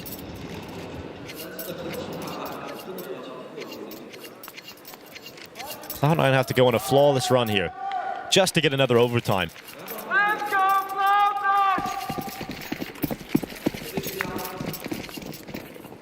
This is, to me, this is less about Cloud9's defense and more about Complexity now that everyone seems to have gotten a bit more energy, a little bit more, you know, proactiveness, a little bit more assertiveness in the fights they're selecting. What's the T side going to look like now that they've had an entire game underneath their belt? It looked in the first half like they were trying to warm up into things. That didn't get started until the second half. The peek for Icy. Oh yeah, that's more like it. Icy with a collateral. A great start into the round here for Cloud9. And that's not exactly what you want to deal with immediately into the gun round of the T. No, not at all. No. But that's how the first half kind of ended, was Cloud9 being way more aggressive down the ramp and shutting down the ramp control for Complexity. Saying, okay, you guys have had success getting some picks over towards sandbags, getting some picks over towards gap, but now let's just kind of peek down and deny it. Heavy God waits around the corner with the wood. The attention will be drawn towards the double stack because the utility just thrown out. And so Heavy God is able to get a double without any of his opponents looking at him. Now Axel coming through elevator. It's a great kill from Grim, but this would have to be an ace. It's the hardest ace of all time, the 1v5. 30 seconds as well with the bomb not in his possession. Yeah, it's impossible. And you can see he's looking towards the A bomb site. He'll never have any indication that all 3 players are over at the stairs, but there's just not enough time for him as this smoke goes up. So he's got to hustle, and it's just going to be desperate. Yeah, he'll throw the smoke out. He'll go for the flash. But too many targets and not enough time. As Grim moves into position, they line up, and that was the way. Okay. That was one way he could have done it. But the lineup does not happen for him. But there is a world in which he wins that. Potentially there as they line up. Just a brutal way to start the round. A collateral, good flashbang to activate that kind of a peak. Elige just always gives me the jump scares, man. Oh yeah, he really does. He's so locked in. Eyes going wide as the flashbang blinds him.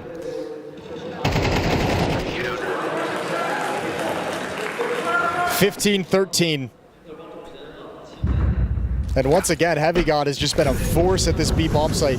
Oh, good find. It's so quick from Elige that Icy just wasn't ready. Boomich stepping up in return though, making sure that trade comes in and not allowing Complexity to play with an advantage. That's actually a huge trade to get. I think maybe a missed Molotov, a missed opportunity to actually watch for that. Elige might have been expecting a teammate to be able to hold that kind of a peak, but that deep smoke prevented from JT to have information. Still provided them an opening kill.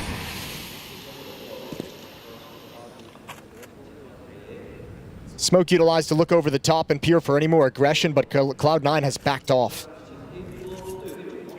Up in position for one more. Exile. 27 kills now, and out mid we go. Boomich goes down, and now we split into the B bomb site. Enters, but Heavy God has been the final boss, but not this time. Not this time at all, and it's Axile in a 1v2. Can he save Cloud9 yet again? Well, he's had his fantastic performance here on Vertigo. This is to take it to another level. Grenade goes in. HallZerg blasted away.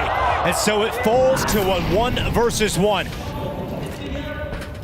Axile using his final pieces of utility to limit the positions that Floppy can play in, but the dink is immediately landed. Floppy gives his position away, sure, but he blinds Axile. He keeps him low on health. And time will start to tick on to the point of no recovery. Axile getting closer, needs this kill on Floppy, buying his time, playing with his food, and this will end up being a complexity victory. If there's no time for Axile, he's gonna go to the defuse, he's gonna hold it all the way.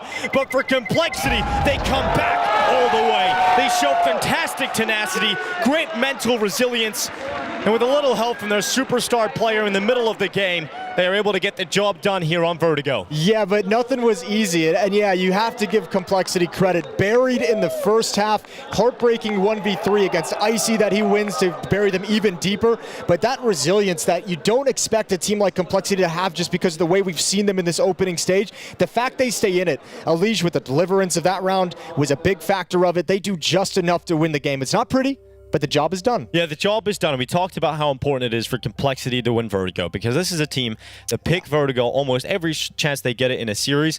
And it's a map that a lot of these top teams, especially the European teams, play. And so it is a big advantage for Complexity when it comes into days like this, where you're fighting for survival at the major. And you got to say as well, we just saw that one round from JT, but considering you only get 2 rounds on your T-half, both of them provided by multi-kills from JT, they don't have that kind of a performance in the first half from him. They don't win this game. So credit to him where it's due. Credit to HallZerg when he eventually got that off out. It took him a long time in the second half to actually start wielding it, but boy did he deliver. From the pistol round of the second half on, HallZerg was a beast here on Vertigo. And despite having a great performance, Axile will be frustrated about the fashion in which they lost this map. They had so many chances to close it out versus Complexity, and they now know that the series becomes a little bit more difficult mentally. They've got at least their map pick coming up next, Ancient. But for Complexity, it's fantastic to see them prove to themselves they can stay in these games, because we started this match, you said that Complexity, sometimes it feels like they don't have the belief. And I think this is the kind of game that can maybe help with that. That's the importance of that quad kill from Elimination, right? You get a round like that, everyone starts to feel better, energy comes back into the team, and that's where you can like laugh a little bit, alleviate some of that pressure and be like, all right, boys, let's lock in. Like, we just got our gift. Let's lock in and close this one out. And man, did they have to work hard for it. 4 straight in regulation to force overtime, 3 straight in the first half of overtime, and then just able to clean things up in round 2 of their T side and OT. 16-13, 24 from Grim, 25 on HallZerg and Elimination, 29 on Axile. And there's no supporting cast over there stepping up the way that Grim, HallZerg, and Elimination had each other. Man, I'm surprised at how quiet Heavy God has been at this major, and I think the RMRs as well. It's a player that had a lot of praise, a lot of hype around him, and I think he hasn't necessarily delivered what we were seeing from him in his time in OG. I'll give him. I'm not going to say something about the whole opening stage that he's played so far. I haven't seen everything, but at least in this match, he's the B anchor on Vertigo. When they came to him, he delivered. When they went to the A bomb site on Complexity's T side, Cloud9 shut him down before they could even get to the bomb site. There's no need for him to rotate, and I think the other thing hurting him, these T sides from Cloud9 are going to be an absolute nightmare to look back on. We've seen it a couple of times this opening stage, that T side letting him down, specifically the opening day against Team Liquid on Ancient and the comeback that Liquid had on their CT side. I think the lack of variety and lack of playbook and lack of cohesion on the T sides is preventing him from having that same impact when you switch over to offense. Well, we're going to switch over to Ancient. That's where we're going for the second map of play. Complexity, 1 map up versus Cloud9, and this series is for elimination. We'll have to see if Cloud9 can bounce back after the break. She said she loves you, but she can't love me. But I love you. Yeah. Look, I love my man's going crazy. I gotta brag on myself, I amaze me.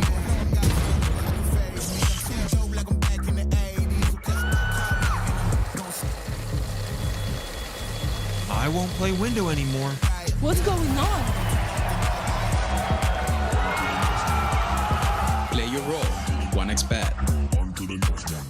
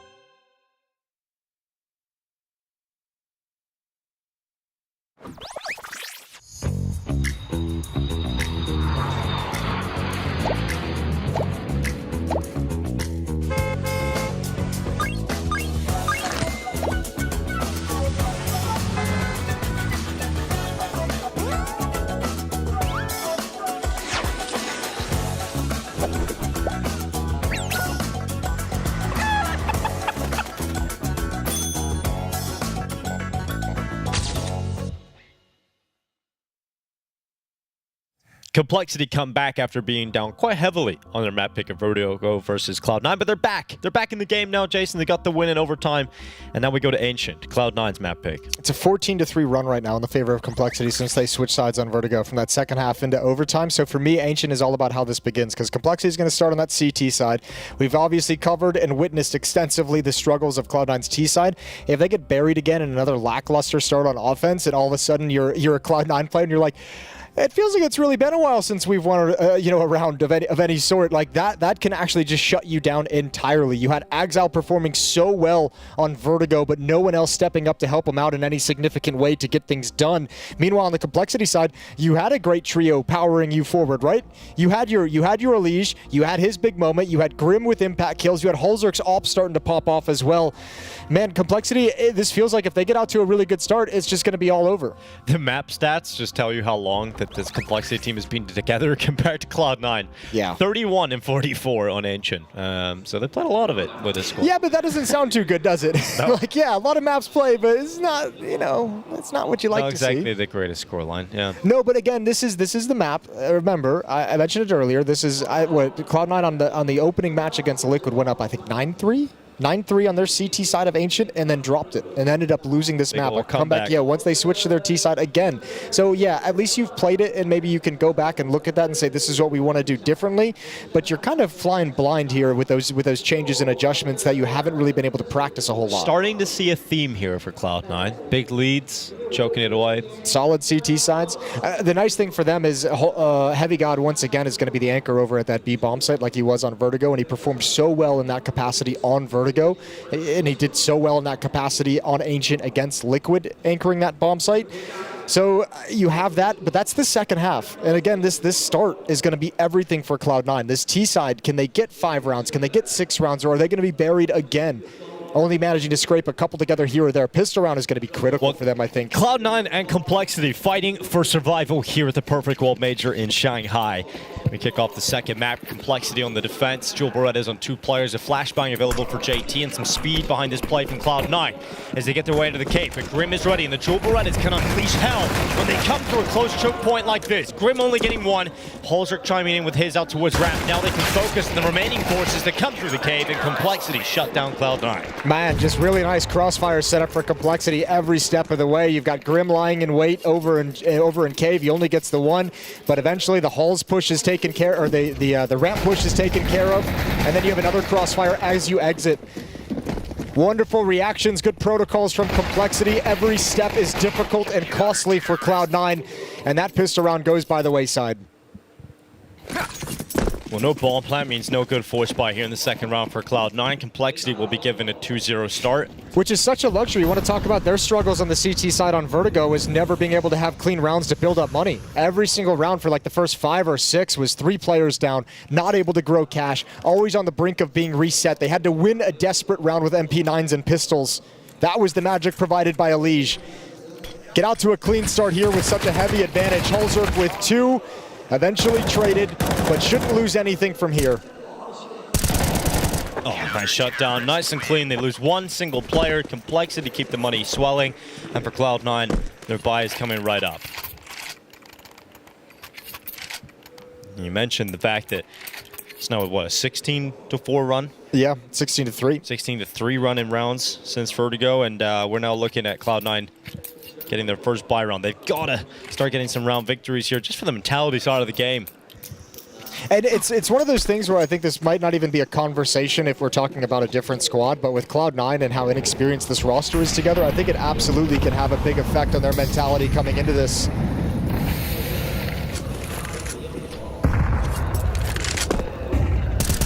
Oh, that's a great start for JT. Can't be bad to that. Heavy God going down in the first gun round here for Cloud9 without even getting a fight going. It was nearly a similar response as Floppy tapped down through that donut smoke, but still surviving. I like this, though. Complexity, they started making these kind of proactive, assertive plays on their CT side. Vertigo, a little bit too much of a peek from Holzerk. Wide swings. Axal is able to find him. That leaves Floppy all on his own in Donut, who they've already spotted out. Complexity have information on the other side of the map, but they're going to be able to work players into position to actually stop this wraparound. Clearing out mid as we go. They're going to tell Floppy, nobody's in mid, don't worry about Donut, just look towards CT spawn. But they already spotted Floppy here throwing the smoke earlier. They're going to know this position. And Complexity, it's kind of awkward. Like, where do you rotate? They're backing up like it's going to be a B-Rap. So Floppy, it's all on your shoulders to provide a kill or two that can give Complexity a round to retake this bomb site. Coming to the Donut, Floppy, despite taking damage earlier on, still does well to get himself a kill. But traded by Boomich, 30 seconds left, and Axel's looking to cut off rotations. The reinforcements trying to arrive, but Grim taking damage first. He had a Liege coming in behind him, and just with a speed to get past his crosshair and make it uncomfortable. Now Grim's accelerating right in towards Icy, puts him out, and now it's Boomich stuck behind the big box. 1v3 for Big Boom.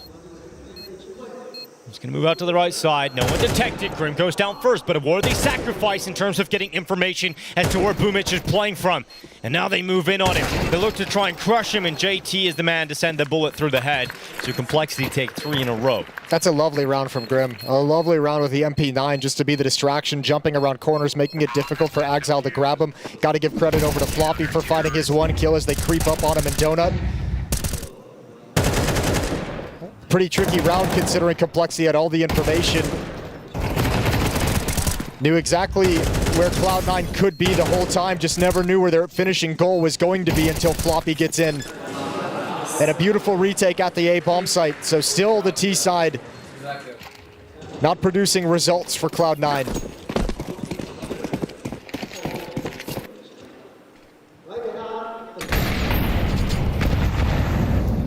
Gonna gather outside of the A bomb site. Everybody with Tech 9s, armor, decent amount of utility. MongolZ has his ult, but he's playing it passively in CT spawn, so he's going to get smoked off. So a bomb plant coming right up for Cloud9 most likely. You'd imagine, which Complexity is going to be fine with. Bomb plant or not, it's a buy in the next round, so it's more about, winning the round than stopping any kind of a plant. Good shot from Temple. Oh, they didn't actually commit to the A bomb site. Instead, they're trying to fake out the A play, get those rotations over, and then climb up heaven. So JT's got to detect this. He hears the steps, and he catches a few players. Entering cave a little bit late into the round, and a fantastic flashbang. A lot of that kill for a Liege. And Axel, good pick on the Tech 9. Icy to follow up, and the bomb plant will be going down, but it's over towards B, and now there's better weapons on the ground for Cloud9. There's a smoke on Floppy. He's coming in late. Needs to put it towards short if he can so that Elish can activate. Icy's going to be frustrated as this plumes, but he steps in front. Oh, he's going to win the round for Cloud9. Beautiful shot, and there's the Deagle, and Cloud9 get a miracle. Such a cool round because it looked like it was all towards the A bomb site. And Complexity start making those rotations, expecting that to be the case, right? You get a pick from MongolZ out from Temple into A main. You get 2 more CTs going through Donut. But a great call to leave A so quickly, decisively go back over towards the B bomb site. The Axel kill on JT and the Icy kill on MongolZ are the big ones. Obviously, JT being able to clear out B lane is massive.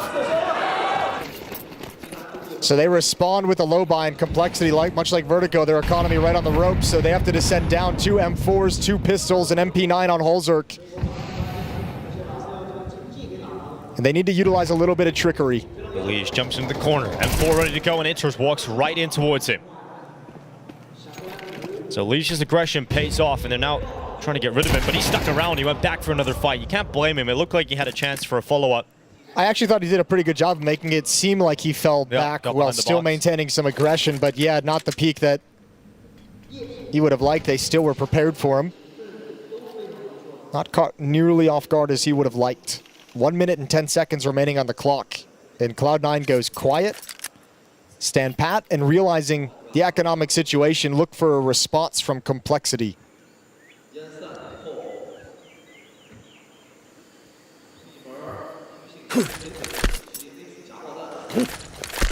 So the utility's going out towards the A bomb sites. You've got smoke in for Donut and the smoke for CT. But they don't intend on using them by going through A main. That's a lovely defensive smoke. Well, that has thrown a spanner into the works. Yeah, okay, a boost up though. Nope, maybe not. They call it off, back away. Wow. This is going to run the clock down. Complexity have read this completely, dude. They just stacked the B bomb site. This is crazy. Oh man, Cloud9's in for a world of hurt. Unless there's some kind of a push, they're in so much trouble. This is the best chance for Complexity to win this round. 19 seconds left. Cloud9 have to commit into the B bomb site stack. Molotov forces JT into the open, but Grim on the double. Halzerk swings before his death, and now it is Axel with a 1v2 ahead of him, and just enough time. He starts planting now, but he's run out of time now. The headshot, not enough to get the bomb planted. Similar round to what we've seen over on Vertigo. I was going to say, that's like deja vu. Axel trying to fake the bomb plant to pull him out, but not with enough time to get the kills. Does recover the op right at the end, which is quite nice, but Complexity, perfect read of the situation the whole time. The whole time. Undeterred by a small fake thrown towards the A bomb site. That Molotov is nice. JT's probably frustrated with it, but then it's like, oh, all of a sudden it ruins the pathing of Cloud9 as well. Okay, now the vibes are good. I'm very happy about that, but money's not good, Jason. That's still a problem here for Complexity. 2 MP9s, one for JT, one for Elige. Rest on rifles. Cloud9 on the brink of collapse economically as well. A swing round, as we like to call this one in round 6. Doubled up in cave. Good kill from Grim.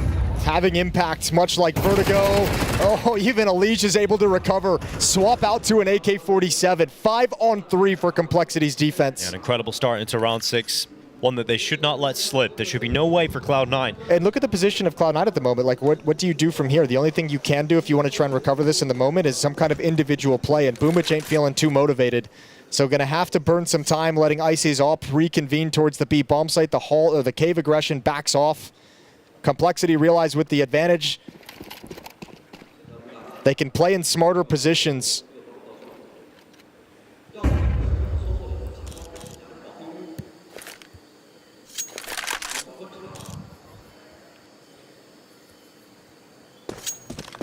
Grim sees nothing in middle. It'll give him the freedom to back away when this utility starts coming out, being called over by the remaining 2 defenders.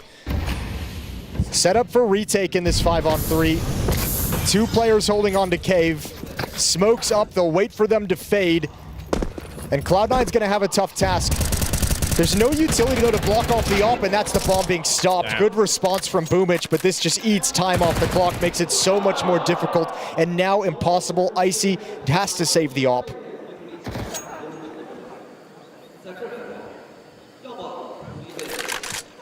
And this crucial swing round for the economy goes the way of Complexity, and does so in very convincing fashion. They only lose 1 player, so some of the problems you mentioned earlier for Complexity on Vertigo's CT side was sometimes if we run out of money earlier on in the half. Well, not the case now. They've got plenty of residual that they can build on, and it should only get better because Cloud9 don't have a whole lot to play with here, but with that saved AWP and a few players capable of purchasing, you wouldn't be surprised to see a buy around the sniper.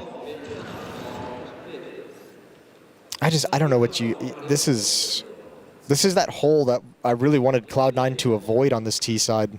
They've fallen right in.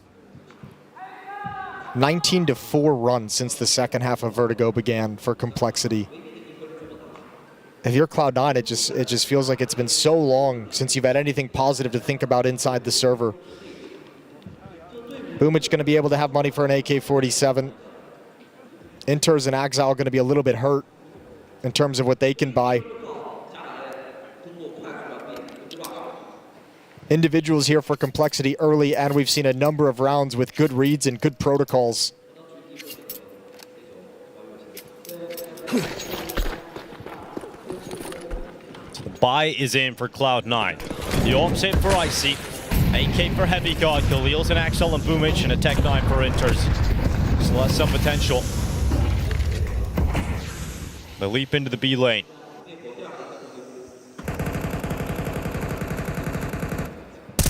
Help behind utility for the time being. They're going to try and boost Icy's op over. That smoke has raised relatively high, so we can't look over the top of it. But it will fade away. You don't want to be caught on the receiving end of the sniper here, Halzerk.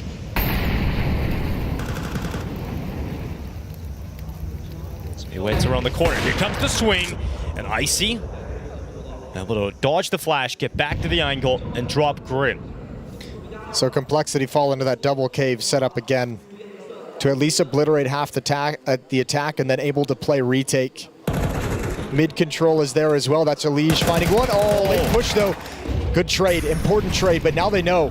Now they know the B bomb site's going to be clear. Inters is at the back of the pack, though. He's only just picked up that bomb. And it has been a burst forward for Icy once again, chiming in with his AWP. Elige has arrived back, but Icy hears the step, and now his scope goes in. Elige realizes he can't go for that peek any longer against the AWP, so he moves in short instead. And that plan being committed to. Elige able to react fast enough to drop Heavy God.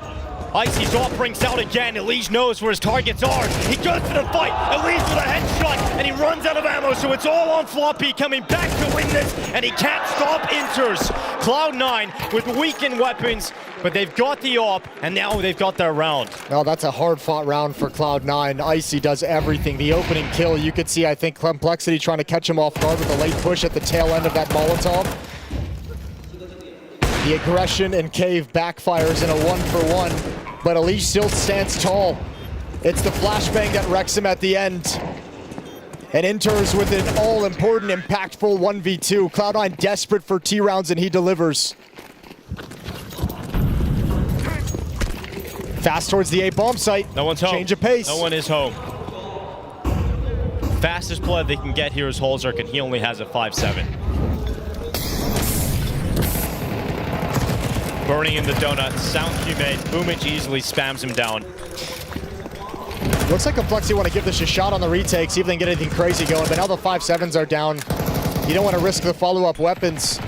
So Cloud9 break the economy, and they find themselves a third and a foothold in this half if they can build upon it.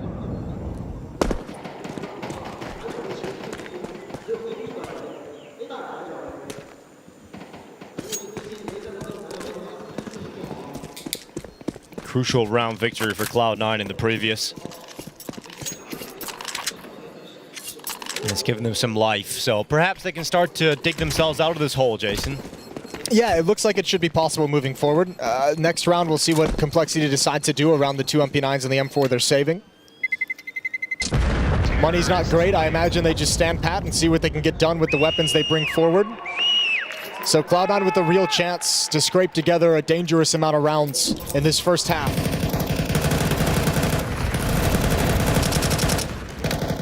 Good call from Boomich, good change of pace.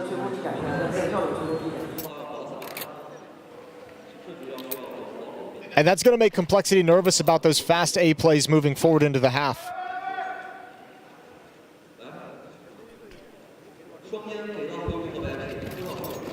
Can't really leave the A-bomb site open. FG see that as a weakness. So mid-pusher Complexity, 4 players going that way, and JT the only member at the B-bomb site. Oh, they're going to climb up though. Elige, good dink, good cleanup. Yep, that's a good find. Cloud9 going to play this slow from here on, so a chance for Complexity to reconvene.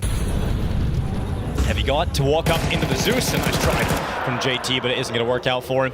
But the relocation of the resources has allowed Elige to get back over towards long. Yeah, but you know that AWP is going to be trained in.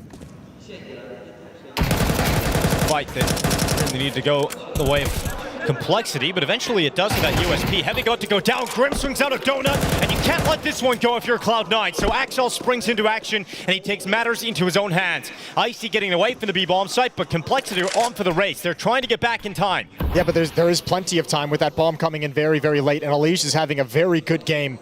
Hulls are going to come through CT spawn. Elige going to work his way towards donut. Flashbang is out. They want to get aggressive on this, though. Heavy got holding off.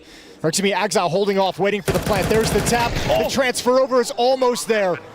But now it's on Elige, who just spotted. The bomb plants are leaving. He takes out Axile. It's the AWP against Elige. As he goes into the fight, it's damage done, but Icy blasts his head off. Close. So close. Complexity able to make a real round out of that.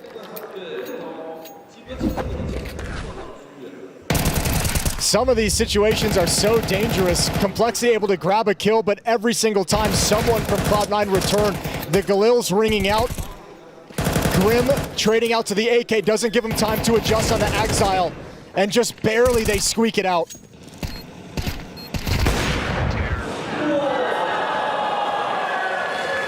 Good discipline from Icy, holding his shot until he knows he's gonna land it.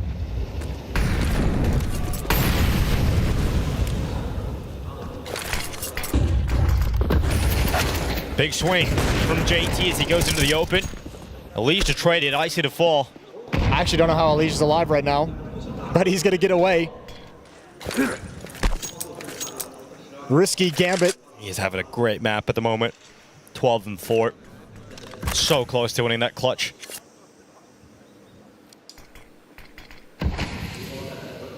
Problem is with this low HP,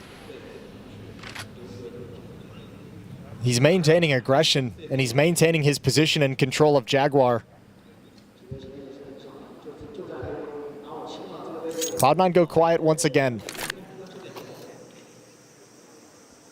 And that away. Axel's caught. Back turn to the smoke as it fades away. And both 8 players for Cloud9 go down in an instant. Elish decides to move forward on that information. At least he's picked up info for Grim to stabilize and look to lock down this B bomb site on his own.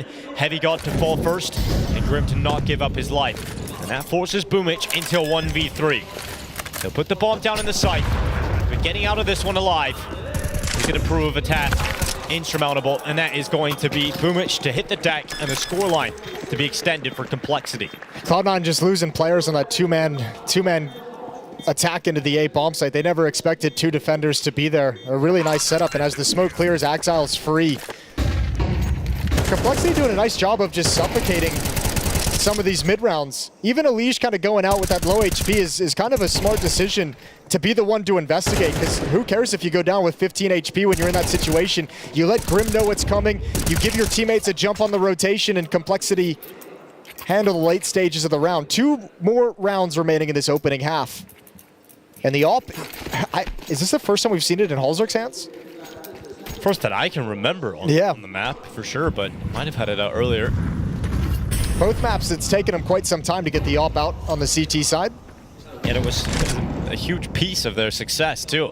Let's see what he's able to get done as he makes his way out. Donut, he's got eyes on elbow, and Axel showing the door. He put a lot of faith. He did. That no one was going to be coming from the jump up. Taking a big risk. Could have very easily lost that AWP as soon as he got it out, but it is going to be impact found by Halzerk. I don't think Elish doesn't realize that Boomich can be here. I mean, they believe that Halzerk had the timing to see that cross. Boomich snuck into a really advanced position, so keep an eye on that number 4 in the minimap and when he decides to make his play. Elish is just checking it every now and then. Yeah, but it's knife out jumping, and Boomich is going to realize, yeah, he's spotting for information. I got to wait for a good timing. And when this hit comes in, he can have a really quick, dangerous timing on a backstab. Ever patient is Boomich, but we go on to the fight here at A main. Boomich in a duel against Elish, and he'll win it on that Tech 9 as he finally springs forward. 45 seconds, Cloud9 trying to get out towards the A site. Here comes Boomich. Here he is again. Boomich is now right through CT spawn, and what a shot from Halzerk. Gets 4 in the round as soon as the AWP is brought out. It's Icy in the 1v3, and Halzerk just goes through the fire, through the flames, because he is on a heater. Icy waits behind the big box, and 3 Complexity players stare him down. He cannot leave. Halzerk wants that ace. And he is primed, ready to take it, but his Grim will steal the honors. Beautiful round from Halzerk. Some risks taken, but fantastic shooting. And Boomich was the only X factor for Cloud9, and he almost made it work. Stellar performance, getting aggressive at the point of attack. And this flick on the Boomich is everything. It is so good from Halzerk. And that's why you want to get the AWP out as soon as you can and as often as you can. And that's your AWPer. He's been having a quiet opening stage of the major. You need him to win this series. You need him if you want to move on. Fast B plight. Heavy got at the front. Elish to trade it out. But it's quick through Cloud9. Fortunately for Complexity, they have numbers inside of Cave. And Cloud9 haven't taken control of long whatsoever. Oh, good little jump for information. Spotting it out. Molotov not spreading. A little bit scary for a second. But with the bomb planted, the main objective achieved for Cloud9. 1v3 is not going to happen. Yeah, the danger of losing that round is if those Tech 9s are able to push up around the cube, get control of long, really pressure the rotations, and nobody from Cloud9 moved forward to try and take control of that side of the map. So Complexity, an easy job mopping up players inside the open B bomb site, 8-4 half.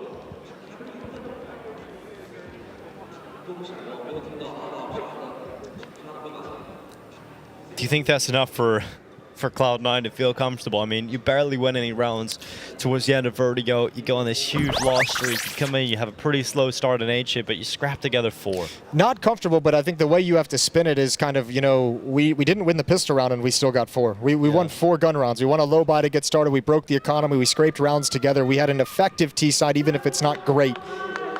And considering how dominant we saw their defense against Liquid on this map, considering how dominant their defense was on Vertigo against Complexity, I think you got to be feeling okay. I think the one scary thing, Elige having the game that he's having can just take over these T-sides.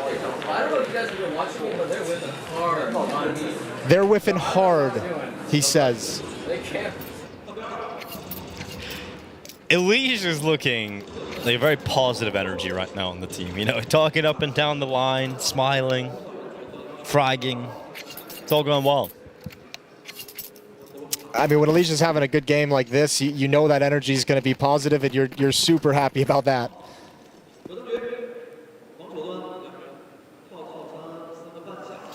And on the T side, he loves to look for plays to make. If he's going to continue being effective, this defense is going to have a tough time dealing with it. Smoke and Donut to cross over towards Red Room. They're doing it quick. Split towards the B bomb site. They spot him all along the way. No kills yet. Grim is going to find one. Heavy God goes down. There's those whiffs Elige is talking about in the bomb. Will progress into the B bomb site. Icy trying to come back through Cave. He actually won that fight very cleanly against JT, so now they spring into action. Axel going to follow up kill. Inter's doing what he can, and Icy just jumps into the bomb site, so immediately Complexity lose players, but Floppy still stands a chance as he stands alone. Inter's moves into the site, Smoke and Kit. I think he's, tough for Floppy. Oh, and the damage done. All right. No chance. No chance of the defuse. Floppy just tags him up through the smoke. Man, that's both pistols now lost on this map for Cloud9. Devastating when your back's against the wall facing elimination. You have to win this map, and you have to do it the hard way. All gun round victories. Felt like Icy coming in through Cave on the flank might have been enough, but what a clutch from Floppy. 1v2, drills Inters through the smoke and gives a little giggle. A giggle of relief. Yeah, exactly. It's one step in the right direction for Complexity as they get closer and closer to survival, at least for another day here in Shanghai.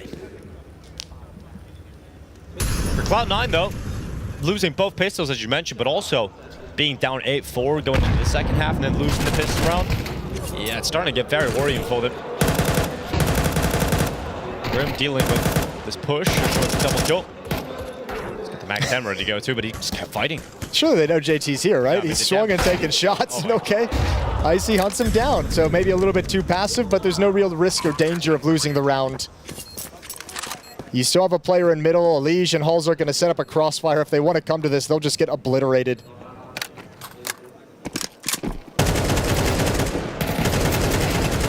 Yeah, great work, Complexity. Now with double figures is Cloud9. We're going to buy again. Their first buy here of the second half. Icy had enough to go for the ult, but he wanted the M4 and prioritize utility. It is interesting considering how good his AWP has looked on this map. T-side, it was super effective for Icy. Boomich with 0 utility. Well, we saw the comeback from Cloud9, or excuse me, from Complexity on Vertigo. Does Cloud9 have that same determination in them? Oh, Elige still in a dangerous spot as the fire tickles his toes, but he's bragging, and he's got Grim with him. And that has been the wombo combo from Vertigo now into Ancient. And this is Cloud9 immediately having to worry about being 3v5 in their first gun round. So they're taking a risk. Boomich going aggressive through A main. It feels like the only play that is available to him, and it might just work out perfectly. He got a kill on Grim. He had an opportunity for a second, and actually gets the dink on Halzerk, but loses the fight in the end. Yeah, but look at Elige. He got that opening kill. I mentioned it with the game he's having, the plays that he likes to make, finds the opening pick, and now he's going to be really proactive. He knows in a 4-on-2, there's space on the map for him to work with. B-Smoke's thrown up as a fake, as a lure, and Cloud9 have bought it. Hook, line, and sinker. Icy is going to try and shift back. He's still got all that utility. Sure, he's got a lot of that. But it doesn't matter. He can't do anything. They might just choose to save this. They've got no kit. So the call is being made. They cut their losses They fall back. For Complexity, it is an 11-4 scoreline as they get ever closer to knocking Cloud9 out in Shanghai. And continuing into that final matchup to see if they can make it into the elimination stage of the major. This is a Complexity that I got very worried about after day one, Jason. They looked lost. They looked deflated. 0-2. But I mean, the best of threes, they've been their savior. Well, in the context of this series, I think you don't necessarily have to worry too much any longer as a Complexity fan. But still, in the context of qualifying to the next stage, I still don't think this performance is enough to get you, to get you hyped up about winning that next game, right? Depending on who they draw, we'll have to find out at the end of the day. When you think about the teams they lost in those opening best of ones, right? It's FlyQuest, where they got beat 13-6, and then they lost to Passion UA. Yeah. These are two teams that Complexity should be beating. But two teams that have kind of somehow had a story of their own. Surprised us here, yeah. So perhaps Complexity thinking of the storylines, Jason. Yeah, exactly. Timeout taken from Cloud9. I don't know. I think you have to force buy here if you're Cloud9. Well, that's exactly what they're doing. So you're not coming back from 4-12. So you got to put everything into this round. Verge of elimination. 2 rounds away from being knocked out of the Shanghai Major. It's been a tough year for Cloud9. It's been a tough couple of years for Cloud9 when you think about the rosters they brought in. Picking up the old Gambit roster coming out of the online era, looked like one of the top 3 teams in the world. Yeah. Eventually started falling flat, made that high-profile roster change. Electronic and Perfecto coming in. Felt like it was going to be the team to beat, the super team to end all super teams of that time. That fell flat. And this new roster has some promising players in it, but hasn't coalesced in time to have an impact here in Shanghai.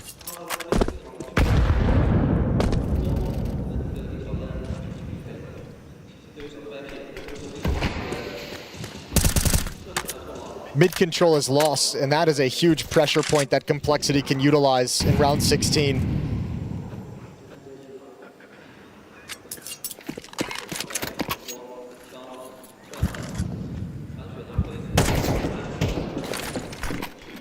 That he got to stop Alicia's charge forward. Boomich cuts off the top ramp play. Now the A-main push has not worked out either, and Complexity fall flat. Yeah, I mean, what a good timing on that smoke over in Cave. Good rotation. I think that's Boomich swapping out weapons and then coming over, and that's a perfect timing to get the information. The cancel call for Complexity didn't come in quick enough, and now they are in perfect position to deal with the audible called by Complexity. So waits around Donut. It's going to be cleared out by Floppy, no problem. But Interest has the other 2. Cloud9 with 5. The investment pays off. But the money is still good for Complexity, so another buy coming right up. A lifeline here for Cloud9, much like the one that Elige provided Complexity on Vertigo. No heroics in this, just solid play. But at a moment where it gives him a chance to continue fighting back and coming back in Ancient.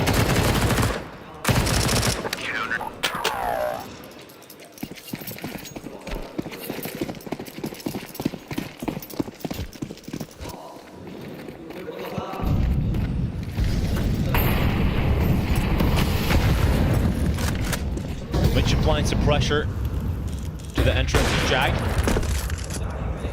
And Elige is getting ever closer up towards the top of the ramp. This investigation, it might pay off for Elige, but hasn't been able to catch anybody in the open. No clean fights for Elige, so he backs away. I think he was going to look for that swing on Heavy God if he didn't spot the player just jiggling in the cave entrance. Elige feeling very motivated to make things happen for Complexity. And still not backing away. Smoke clears, Boomich wins the fight. Not the follow-up though. And now Boomich is stuck in a battle for his life, nade in hand, and JT loves that. He sees it and steps forward. No commitment off the back of these trades. Complexity happy with the 4-on-3. Grim gets away with his life. Yeah, barely a 4-on-3, but he does get around the corner back to safety. There's 45 seconds remaining here for Complexity. Still a decent amount of time for this T side to work their finish And they're going to go over towards A, leaving Floppy as a lurk towards the B bomb site. And I like this about to get figured out by Inters. Floppy was successful in his B play, but will Inters win this fight? If he goes up against Grim's Tech 9, he will lose it. And so Icy, they know exactly where he is. The A bomb site is empty. Plank comes in from Halzerk, and Complexity about to grab map and series point. Yeah, I think Inters really felt like he had to make some kind of a play because he knew they were going to be wrapping around him at any moment. He knew the movement from Complexity was going to be towards Donut, and if he's out in the open or just staying passive, he's in a lot of trouble. Wanted to get the safety of A main, but Grim shuts him down. Complexity going to be up 12-5 because this AK-47 is everything to Icy. They can buy in the next round with the bonus money, and they'll have a solid buy. But Complexity have 7 chances to close out this series and eliminate Cloud9.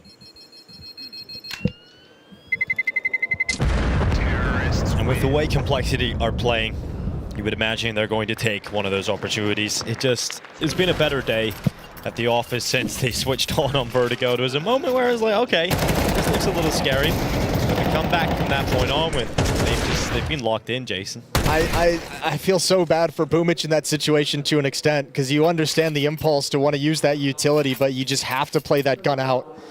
You know they're going to swing you after that. You know they have you in a vulnerable position, and you always feel like that piece of utility is going to help you just enough.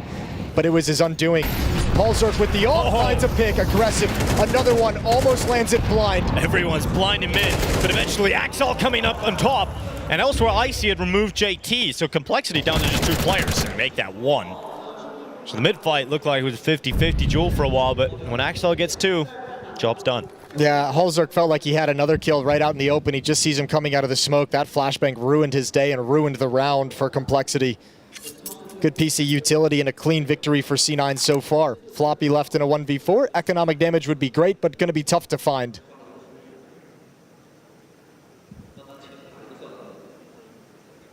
You can almost even in some sense if you're Floppy, just forget about the bomb for the moment. Go for kills.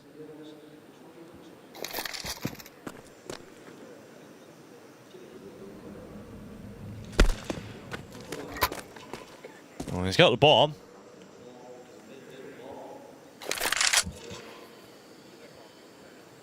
And an AWP. So just keep that for Halzerk. See if he can get away. It's going to be a long old save here for Floppy. Yeah, and it should be fine. There should be no reason Cloud9 go for any kind of a hunt with the money they have in the bank. So a good weapon to scrape away.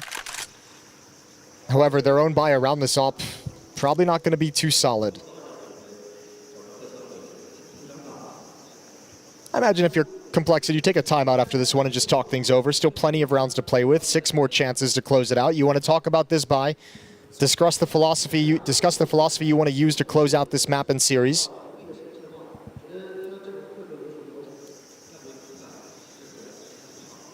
And tell the boys everything's good. We're doing everything right. We're going to be fine. Counter-terrorists win.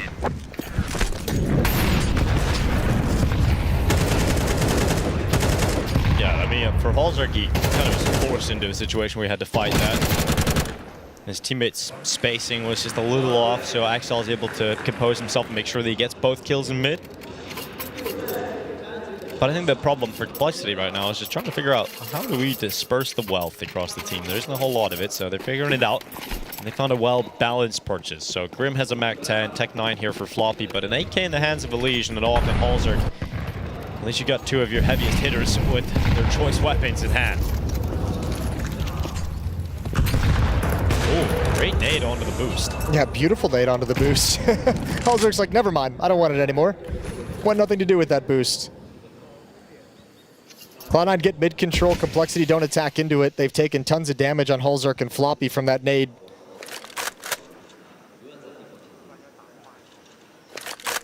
Elige lurking in middle with no play to make for the moment.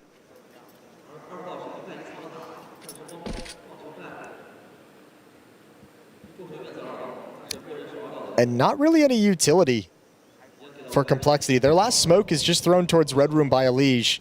That's not going to do anything to move this defense. And it feels like Complexity is really hoping for a mistake. The boost of Halzerk up on top. He's going for it again. This time a little bit later into the round.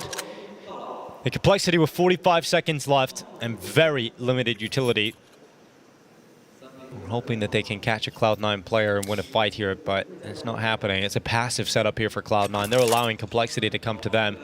And without a reliable execute, it does not feel like Complexity have great chances of getting into this B bomb site alive.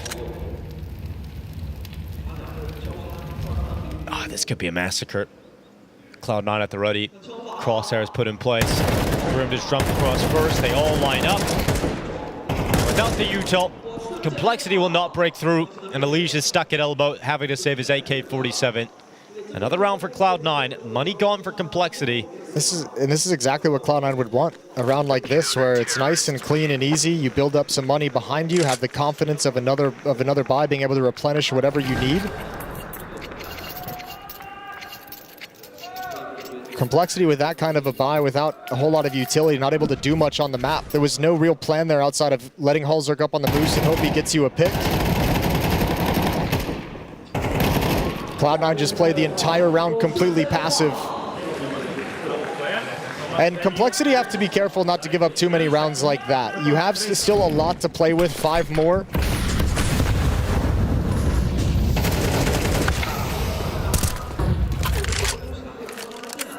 For one, Alicia's AK traded out instantly.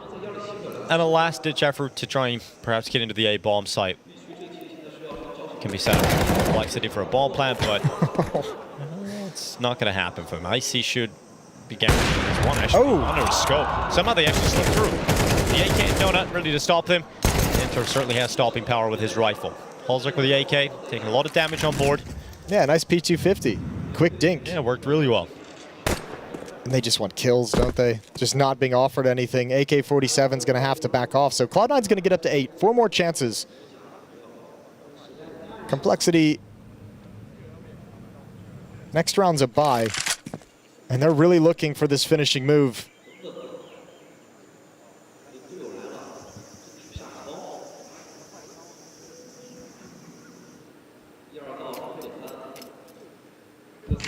The rough thing, an AK save here is huge, because if you look at the amount of money that Elimination has, he's only got $300 in the bank because he saved his AK in a previous round. So if you can get that AK back into his hands, that's perfect. You don't have to. Yeah, but if Hulzerk's not going to get any bonus money, so if he passes it over, then he's going to be the one struggling on pistols. And Complexity have to be really careful about the kind of rounds they're giving Cloud9. It almost feels like that previous force buy around the AWP might have been an attempt at knocking Cloud9 out a little bit too early, because now you have all these kind of staggered, awkward buys.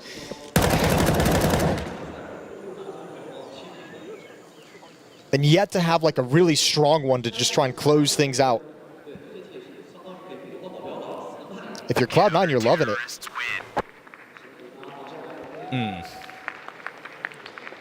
Yeah, it's another situation where you just don't have all that much to play with.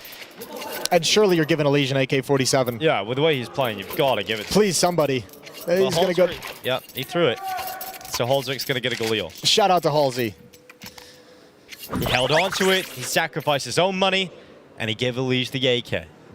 All right, first time out for Complexity. It's been easy going, so TC has plenty of chances to help his boys close out Ancient, close out the series, eliminate Cloud9, have them move on to the 2-2 match for qualification.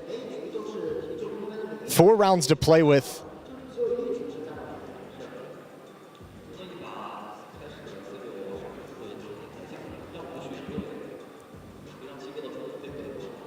Alicia's been able to find that opening kill in middle, so has Hulzerk, but they haven't really been able to find it in a way that gives them control of mid after the fact. Axile's done a good job of his teammate goes down, of stepping up and finding multi-kills. Inters, when called upon, has delivered over in Donut. And Boomich trying to get the boys fired up for a comeback. Exactly what Complexity did to them on Vertigo. Deep double door smoke gonna come in late. They wanted to push, but the counter Molotov from Floppy holds them at bay. But they still want to use this smoke. They still feel like they have the timing. Floppy gonna turn the corner. It's a little awkward because both players flash, but Floppy comes out on top of it and damage done as well to Boomich, who's left on 6 HP. Oh, that couldn't have gone worse for Cloud9. That's the exact worst way that could have happened. Even though he's blind, Floppy had turned the corner and seen what's coming. Cloud9 on the back foot and scrambling, bringing an extra player over to this B bomb site. They sense that Complexity want to exploit the weakness after that kill. And they're not wrong. And these last few rounds, though, Elimination has been put in lurking positions, not playmaking positions. And Icy's off. Oh, no. It's a missed shot, a missed opportunity. And perhaps for Cloud9, that could start to spell their end. Does Complexity stay a player up? A kill through the smoke. Holzer to drop inters, and another missed shot from Icy. This one will be his reckoning. It is now Exile left alone in a clutch that he will not win, that he cannot win. And for Complexity, they will stay alive here, at least for another day. With losses to Liquid, Pain, and now Complexity, the Americas teams prove too much to handle, and Cloud9 are eliminated from the major here in Shanghai. Oh, that's a brutal way for it to close. Complexity, just second half of Vertigo on, had their number entirely. Lovely little series with the comeback, and then just a clean Ancient. A couple situations here and there, but Elimination has his performance. Elimination delivers them well. Grim was here this series. Holzer played well. And Cloud9, I think after this major, the biggest thing you're going to look back on, you have those cool pieces in Icy and Heavy God that delivered for you. T-sides need a lot of work, need a lot of cleaning up.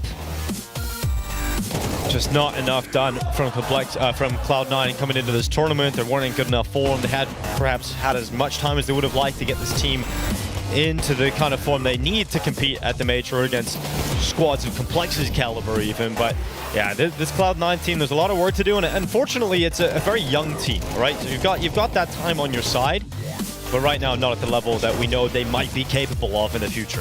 Yeah, it's a young team, you're right, but I think, you know, there needs to be real significant alarm bells about the offensive halves that they've had in this opening stage. That needs to be a real conversation. Young team aside, some of these have been absolutely atrocious.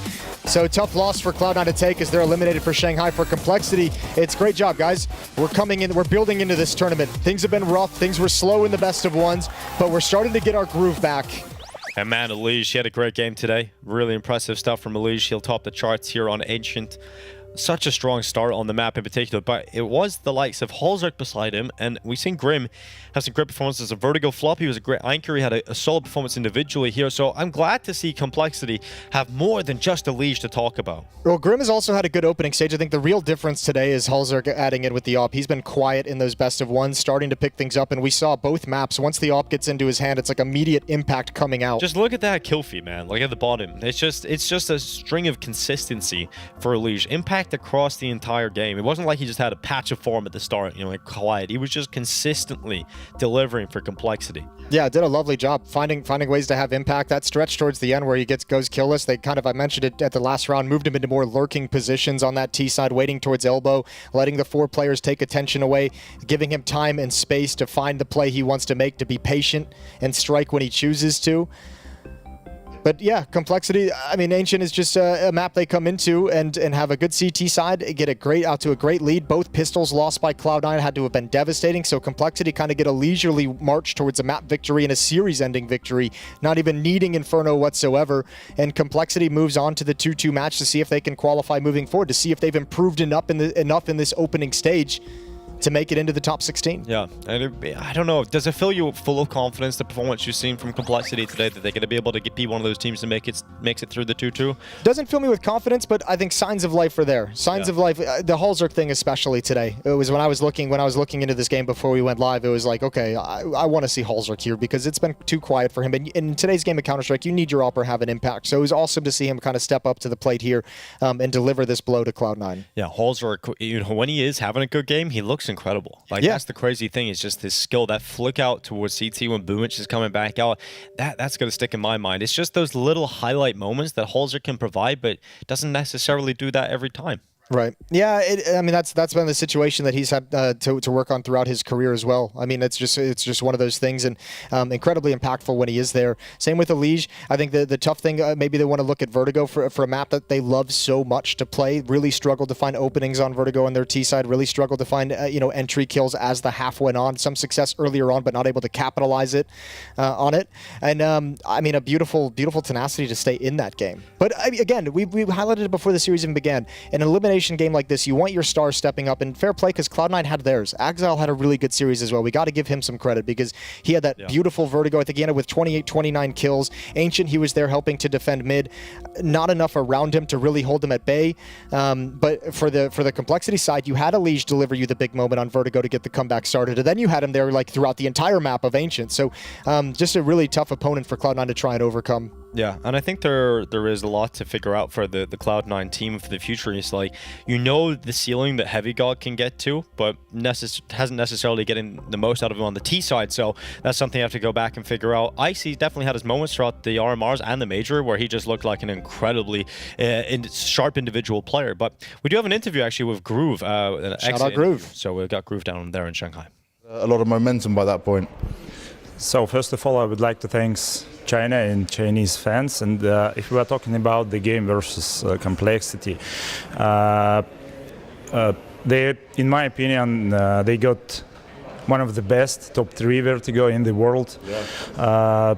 So we just surprised them because they never played practice matches and never played official versus us at Vertigo. But when we joined T side, we just made a lot of mistakes, but also I feel like they started to play better match, and they read a lot of things because it's a small map. So if you read the game, it's easy just to stack the plant, and we just for example, we got around 4 versus 3, something like that, but all of the city already just waiting for us, and it's almost impossible to come in such situations. But then, okay, you go on to Ancient, which you've had a lot of experience on, at least across this event, right? You had played it twice in your best of ones as well. It's a good map for you guys. You lose both pistols. It starts to see like the pressure is also on you guys across the map. Did you notice a change in the team though? Like, you've got some experienced players, but you've also got some young players coming in to a situation like this. Could you feel the difference in them? Yeah, I feel the pressure. We didn't have such pressure at Vertigo, especially on the city side, but when we started elimination map, I really feel it as a coach. We played some tricky things. We played the things that we never played before. So, and that I really feel it. And the Ancient, it's okay because, for example, Icy. 2 days ago, he never played on the stage in his life. Yeah. So Heavy God, it's the same. Yes, he played in OG in that point, but he didn't have a lot of experience on the LAN with the stage, with the big audience. So Indus as well, he didn't play for 2 years on the stage. So on Ancient, I really feel it. And as you told, it's really hard when you lost 2 pistols, when MR12. It's almost, and you just didn't win force buy or eco. It means that probably you will lose. Now, looking at the progress that we've seen for Cloud9 overall, because before the RMRs it was looking pretty bad for you guys. You qualify for the major. I know it is sad now, but are you happy with some of the progress you have seen for the team? I just rated 4 or 5, something like that. 4 or 5 because we didn't have enough chances to show how we can play, and we didn't have enough chances to progress. Yeah. So because every LAN, it's a lot of experience, it's a huge upgrade. But in this roster for 6 months we played only in Blast 2 matches and here in China, that's it. So in this case it's really hard to progress faster, but as I told, yeah, 4 or 5, something like that, it's good. With such a young roster, and you've got some experienced players coming in with the young players, it's a nice mix of players in here. What does this mean for your 2025, and just how do you evaluate what you'll do going forward? So obviously, I know you and Cloud9 would want to be back to where you were in previous years. Yeah, so our main goal, first of all, is join top 15. Because it means you will have invites to the LAN tournaments, etc. So we are going to move in step by step. We understand that we can't just immediately become tier 1 team or something like that. So for us, it's top 20, top 15. It's our main goal for the first half of the next year. very well responses in terms of understanding what's going to go on for the future and what he wants for Cloud9. But it is the end of the road here for them at the Shanghai Major. We'll see him in 2025. Yeah, hearing Groove talk about some of the unique problems they have in Cloud9, which is the fact that when they put that team together, they actually lost their ranking point, right? They reset their ranking. And so now going into next year where ranking is everything, it might be a similar year as this one where we just didn't see Cloud9 at tournaments. Yeah, they're going to have to build up into that. And I think, you know, it might be a weird situation to be in because I think they have some really cool pieces. Actually, I think they have like 4 really cool pieces, like Boomich, Heavy God, Icy, Exile, especially if you're going to get the Exile that we got today, day in, day out. I think obviously if you're going to look for an upgrade somewhere, it'd be Inters. And then you have to decide if you want to keep Heavy God in these anchor positions on the CT side where he's performing well, or if you want to find someone else who can slot into that position and open him up. But more than anything, it's the T sides that have to be a conversation. Yeah. And that sometimes is hard to bring together with the inexperience of Icy and Heavy God, where he mentioned they've never played on this stage until just 2 days ago. True. Well, Cloud9 eliminated here in Shanghai. Complexity survived to fight another day. We're going to go to a break, and when we come back, it's Virtus.pro versus Wildcard. She said she loves you, but she can't love me. But I love you. Yeah. Look, all of my men's going crazy. I gotta break on myself, I amaze me.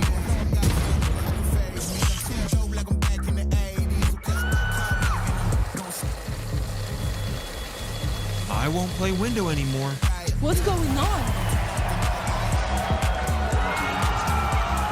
Play your role. 1xBet. On to the next one.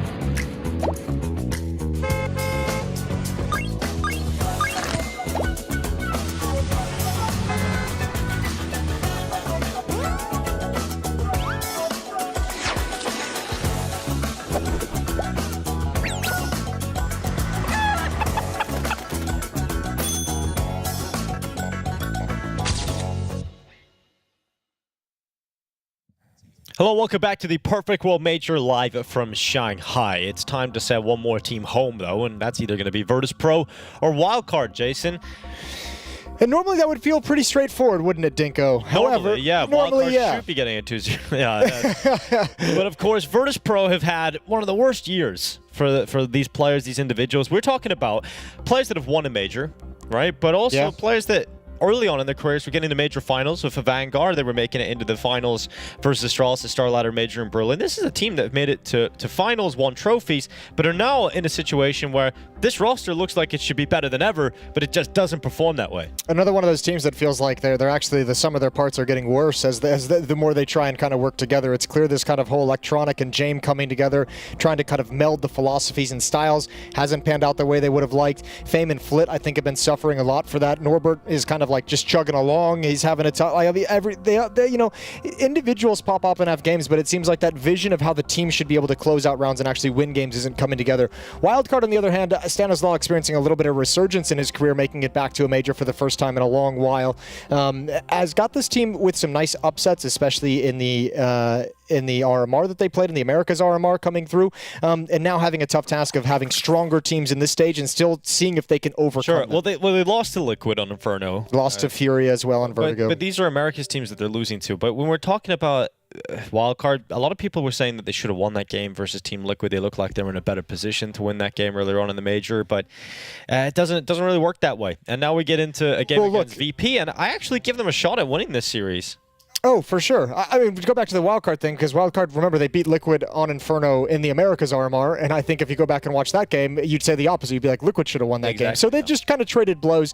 Yeah, Virtus.pro's had a tough time in this opening stage. Made it through the RMRs, somewhat surprisingly to me, considering the way they were playing, but here they've lost to Big, they've lost to MIBR. Their only win is against Rare Atom. Yeah, that's what you're looking at, and you're just going, okay, this is not a VP coming in with good form. The reason they're here in this game is they beat Rare Atom. And it's such a shame because they used to occupy such a cool position within like the top 10 teams where it was like they're good and they're in the top 10 and they don't look great at every single event, but they're always dangerous. You always know there's a tournament coming in with this playstyle where it's going to catch teams off guard, where it's going to click and work really well, where they force a team to play a game of Counter-Strike that they don't really enjoy playing, and they're so economically minded. And certainly the changes in MR12 to how the economy actually works and affects the games and impacts the games, the inability to save nearly as much as Virtus.pro was enjoying doing back in the day, that kind of style has been taken away from them, and they have not been able to recover from the fact that that economic play style, that economic punishment that they've always gone for and always been able to lean on, is no longer as impactful as it was. I think we got two different stories, because you have Wildcard, who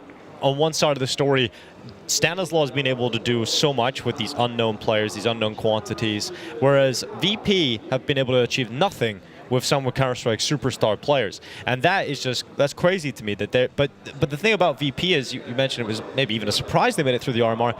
The fact that they've still got some of the world's best players, it doesn't even matter. They sometimes their floor is just high enough to get scraped through, and I think that's what a lot of people are thinking here in the opening stage of the major. We wouldn't be surprised if they didn't make it through, but then again, there is an expectation that surely they could beat the likes of Wildcard in the best of three, and then whoever they get in their next game, VP should have a chance in that. Yeah, but Wildcard's been surprising a lot of teams through the Americas RMR, and even here taking that win over Fnatic earlier. But you know, it's weird with Virtus.pro because you have Fame playing really well. Electronic and Jame have had their individual isolated games.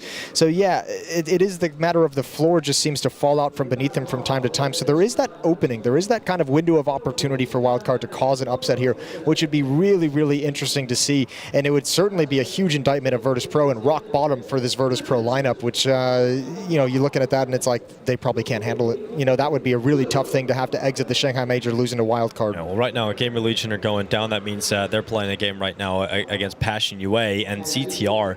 He was part of that meta support team earlier in the year that's got a lot of people looking towards them. Susp was a part of that roster. Now he's about to play. Playing really well for Wildcard as well in the opening stage so far. So an exciting player to keep an eye on. He'll be the one to watch for me for Wildcard coming into this game. VP starting on the T side, Wildcard on the CT side. One guy we didn't mention on the Wildcard side of things that I'll just introduce real quick, Sonic. We mentioned the resurgence of Stanislaw. Sonic, who's kind of retired, you know, was in some of the early the NA lineups back in online era. Yeah, he's coming back into it in a big way. Speaking of which, he gets a lot of pressure towards Red Room. Virtus.pro get 4 players through red, and now Stanislaw, you can't hold this line. You're in a lot of trouble. You got to find some safety. The pinch coming up from the B ramp at the moment, so he's got to descend into the cave and hope and pray they can hit some absolutely stellar shots. Stanislaw is not alone. He's got Susp alongside of him, and the Jewel Barrette is unleashed first. Stanislaw taking damage, eventually going down to Electronic, who's confidently taking the fights, but losing them against Susp, who's got a second of the round here in the Jewel Barrettas. Smokes out long. James gonna peek before it catch Susp. Great headshot. Fame covers off the ramp play, and it's just Jaba left alone in a 1v3. The young American looking to show what he can do. As he comes out of the cave, James gets into safety, and eventually the peek from Fame comes in to confirm the pistol round victory here for Virtus.pro. Yeah, Wildcard not able to slow their progression through the red room that entire time, just taking so much space, each and every engagement not clean. That's a great opening kill for Electronic. That'll be something to keep your eyes on. Wildcard have the worst first kill percentage in the entire opening stage. They play a lot of rounds 4v5. Now those can be traded quickly, obviously, but if you're a Wildcard team, it's probably one of the things that's holding you off from like building too much confidence of them making it through. During the Americas RMR, they had a lot of comebacks. They would go down early in games and come on back. And when you're doing that in rounds playing 4v5 and maps overall coming back, at some point that's going to give away. Yeah, but they're going up against VP, who make a lot of mistakes at the moment. So those 4v5s can't be possible. You're going to get those opportunities. Speaking of, this force buy is working out for Wildcard. Susp got aggressive. He took down 2 players. Jame able to trade one of those kills back, but it's VP that have to play this in a 3v4. Well, this is where it'll slow down and get a little bit quiet. Fame, Electronic, and Jame, the top 3 performers for Virtus.pro so far in this stage, looking to recover. Jaba's been a fun player to watch early on, another one of those young North American players that the scene sees a lot of potential in, and this is some great early experience in his career. A little jump spot for information. Stanislaw is going to be bold. This worked out pretty well for Stanislaw. Gets away with 1, gets traded immediately, but keeping his team ahead on the players is Virtus.pro fall to 2. And keeping information as well, using that man advantage perfectly. A push up, you find 1 kill, and you've also allowed your A player in Jaba to switch over, and he's going to be watching for the fallback. With a player over in Jaguar, though, he could actually rotate all the way to the B bomb site if he wanted to, and he's going to do that just now as utility reigns in. Well, Fuzi. Good body shot landed on towards Fame. He's down to 61 health. Fame gonna turn around the backside. Sonic caught, trying to get in behind. And so now a 2v2 evened out for Virtus.pro. Bomb plant coming down on default. Fuzi starting to move forward. Flash set up. Deagle needs a kill, and it won't get it. Electronic able to cover off his teammate. And now the chances of Jaba winning this shrink to near 0. The AK's pin him in the corner. And Jaba, he may be doing damage, but he needs both. And he's got chances. It's not clean. Jaba run out of ammo, but he had a chance. He had an opportunity. But for Virtus.pro, it is Fame to make sure they do not lose the follow-up round. That's a god tier check back towards B lane to find Sonic flanking you. That is such a god tier clear. Sus does so well to give them a 5-on-3 to give them the advantage. I love this push from Stanislaw. But just the experience and the patience and not letting the clock be an enemy. Could have been a scenario where you get a little bit scared, 17 seconds, wanting to force your way into the bomb site, but taking that extra moment to clear behind. And Wildcard's going to buy right back up into this round. MP9s. Fuzi blinded, forced back, and taken down by Fame. And same with Stanislaw stepping into the Molotov, and Virtus.pro coming in with a little bit of assertiveness. There goes a flash into the bottom B plate. Flip was caught by it, but protected by the smoke. He goes into the cubby. But Sonic is aware of that possibility, so he covers him off. 4v3. Still losable here for Virtus.pro. Yeah, Jaba spotted Jame as well. I don't know if that information was there in return. A chance on this flank. The timing is everything, but a little too slow from Sonic. AK-47 recovered. And into the A bomb site we go. Wildcard might want to consider. They're going to come investigate.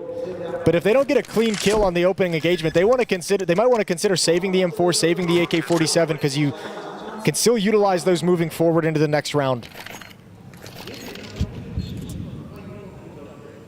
No kits. That's a big save here for Wildcard. Nothing left if they go down here. So the player you can leave around and put him in dangerous ways. Maybe Jabo, but even that, you don't want to lose the head armor. Kevlar, you got the MP9. It can work. There's too many escape routes to really put him in a situation where he can catch a player just getting away from the bomb blast, right? You don't have control. You don't have push down mid. You don't have anything really useful. So back away. It'll be 3-0 for Virtus.pro. Recovering a tough 3v5. And now picking up the pace, being aggressive in a follow-up buy round. Wildcard did so much damage to the economy. They wanted to really keep that pressure on, but it's alleviated with this victory.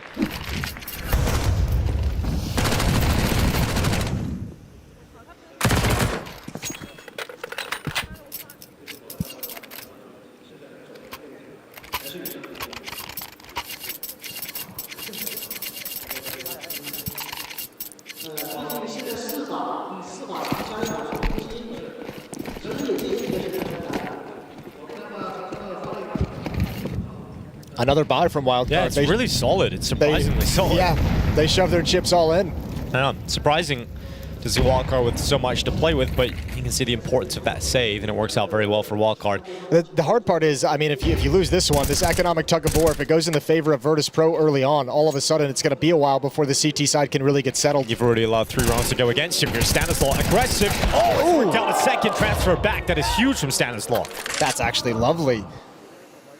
That's how the second round started with Susp. His push with the MP9. Let's see if VP can recover it again. 3v4. And stepping through the smoke is one, but Fame's found an avenue into the bomb site. Fuzi not going to play in front of the smoke. Decides to go back in behind it at long, and Sus burning. Goodbye.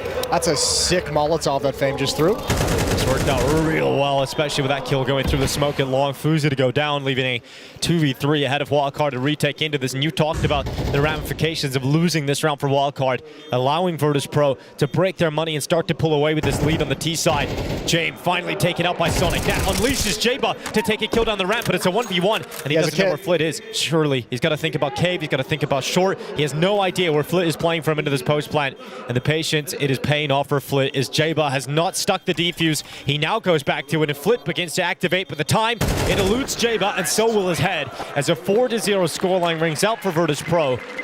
And they've got Wildcard on the ropes. At least they've got enough money again to They might buy again. Yeah. They might just do it one more time. It's going to be a timeout called to talk things over, but they have the money if they want to force in. I'm going to have to go back and make note of that Fame Molotov. I love that thing. Yeah, that was great. It spread in the corners. Susp couldn't get away from it. It's safely thrown, goes through the boards as well, all the way towards Cave. Lovely little piece of utility. Ruins the day for Susp. Well, Vin's having to get on the mic here for Wildcard. A lot of competitive rounds, none of them going their way. Vin's actually a Polish coach behind Wildcard. For all the struggles aside, and I've been pretty heavily critical from Virtus.pro throughout their entire run through the RMRs and now the opening stage. I mean, this is a team that obviously knows how to play mid-rounds, and as you mentioned earlier, tons of experience. So you get this team starting to play well and look good, individually stepping up. There's still a world in which they can be dangerous. It just seems so far away because of the eye test of what we've seen thus far. We called this one the Furia buy, right? Because earlier in the year, Furia were going these MP9 half buys. They're still very potent, and that's what Wildcard decided to do. I like the idea. James' aggression combined with the A push has worked out very well for Wildcard to get the opener, but it does provide a lot of information to Virtus.pro. Yeah, VP's just going to crank up the aggression towards this B bomb site. 2 spotted coming down mid, 2 spotted coming out A main. You're going to know there's maybe just 1 defender at this bomb site, and VP's just going to waltz up for a free plant, free control. Flit keeping his eyes on the flank, and another Molotov when that smoke subsides. Oh, that's a huge grenade. Stanislaw blasted away. Yep, see ya. Get out of there with the AK-47. Not allowed. Sonic can pick it up though as he runs back over towards Elbow to pick up the AK-47. So you'll save that, and for Wildcard, they do a little bit of damage. 2 kills picked up, but it was all about the buy in the next round here. You ain't saving anything if you're Wildcard. Electronic already knows what's happening and it's just spam down through the smoke. Sonic is found, and Fuzi's just been chilling behind the cube with nothing to do this whole time. Well done from VP.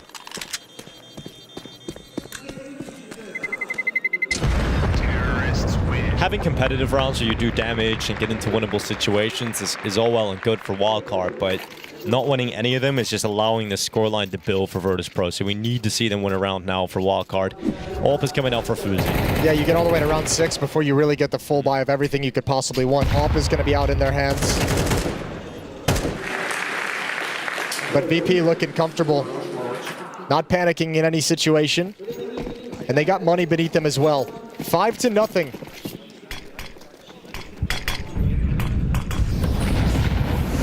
Jaber. Works out well for him. Combined nade damage to take out Electronic, but James just spams him down through the smoke at elbow, and Jaber's caught under the boxes. And Susp needed to win that duel to make sure that the B-bomb site was held. Ooh. And nearly cashed him is Norbert. Yep, now they've got themselves in a good advantage with weaponry as well. Around they need to close out, but Susp is so low, it's going to pull Stanislav back from Jaguar and Cave to bolster this B defense. They're going to play retake.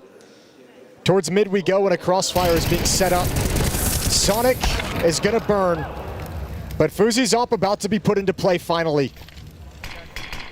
Stanislav smoked out at red. We know VP are very capable of using the time available to them, but the head was spotted. Norbert should have been detected here. Susp not reacting though, and Norbert just peeks right into him. And this is the style of VP that's made them dangerous that we didn't see them really playing earlier on. A lot of their early games in the RMRs, in the opening stage, a lot of defaults, a lot of slow pace, and not a whole lot of action on the map, and then executing.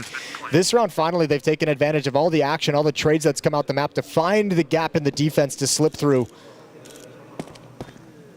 Good opening kill from Norbert to get them into this 2v2 post plant.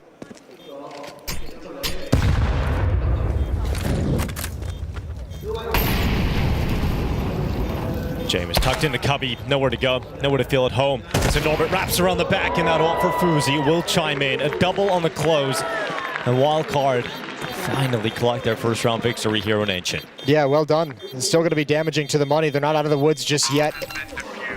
2 weapons brought into the next round. Good double nade onto Electronic's position. And everyone answering the call when their engagements come in. Even Sonic winning one with an extended spray inside the Molotov. But it's Fuzi's op to close the deal over the flames and reading the flank from Norbert.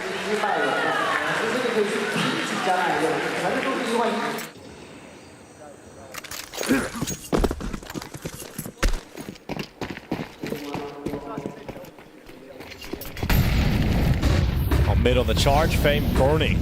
He'll make his way under the boxes. Oh. Stanislav taking a shot to the ass. Wants to make sure he's protected behind the wall. But he goes into the fight now. Electronic spotted towards elbow, but Fame, he knows he has to deal with him, and so Stanislav perfectly with fast-moving feet is able to get himself around that corner, plant his feet in time, and get the kill on Fame. So 5v4 established here for Wildcard. That's a nice reposition from Stanislav. Fame was so dedicated to hunting him out, rooting him out of that spot they knew he was in, but the reposition completely wrecks him, and Fame chases him into an unfavorable fight. However, this is how you can give an advantage back. Stanislav in a 5v4 pushing close up. Susp is going to help try and take attention over at the broken wall. Stanislav waits for his time to strike again. Norbert and Electronic just on the other side. Flash is coming up, releasing Stanislav into the fight, but Norbert got around the corner just in time, and so Stanislav realizes that window of opportunity has now closed. Bomb not spotted. If they try and reposition in towards Cave, all this could be dangerous. Forced in by the Molotov into the open. Good equalizer found as the defense tries to reconvene elsewhere. So Fuzi gets aggressive, swings out, finds Jame at elbow. The swing from heaven is there, but taken care of. He got the second. That is huge from Fuzi that was able to get a second out of it. And now they continue to try and push it, but Fuzi could get more. They decide to stop. They go back in. Susp with a headshot. Norbert to trade it, and it's a 1v4 total for Norbert. 15 seconds left on this clock, and he realizes no winning this one. AK goes back behind the doors. He'll hang on to that. And Fuzi, since this AWP has come out 2 rounds in a row now, he's got a double. Yeah, bailed them out of some tough situations. Against that AWP, Virtus.pro, these slow clears in the mid-round are being punished. Really well done by Fuzi. Making all the difference in the world for his team.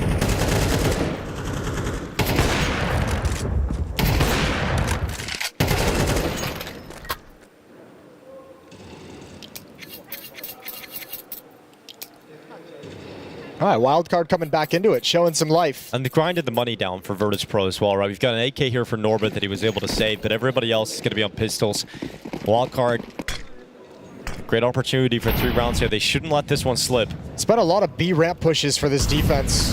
Now for the T side as well. As Norbert goes up halfway to the B ramp, he'll take a pause, tuck himself in the corner. Stanislav doesn't know. Stanislav doesn't know, Norbert. Oh, good job. Susp and Sonic. And now here's that aggression yet again. Flit back turned, easy kill, out of ammunition, and eventually goes down, but the damage is done. The round is sealed. Yeah, 1 AK, 4 pistols for VP. Not expected to get much done, but there was an opportunity presented for just a moment, but closed by Wildcard. Money's still not great here for VP, even after a round where they just wait for the cash to grow. You know, James down on $3,400 here. Not looking too pretty. So we know VP are a conservative team when it comes to the economy, but they're going to buy now. Not anymore. Apparently not anymore. And it's going to buy. They get through everything into this. Might want to take a timeout with this kind of a buy. Make sure you're all on the same page. Got to get right into it. Utility will be a problem for VP down the stretch. They're really struggling to maintain B lane control.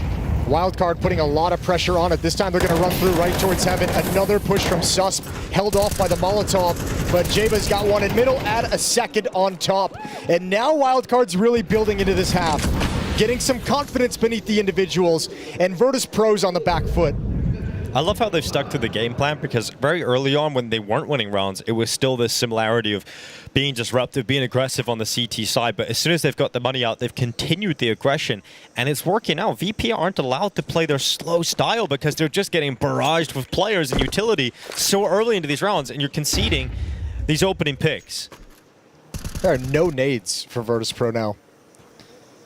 It's something that a lot of teams have struggled to figure out, right? It's how do you stylistically match up against VP? How do you disallow them to control the game on the T side?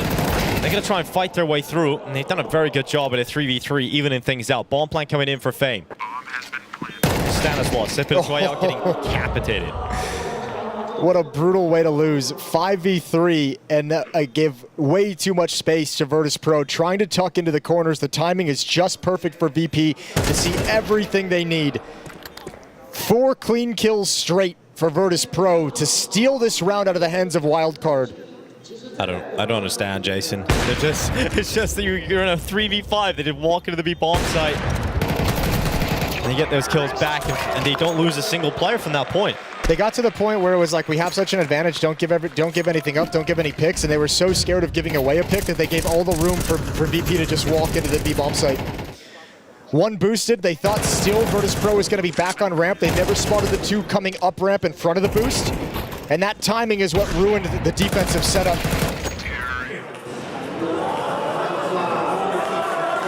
Yeah, you're going to be frustrated about losing rounds like that if you're Wildcard.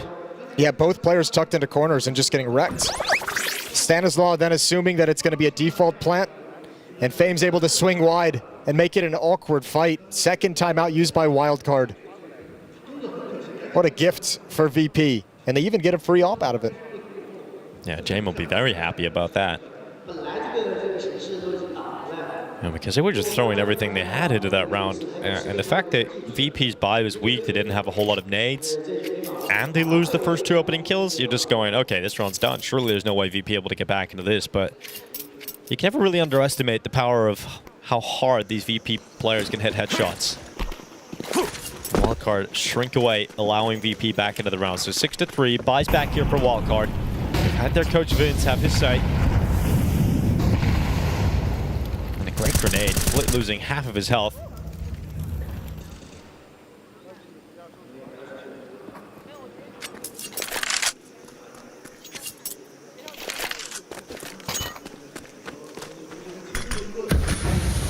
Swing from Stanislaw. Aggression this time is not going to work out from the CT side.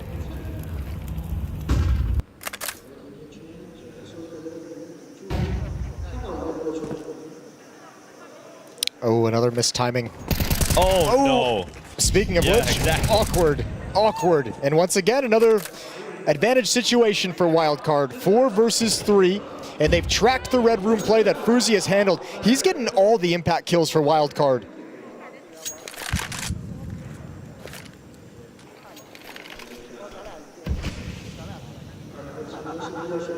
This might be Jame time. Yeah, I think it is. I think you're on to something there, Jason. Fuzi, some great impact. 3 rounds now where he's had a double kill. Using the timing of that smoke over towards Donut to just sprint over to the B bomb site. No Jame time right now, it looks like. Norbert and Jame going to give this a shot at the B site. Another contact play, boost Jame up, let him cover the long peek, and allow the AK-47 to go for a kill. Only 20 seconds with which to pull this off. Well, perhaps it's about to be another kind of Jame time. Norbert watching for Fuzi to come up towards heaven. He's got that info early now, 10 seconds. It has to be the same. So they're gonna back away. Jame will bring the AWP to safety. Jabe's on the hunt. See if he can catch Jame. Wasn't too far off, but Jame realizes perhaps the best form of defense is attack. Takes the shot and fends them off. Hangs on to the AWP for the next round here. A Wildcard back to winning ways. I like that they held themselves back from really hunting down that AWP aggressively. They couldn't afford to take a whole lot of losses. Flit never expected the follow-up push from Susp and Fuzi in middle, and CT Spawn handling the red room play. Magnificent. Wildcard is within 2.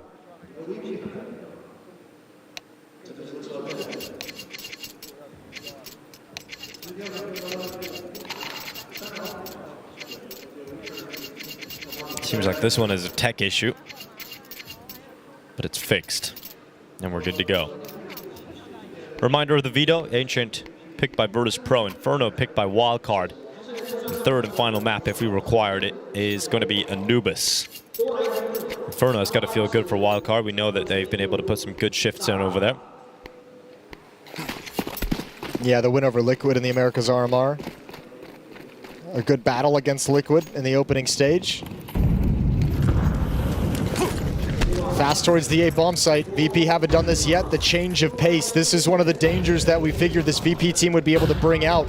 The slow, tactical, suffocating style of Jame with a little bit of electronics, aggressive, assertive calls mixed in. Here in this round with a pair of Tech 9s, it's netted them an easy free plant, and now they just got to hold on.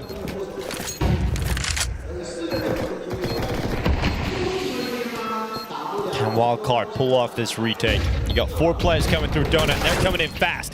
Jabo, great headshot onto Electronic. Jame able to follow up, and the numbers stay even. Oh, Jame goes out again. Big shot for the big box. And Jaba boxing his way straight through this post plant, but it's Norbert on the triple. Beautiful display of mechanics from Norbert to close out all 3 final frags. Yeah, James sold Wildcard a dream. They thought once they cleared him out, big box would be open. Their own smoke to activate that retake betrayed them. They had no information in the temple and big box area. And Norbert is able to just chill while James does the hard work initially. Norbert comes in to clean it up after the fact. Crispy headshots as he swings out wide. Lovely round off the fast A call. And that lead extends to 3 and buries Wildcard in a really rough buy. 1 M4 in the hands of Fuzi. We talk about his impact he's had here in the second half. They require that again. Jame making no secret about his presence in A main, perhaps trying to sell more presence than is really there. Meanwhile, Electronic poking and prodding his way around this B defense. Stanislaw will be the first player around the corner. Electronic unable to handle the pistol, but they're not going to check for the second player, and so Susp is given the beautiful opportunity of catching players looking the wrong way. Now he tucks the corner, waits for the flash, and brilliant team play from Wildcard to be able to take Flit out of the equation. And so Fame must battle his way back into this round alongside Jame, who is patiently waiting at the bottom of the B ramp with a bomb on his back. Man, it's really impressive the way Wildcard has been able to make these low buys so dangerous for VP every single time they've done it, whether it's MP9s, whether it's 5.7s. They've been able to put VP in tough spots. Now, they've worked themselves out of it a couple times. This one feels like a tough ask, especially with the proactive play through Cave. Fame just about slips behind the box in time. And Wildcard blind in the fog of war of Ancient. But how quick do they push this B flank? Do they keep going? And I think you can see they're aware of the team they're going up against. They're worried about the double doors, someone waiting patiently for that very mistake. And so VP given the time to start making their way up the ramp. But Susp here's the utility being used, and here comes the flank around the back. Jame is down, so it's all onto Fame, and he can't close it. Susp will close it 5 for Wildcard at the half. 4 kills in the round for Susp. Beautiful performance starting on that 5.7, grabbing an AK-47 over in the cubby. And as you mentioned, the beautiful flash and team play. Pretty darn good half for Wildcard considering how this started. 0-5 down at one point. 5-2 run to close things out. Still advantage for Virtus.pro, but able to battle back. And a number of those initial rounds actually felt very competitive as well, right? There were situations where you think Wildcard could have won it. Yep. They were doing a lot of damage with their aggressive maneuvers down B. Overall, Very exciting CT side display here from Wildcard. And they'll be no stranger to playing with a deficit. Had to come back in a number of games so far on their path in the RMRs and opening stage. This is a great final round for us. And let's see what Stanislaw is going to have game plan for this T side. A lot of love for one of North America's oldest and last remaining in-game leaders. He's got a task ahead of him here, starting with the pistol. The great thing about Stanislaw as well is the fact that sure he calls a great game, but he can also frag. He's not a liability in that department to the same extent as other in-game leaders. I think the great thing about Stanislaw is him saying, I never once considered going to Valorant. Shout out to our boy. Yeah, that is the best. Yeah. You're right. He's like, I never even considered it. Counter-Strike's my game. I live and breathe it. And he's Canadian. Well, Norbert on the nobody's perfect.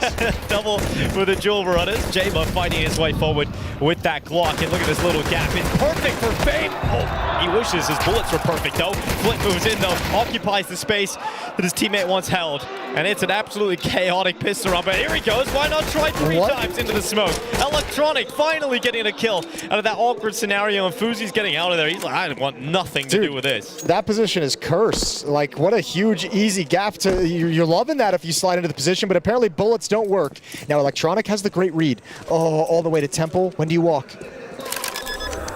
He walks now. I don't think Fuzi has any look how idea. fast he is. Now he just jumps out. He leaps out, so Fuzi knows exactly where Electronic is, and the confidence will not pay off for Electronic as he goes down to Fuzi with yet another hero round from Fuzi and a pistol round needed for Wildcard. I guess Electronic might have thought that he'd been hurt. He'd been hurt, and he wanted to catch it right out of the plant, but he just mistimed it. This Cubby, man, bullets just disappear. It's the Bermuda Triangle of pistol rounds. You just don't know where anything Straight goes. into the void. I've never seen what seems such easy kills for professional players go awry.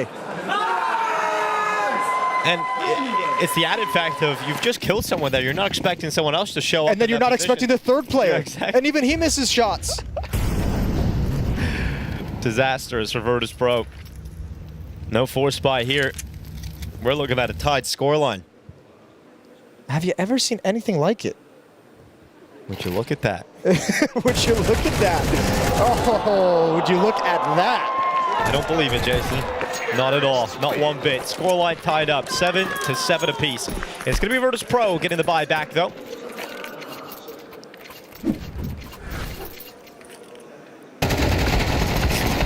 Not a good flash. There's been better flashes. Tough angle to deal with, but yeah, would have liked it to be a little bit better. Still, I think even if they're blind, you could just hold down the trigger in that scenario, and it'd be all fine. 7-7, we're tied up, and the rifles come out. A pair of MAC-10s for Wildcard. They might want to keep the pace high. A little bit of body block as that smoke towards the B double doors canceled out. They get to do utility instead towards ramp, and Jayba, look how fast this is. He's in donut. He's already feasting. Hello. I wonder if they heard his footsteps. He got in there with the quickness. Fame and Jame. Close to A main, and it doesn't look like any of them are concerned about Donut in any sense. Obviously, there's no way for Wildcard to know it. And on this timing, Fane's going to look back.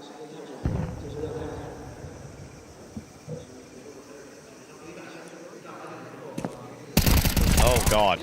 Oh, he quick switched away. Yeah, that was the worst time for that. Yeah, but now James alone, and he's got to push forward through the smoke, hide inside of it, buy time, stay alive as long as possible. Bomb not planted just yet. Wildcard want to deal with him, and they will. Flank from Susp a little bit early. Oh, Jayba spotting Donut as well, so Electronic knows he's in that position, but utility lit into this round for Wildcard is perfectly placed towards CT, and that I wouldn't say perfectly. That's the molly smoke, yeah. But the smoke is so shallow, it can't allow them to slide in behind the default boxes, and I think Wildcard has to be really worried about that. Yeah, I'm watching it. No one from VP utilizing it. Norbert's just slipped out silently out of the temple. No one's watching that. That's the biggest problem for them. Electronic able to come through. Sonic gone, and Jayba left in Donut. He was last spotted by Electronic. So Flit's come to deal with that problem, and he should get it done in just a second. So there's Flit to grab the 8th round for VP. Sonic had to have such... That's the issue with that smoke, is Sonic had to have such an eye and a desperate way to protect the planter from someone sliding through and peeking up behind the boxes that he wasn't keeping track of Temple because they had to get that bomb planted with that utility in place, just a little bit shallow, and it makes Sonic have to really reconsider how he wants to play this scenario. And then the evacuation because they don't have the timing on Temple. That's a brutal sequence of events caused by what seems to be a small mistake that has huge consequences.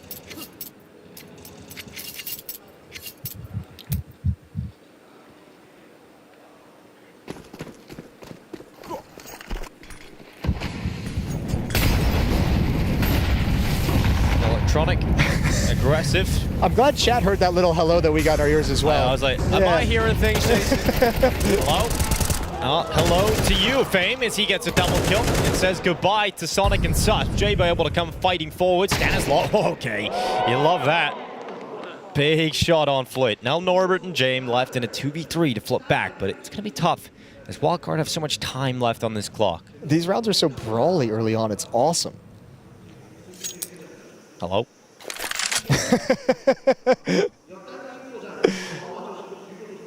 Well, all three reconvene to the A bomb site, A main. Stanislaw just keeping things simple. Why make it complicated? Spreading around the map, trying to throw fakes. Just group up, play the trade game with the man advantage. You got a smoke for CT spawn. You have Fuzi's op that can cover off Temple. But keeping it silent until they make contact. And Virtus.pro is going to be surprised when this bomb gets planted. And this should just end up being a save for James and Norbert.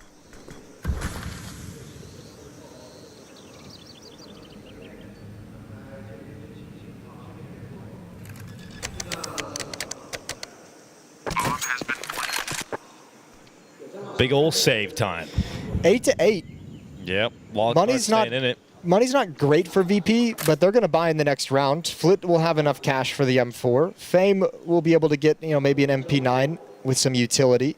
Electronic's going to be the one most hurt by this. Although you could drop a rifle over to him if you wanted to forget about utility. So there's some options for Virtus.pro, but Wildcard sticking in this fight long enough, and we're getting to that stage of the game where if you break the CT economy at the right moment, it makes for some very desperate fights.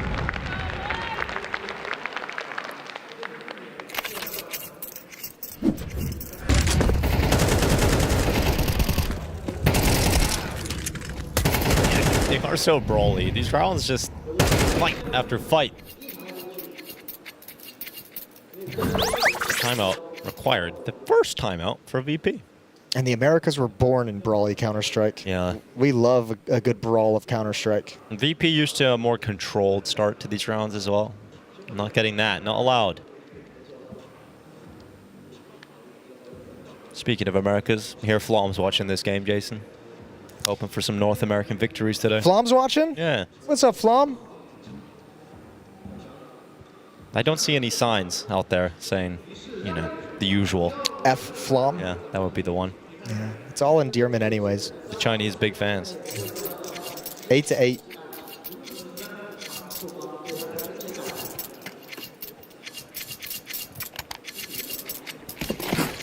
Here is that sketchy buy. Famas dropped over. 3 M4s, 5-7 on Electronic. Missed Molotov as well, which allows Fuzi this angle. Thankfully, no one's going towards Cave and Jaguar from Virtus.pro, or else they might be surprised with an AWP in their face. But if they try and come into it late, he's already got the angle. And he can cover a teammate walking through the hole. Good damage onto Sus, but there's a good amount of map control. Oh, that's a banger. Here comes Sus. Low HP, Norbert, he's got that one locked in, no problem. And so VP, even with weaker weapons, have now put themselves into a better spot.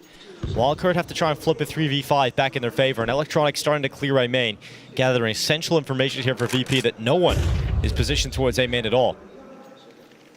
Everyone from Wildcard still stalled out towards B, and that bomb is still a long way off. Sonic would have to go back and get it. He also has to be the man to throw the utility into the B bomb site.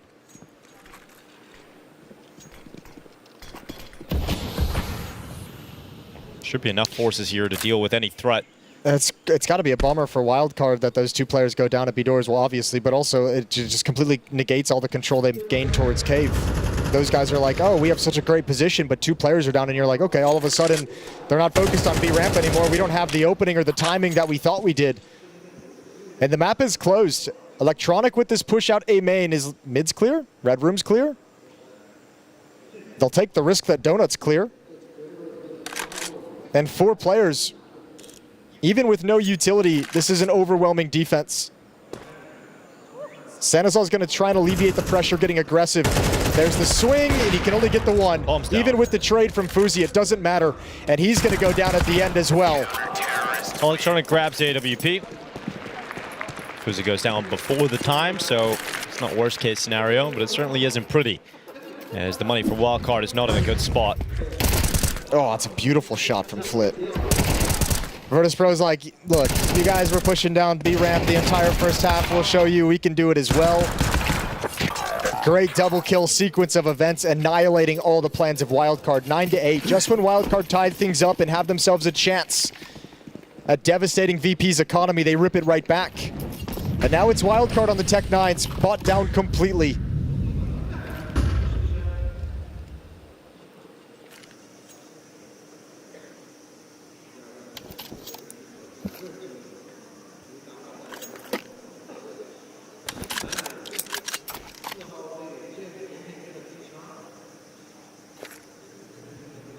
Bomb is alone at the front of the A main position. And here comes the smokes over the top and towards Donut, but no one from Wildcard electing to use them.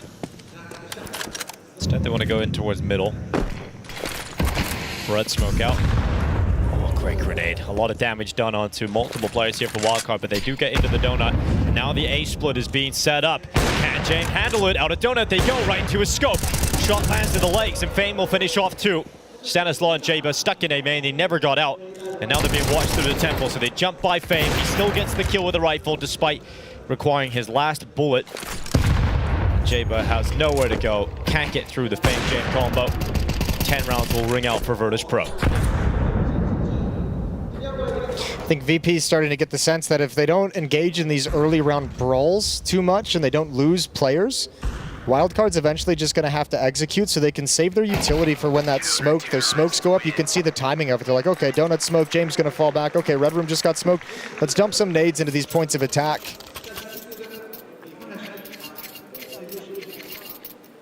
Avoid playing Wildcard's game altogether, especially when they know the economy is low, which it is again. It has to be a save for Wildcard with no plant, no kills, and no motivation to force buy. Virtus.pro up by 2, about to be 3.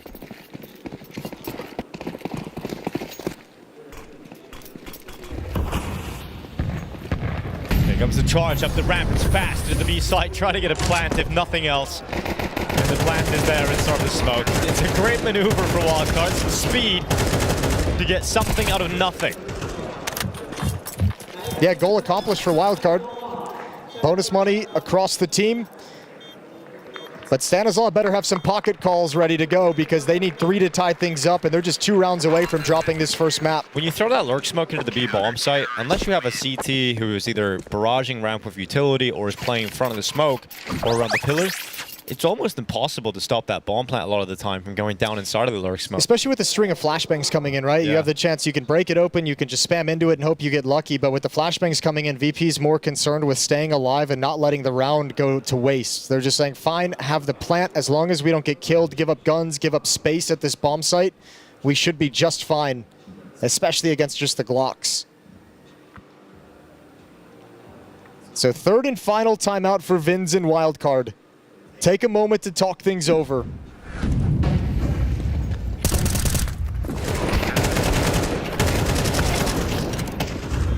You could even see in that sequence, Flit wants to swing out and spam the smoke, but when he realizes they're swinging wide onto the bomb site, he's got to preserve his life more than stop the plant. Round 20. 5 AK-47s, plenty of util for Wildcard.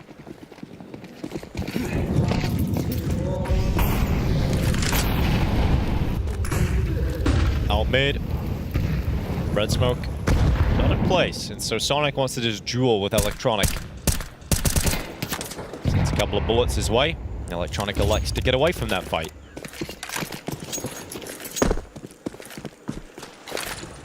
Deep lurk smoke at the B bomb site for Wildcard made the defense a little bit nervous. Oh, Sonic gets caught jumping up, brought very, very low, down to 23 HP. He's gonna have to play supportive, perhaps watch flanks, watch for the response.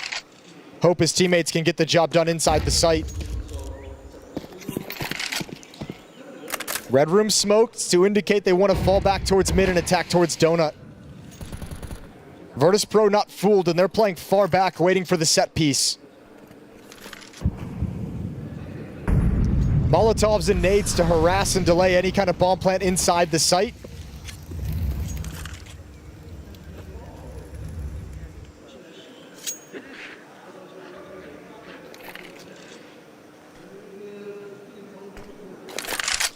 Hard thing too is now you can see Wildcard switch into this style where they get Stanislaus some advanced position in red room to go for a lurk later on in the round, but the fact that VP is playing retake, they can keep attention on that kind of a play. Flit is committed to making sure nobody can punish from red room. There's the peek. Oh, he's a little bit more shallow, but the kill does come out in their favor. In the meantime, Wildcard have taken his B bomb site. Plank coming in with just enough time, and Fuzi going aggressive. Flash around the corner, and Norbert with 3. In the blink of an eye, he's got a triple kill locked in, and all of the dreams of Wildcard vanish. Where was the third? Are all 3 of them? Oh, that was his first kill. Oh, no, they did all line up. Oh, Jesus. Jesus, Norbert, that's a big old play. Those flashbangs thrown out just prevent Wildcard from scaling comfortably and just line them up for old Norby. 18 and 8 for Norbert, 21 kills for Fame, and 12 rounds for VP. Damn, Norbert's having a game. Oh, this game was very close for Wildcard. They were in it for such a long time, but it's just at the tail end here that they've lost control of it. They've lost their standing. They've got to really fight back to get into this. And the weapons they have is a Mac 10 for Stanislaus, the Leals on 2. You are looking at a relatively weak buy here for Wildcard. Fuzi trying to get aggressive. Great play. He gets in towards Jag. He takes out Flit inside a cave. And they've got an opening to work with and some space. It's an early advantage they haven't had for some time, given up by Susp. Norbert continues his reign of terror. Utility out is going to force out defensive response. But Wildcard's not committed. Bomb is rotating back across mid towards the A bomb site. Sonic throws out the CT smoke. Electronic waits inside of the cubby. He's going to be taken out by Fuzi. Great shot again from Fuzi. He's taking everything into his own hands. 3 kills locked in the round, and we were talking about his impact in the first half. Starting to feel it now here. Yeah, delivering it when they needed most with their map on the line. So 9th round for Wildcard. They got a lot more to do with 3 rounds remaining to force overtime. And unfortunately for them, they haven't done nearly as much economic damage as they would like. At one point, Virtus.pro was on the verge of being broken. Now they've got so much cash to outlast any kind of a run Wildcard have. Oh. That doesn't help. No. Norbert gonna hang on.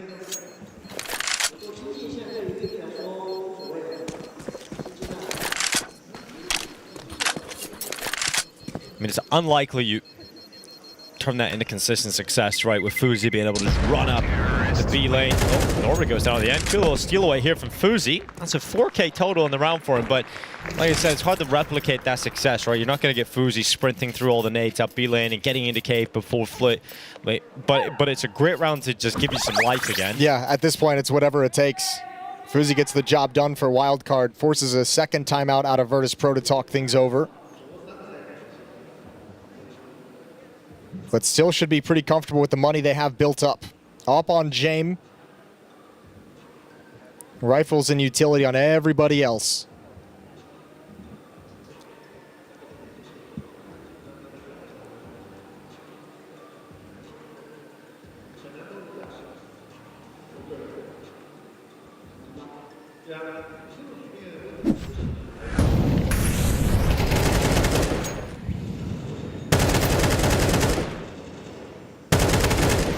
Great work from Fuzi.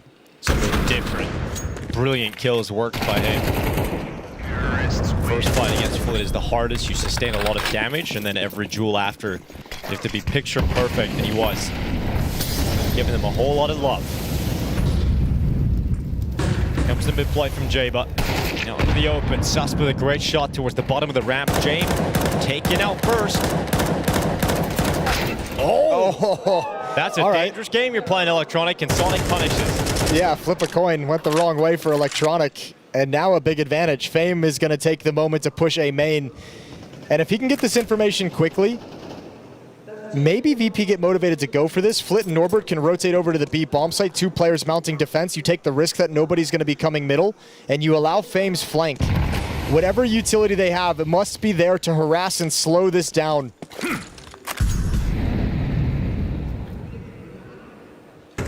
It's a cool way to smoke off Cave. Yep, now you've caused chaos.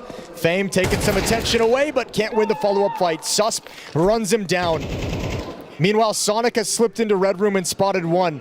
But he can be the pivot point. His teammates can fall back, and he can hold on to CT spawn, deny access to the other side of the map for Virtus.pro. And this should be another round win for Wildcard getting into double digits. Yeah, hard to see a way in which they lose this now.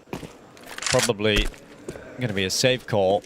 But you have a lot of money for VP, so you might want to inflict some damage here as they move forward a little bit. Norbert in the back lines, Flit all the way down towards doors. I think you're just so far away from this to become a reality, so just carry those M4s over into the next.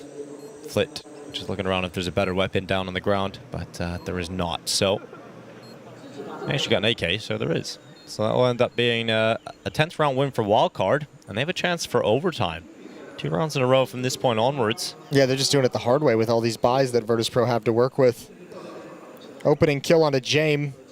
Electronic going down next to the spam battle through smoke from Sonic, and I like the fact that they're maintaining a hunt. Any weapon you can take away is going to be valuable. But Virtus.pro tucked in tight. Terrorists win.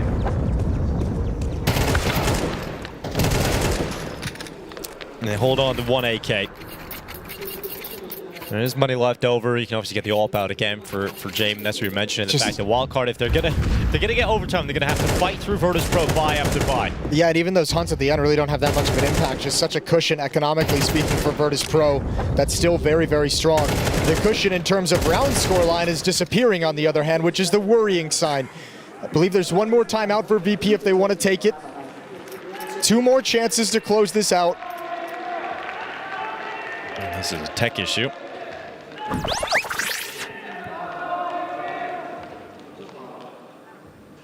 So not the choice of VP to call for this,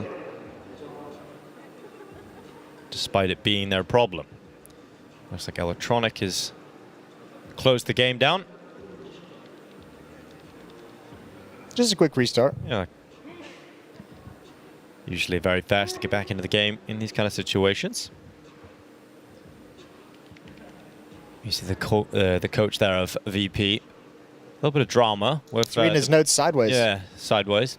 There was a previous, with the previous coach Zoma, he was part of the 9 Pandas run at the previous RMRs. Now he's part of Aurora, but he was the VP coach for just a short stint there. It didn't exactly work out so well.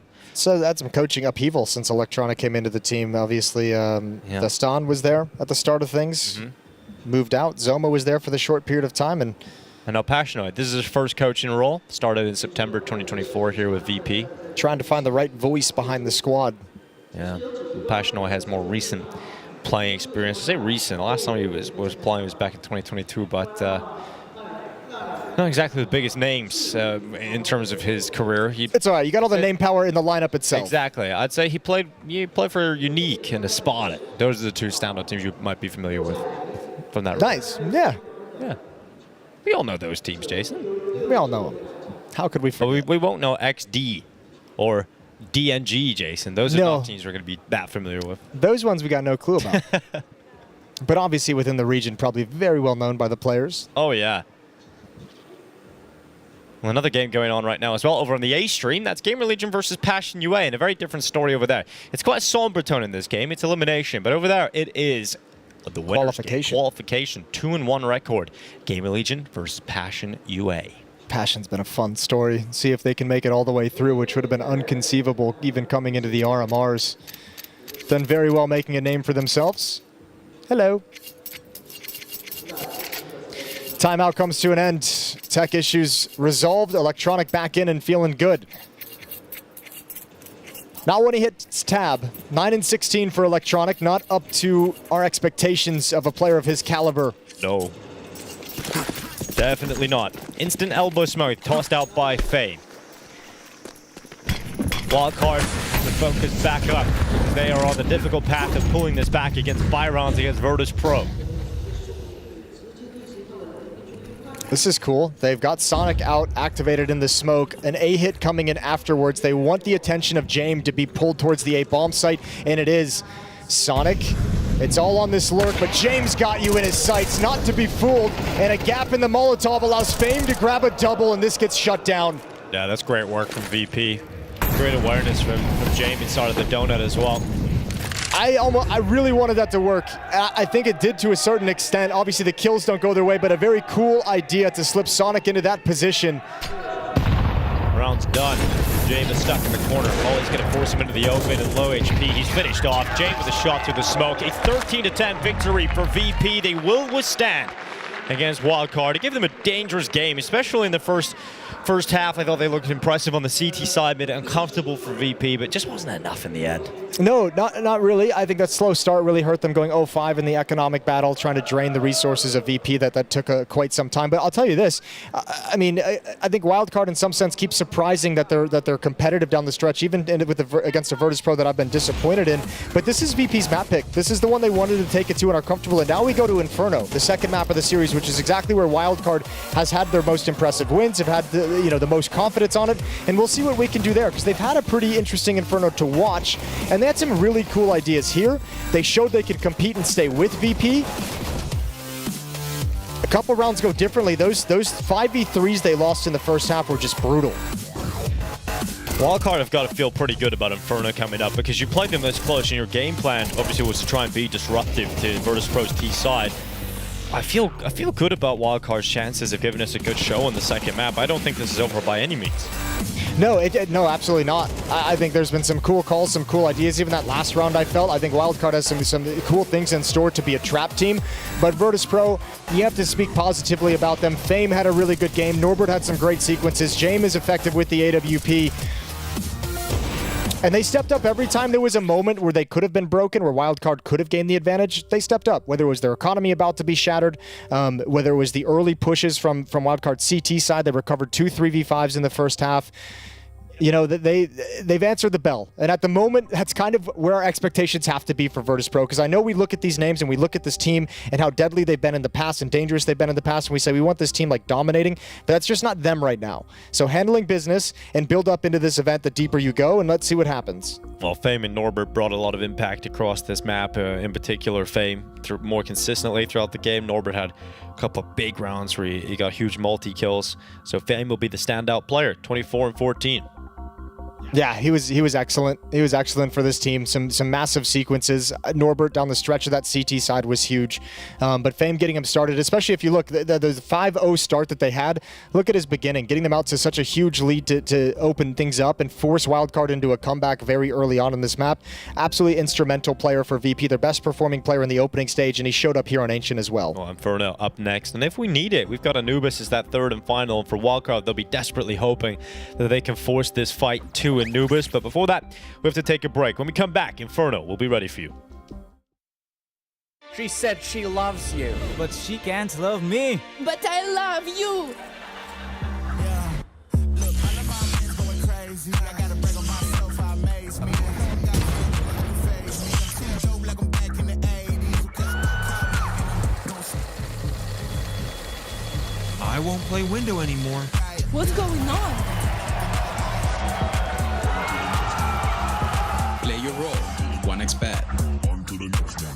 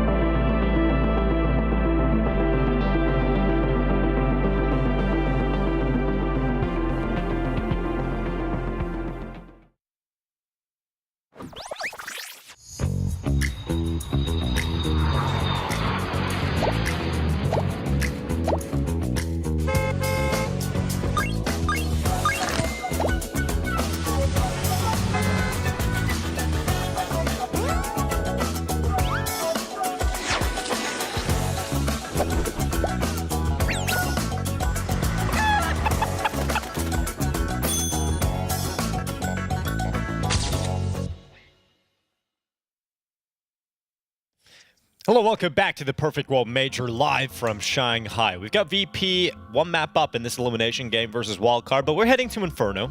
Yeah. This is where we expect Wildcard to do some of their best work. Yeah, it's where we've seen some of their best work, and it's obviously their comfort pick of where they want to go to this. And in all, you know, they've loved playing this. They've had 2 very close games against Liquid, so they have some games that have given them some confidence to come into this.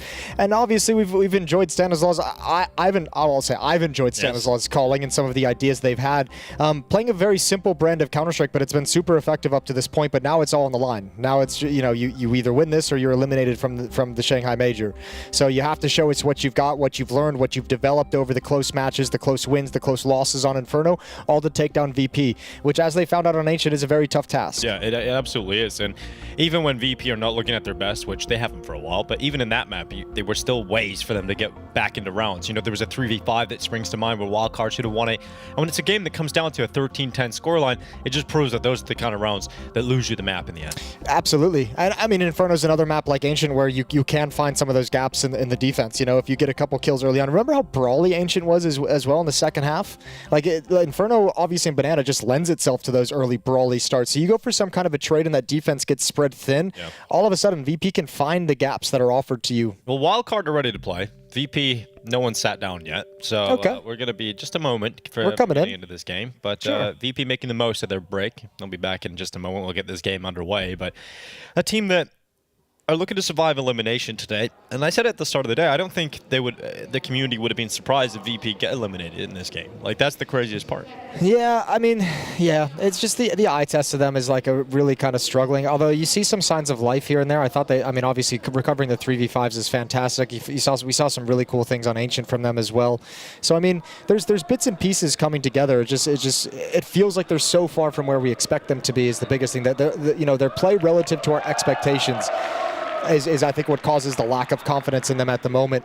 And they've had to struggle through some tough opposition, right? Or I mean, tough, but you'd expect them to be able to win it. Losing 7-13 to MIBR on Ancient earlier in this event to start the opening stage, losing to Big on Inferno. I mean, yeah, it's just you'd like to see them be able to handle those opponents a little bit better. Well, they're all sat down now, and we'll get into the game in just a few moments. But James, he gets support when he goes around the world. I mean, we go to Brazil. There's a lot of James fans, a lot of fans there for sure. He's just walked out to a round of applause in the crowd. So a lot of people are a fan of the way James likes to play Counter-Strike, it turns out, Jason. He's a fun personality, right? He's got that YouTube channel that's popping off that has some good content on it. He's funny when you see him, and I mean, when you get a chance to talk to him outside the game, he's got a great sense of humor. So yeah, the Chinese fans, why not? Give him some love. Interviews as well. And he looks like Jesus. Yeah. He does, I suppose. I suppose. The westernized version, yeah, for sure. Yeah, in the imagery we have seen, yeah, for sure. But you know, right now, the VP squad, they have a chance to 2-0 this. There is an opportunity. Inferno, traditionally, it's been a map that they've been okay on. Hasn't necessarily been their best, but well, they've got nightmares on it from the Copenhagen Major. Yeah, they do, and that shouldn't happen now. We fixed that problem. We fixed that problem? Okay. Yeah. Good to know. Yeah, I think they should be okay. I think one person you want to look for, because Fuzi had an incredible Ancient, which was great because he's had a very quiet opening stage for Wildcard compared to his RMR run. Sus was playing well. Sonic is a guy that I would like to see step up, you know, in this match as well. He was pretty quiet on Ancient. I can't really recall necessarily a round where he had some great impact. Maybe the spam on Electronic through smoke, but you'd love to see him in the resurgence he's had up until this point kind of show up here on Inferno when elimination is on the line. Get that rifle really tearing through this VP squad. The referee just having a little chat with Jay. I think he leaned in and he said, "It's not James time. Let's rock and roll, baby. Let's play." Yeah, let's get this map underway. I know you've got the patience of a saint, but let's get into the game. Let's get this one underway. Good thing is, Fame played really well. Norbert stepped up when called upon. He had some really sick sequences. That quad kill with the triple kill spray down at the B bomb site on Ancient. He's playing solid. James Opp has been impactful on the opening map as well. Calls were good recovery as well. The only times they really got into trouble is when they descended into exactly what Wildcard wanted, which was those really brawly openings, like fast-paced through utility, getting caught off guard. Once they kind of played it a little bit more safe and a little bit more passive to open up their CT rounds, things were all good. They handled business pretty darn well. But here we go for elimination. Virtus.pro versus Wildcard here at the Perfect World Shanghai Major Inferno kicking off. expecting Wildcard to have some powers of recovery to get back into the series. And a lot of utility here on Susp and Fuzi. A play for Virtus.pro through the apartments, though. They're going to meet them head on in battle straight away. This is going to be a brawl. A couple of seconds into the pistol round. Jewel Beretta's doubled up, and Electronic comes away with 2. What are you supposed to do about that? Even a USP and boiler just for good measure. Wildcard going to show like this is going to be a B attack, but they are blocked off by smoke. They've got to come through it. It's the USP again on Fame, and this attack is obliterated. Virtus.pro with the perfect setup for everything Wildcard wanted to do, and the round is done. Barely any damage taken, 1-0 for VP.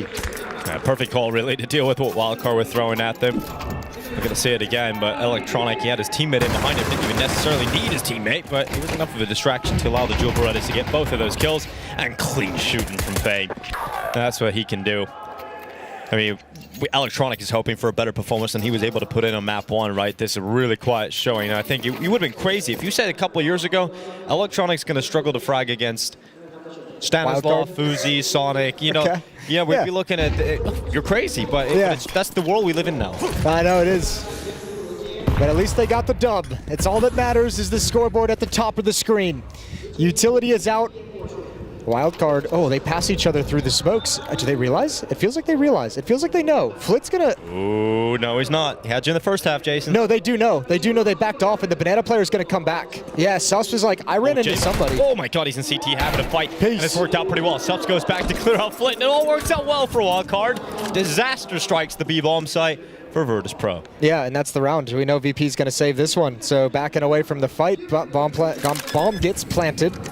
And that's a tied up scoreline as Wildcard respond immediately after the pistol.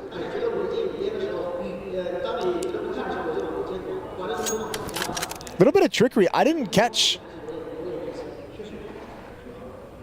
how Jayla got into CT spawn, but that's a big gap to find in a 5v5. Had to have been like, how the hell is this guy here? Man, too many holes in the defense set for VP. They're going to be frustrated about letting that one slide. Flash goes into Banana. Norbert has a peek, but hanging on to 3 weapons isn't the worst case scenario here for VP. No, especially 2 M4s. Now you can replenish it with utility. Sure, Flame and Flit are going to have to drop down to probably pistols or MP9s, but those M4s with nades are going to help you have a pretty strong defensive setup going into this round. So not out of it just yet as Wildcard, but it's a good start.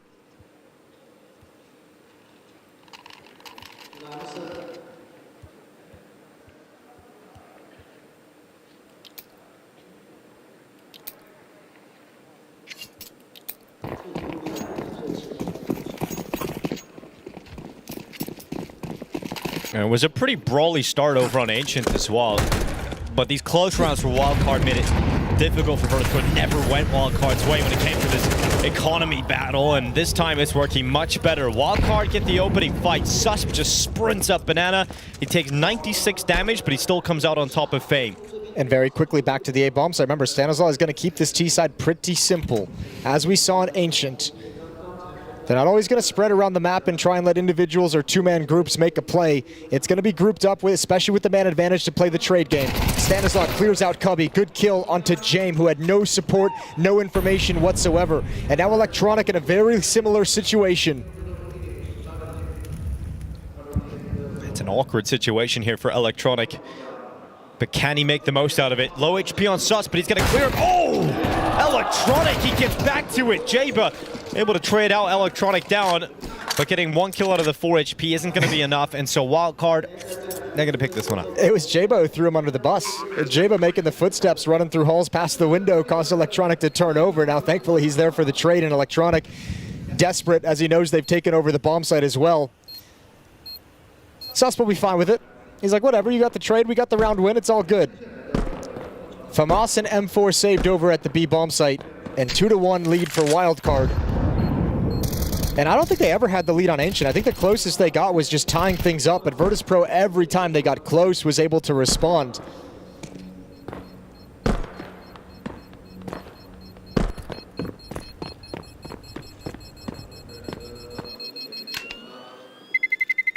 Oh. Terrorists win.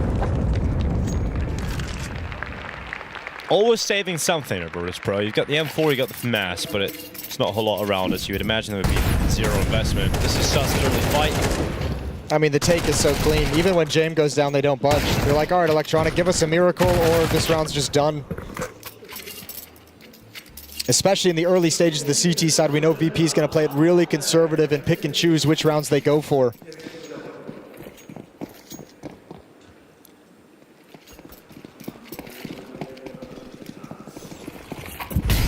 Three AKs, one M4A1, and a MAC-10 for Wildcard as they maintain superiority when it comes to weapons.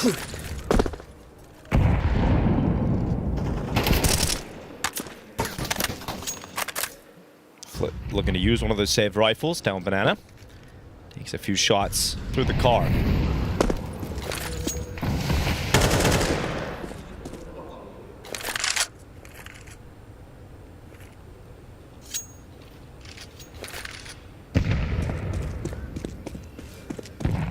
He's going to start rotating that rifle back over towards A and hope that a 4-stack on this side of the map works out for a round victory for Virtus.pro.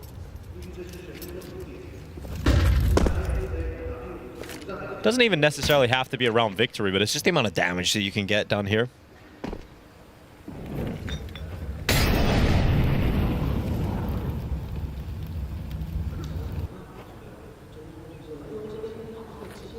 Well, they're taking a gamble.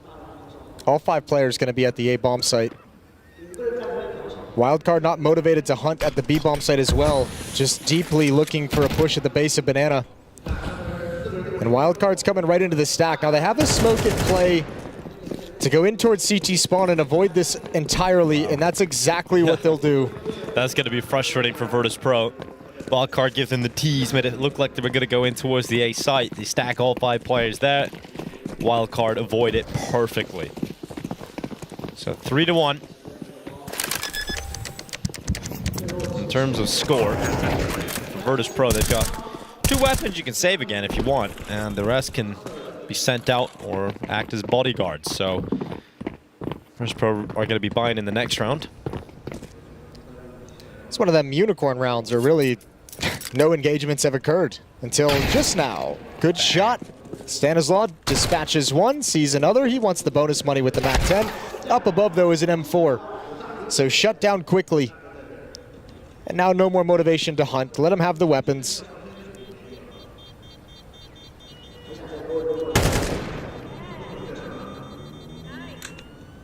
And a much better start here for Wildcard. I think you're going to be very happy about this. If you think about how close Ancient was, and consider the fact that they went down so heavily in the first set of round wins, they were always having to come back into the game. Whereas if Wildcard can start Inferno ahead like they are right now, it should be enough to get the job done. It was one of my biggest criticisms for looking at their run through the Americas RMR where they shocked everyone to go 3-0. I think, you know, qualifying maybe not necessarily the craziest thing, but certainly the fashion in which they did it was like so many comebacks. Eventually that's not going to work out for you, and especially as competition increases and you go deeper and better teams are there, European teams now added into the mix, can't you keep looking at every map like you can come back in it and recover the situation. So yeah, playing from the front, let's see what Wildcard can do. It was their T side against Liquid the first time around at the Americas RMR where they came back on the T side. They showed a very effective offense on the map, so if they keep building up into it the way they are, Virtus.pro could be in trouble.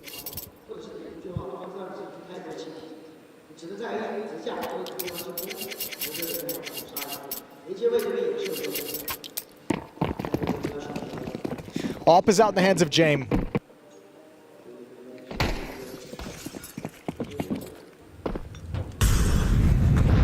Let's see what he can do with it. Chance hit a number of historical moments on Inferno. So let's see what he's able to do. Gonna be smoked out at long. He's gonna drift his way back and seen all the smokes come in because Wildcard are coming at this fast.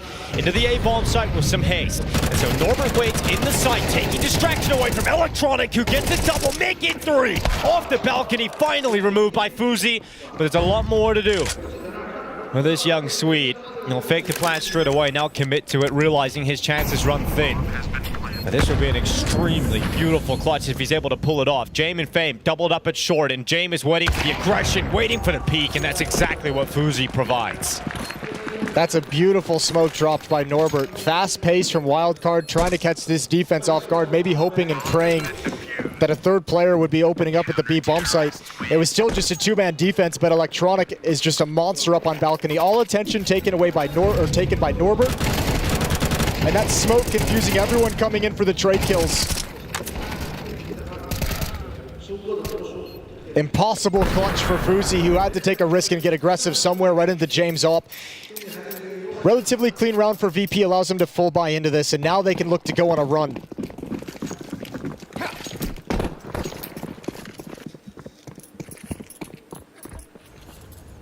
Those are the kind of rounds, too, that were so deadly against Liquid. Those highly aggressive, poppy styles of plays coming up the middle of the map, and if VP can handle those, Wildcard's going to have to dig real deep into the playbook.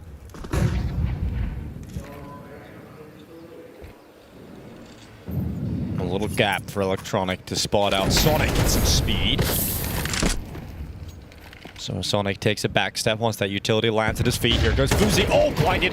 Flash is great. Sus still got the headshot down, so James sticks around to get the trade. And can he get away? Fame protecting him.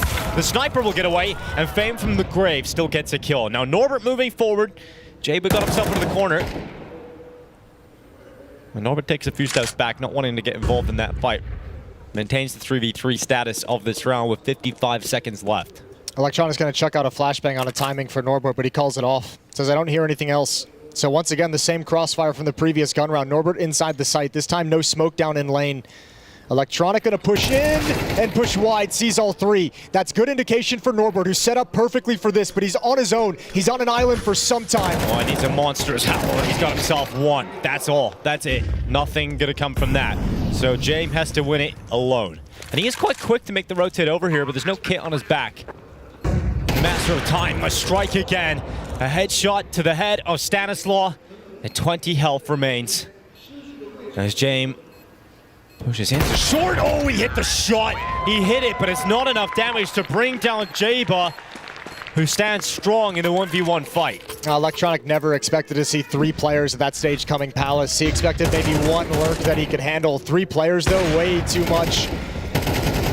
And once again, here's that brawly counter-strike we saw in Ancient descending over towards Banana. Good trade, good spacing coming in after Sonic. And young Jaba stepping up in the 1v1.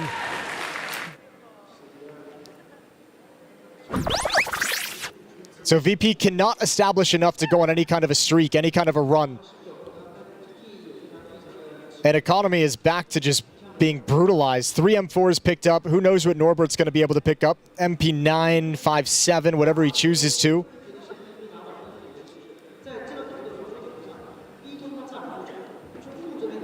But Wildcard working them 4 of the last 5 rounds in their favor. Yeah, VP have been unable to string rounds together, right? They won the pistol but couldn't convert. We've done round 1 in the previous, but unable to follow up. And now the ops taken away from you as well. Yeah, so much is gone from them. They've got Electronic on a 5-7.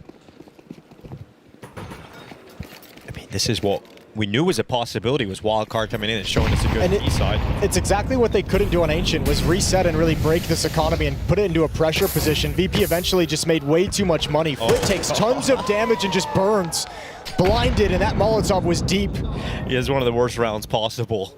He's constantly being barraged by utility. 1 for 1, Fame and Susp. Oh, they're going to play the smoke fade.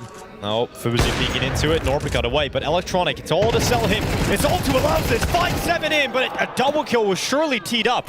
Electronic just couldn't control himself for the second kill to come in. And Fame chasing down this low HP player, leaping into the bomb site, but unable to get his chance while hands were busy on the plant. But he goes in anyway. He gets his second. He's out of ammo now. He has to worry about switching out to a different weapon. Fuzi's on the sniper. Fuzi's on the peak. And Fame, what a clutch, what a recovery. And VP given a hero. I was really scared when he hesitated that he wasn't going to go for that kill. He knew the positions of both players inside the site, and both of them so low. Neither of them wanted to fight at that timing, not ready to peek off one another. It started out so wild over at the B bomb site again. And Electronic's got to be kicking himself that he doesn't get a double kill there, but Fame is able to pick up the pieces. Fuzi even gets the leg shot.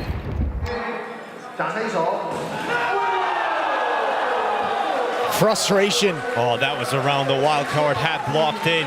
And much like Ancient, that's another round that VP rips out of their hands. And we talked about that being one of those rounds you can't afford to lose because it did cost him in the end on Ancient. If this game becomes close, those are the rounds that start to become nightmare fuel. Fame steps up for VP, but it's not like it's a huge recovery of their economy. They still have 3 MP9s. It's still a difficult uphill battle, but for Wildcard, they're sent down to pistols on 3 and 2 rifles. It's a really early swing round in terms of economy, in terms of who's going to be able to control it. Virtus.pro, they need a clean win.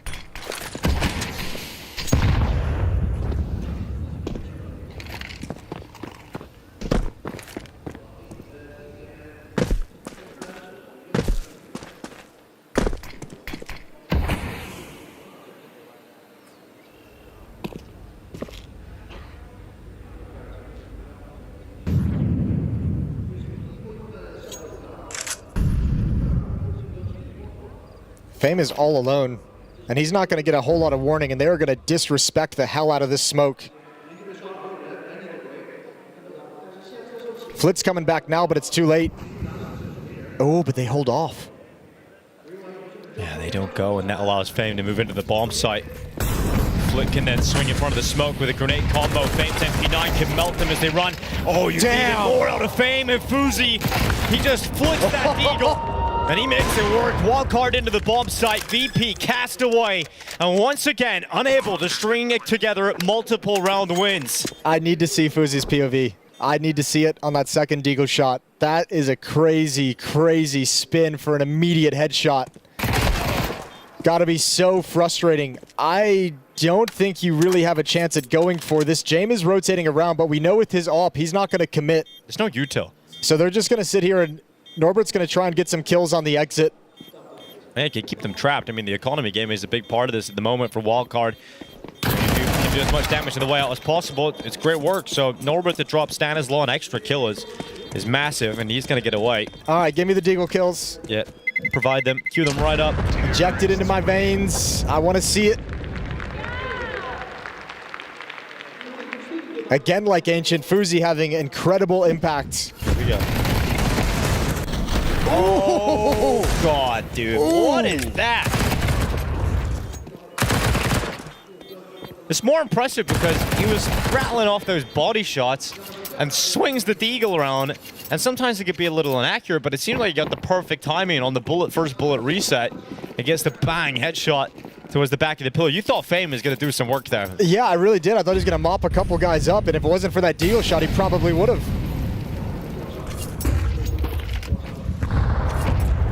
But Virtus.pro is really set up for the A play. Oh, yeah. James is set up for the A play this time, but can't get out. I love the speed. JB8 just pushes in behind him, and it's worked out very well. JB going to try and clear Electronic off the box to 5-7. Only one again.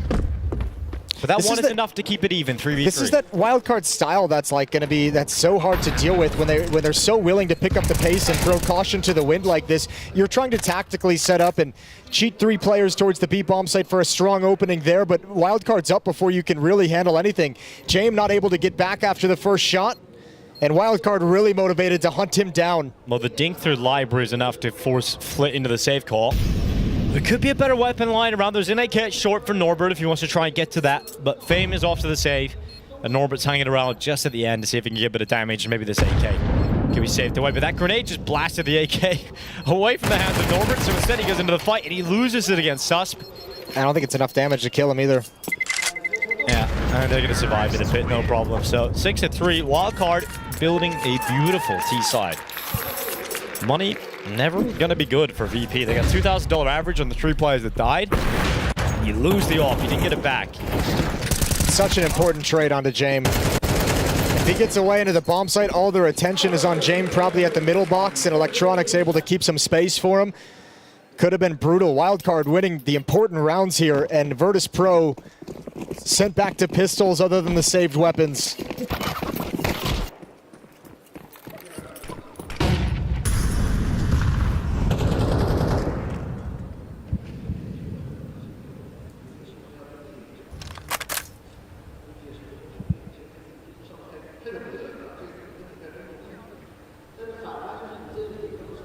One little hiccup in the half, really, for Wildcard. And that's the Fame clutch.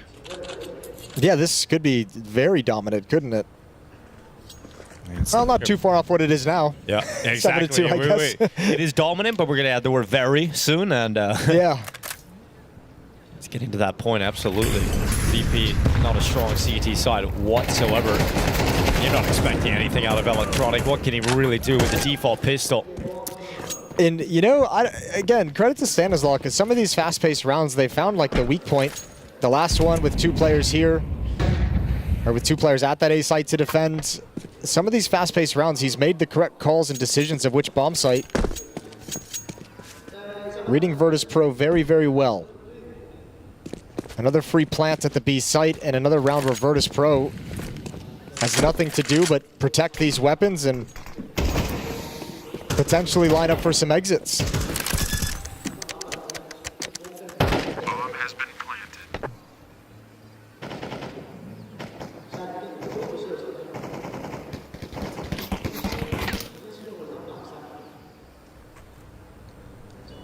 Not a whole lot of life in a lot of these rounds, to be honest.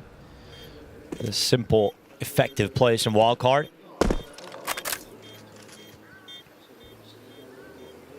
This half will continue to tick on in favor of the attacking side. They're hoping that they can get 9-3 out of this, and that doesn't seem all that unrealistic. I like this from Jamie. He'll at least get 1, surely. There it is. 2 kills out from Jamie. A couple of kills towards the end there for VP. Yeah, no big loss with the FAMAS either. Obviously would have liked to have had it for some utility, but Fame's got plenty of cash to buy up regardless. Virtus.pro need to get something going in these last 2 rounds of the half to keep this close enough for them to return the favor on the T side.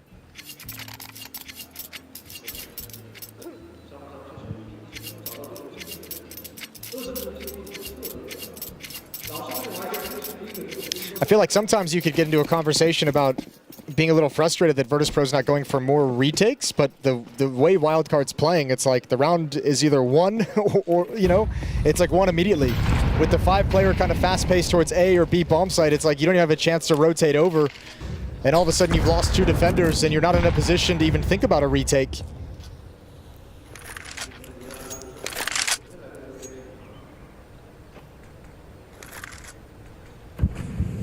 And money's been a little busted for VP throughout this half as well.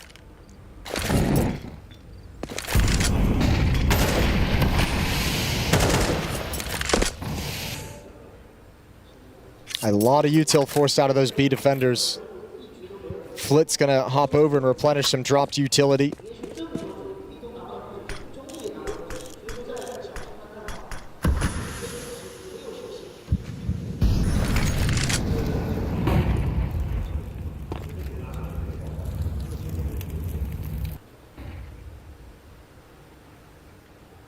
Jay, looking to swing around. Stanislaw walks right into the scope.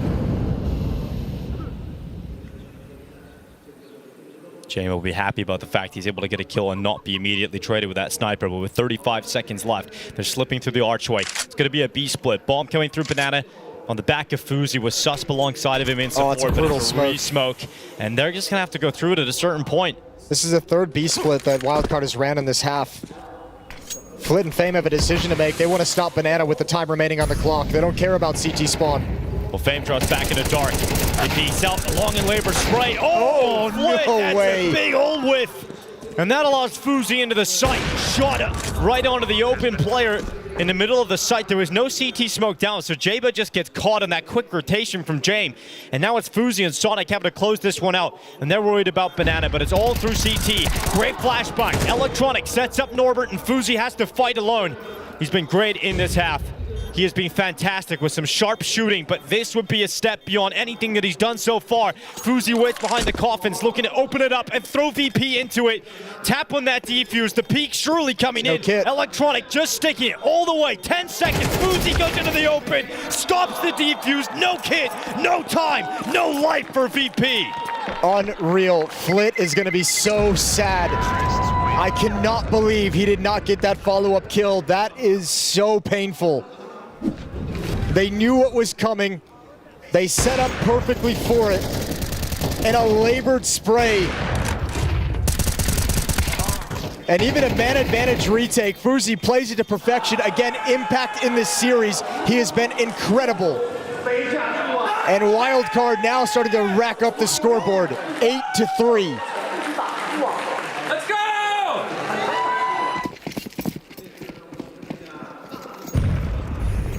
Even when they have chances that look good for VP, they just fumble it on the firepower. Last round of the half. They've got an AWP on Jame.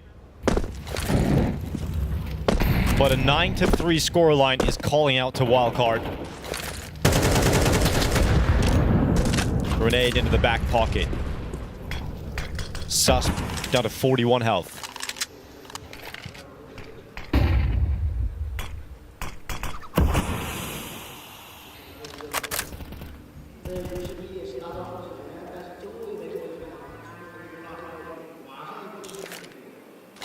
All right, Jame, it's all on you.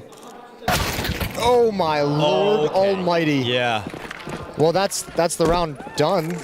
Kind of. I mean, they're gonna come for this. They're gonna give it a go. Obviously, last start of this half. The Wildcard with that kind of shot from Sus. There's no fight really, and Flit, of course, gets that one. Yeah, I was gonna say the same thing.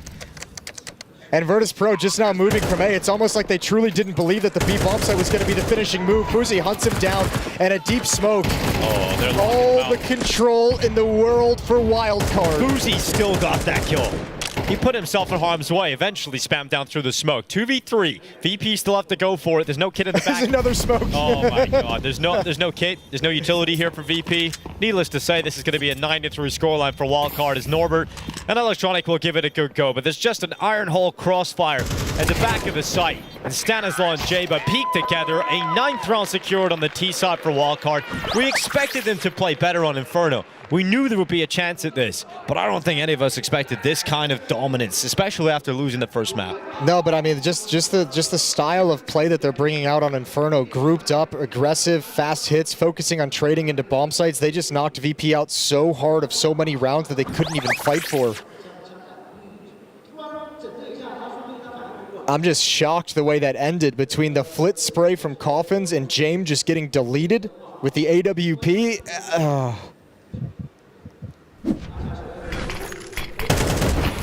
Jesus. And Fuzi just maintaining his aggression the whole time. Keeping so much space. At the end of that round, they actually would have won if they just took their hands off the mouse and keyboard. They didn't have to fight anything at the end. That's how dominant that final round was. 9-3. Wildcard can make this very easy on themselves with a pistol round victory.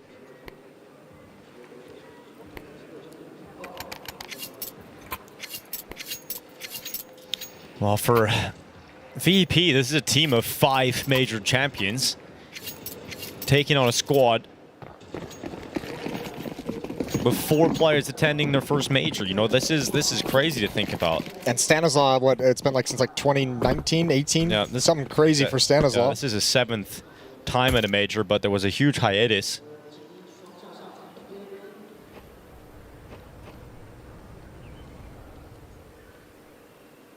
Played with EG most recently. Sasp sending some shots down into Banana. Here's Norbert out of Boiler. Jaba around the corner. No peeks from VP coming around. Yeah, so tentative. Happy to just force back the defense for the moment. A lot of space over in halls that Norbert takes because he realizes the defense was pushed up in brackets.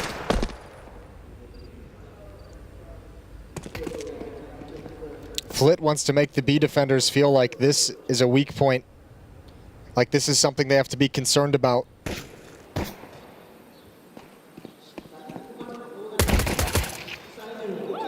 Good double peek. Flit goes down.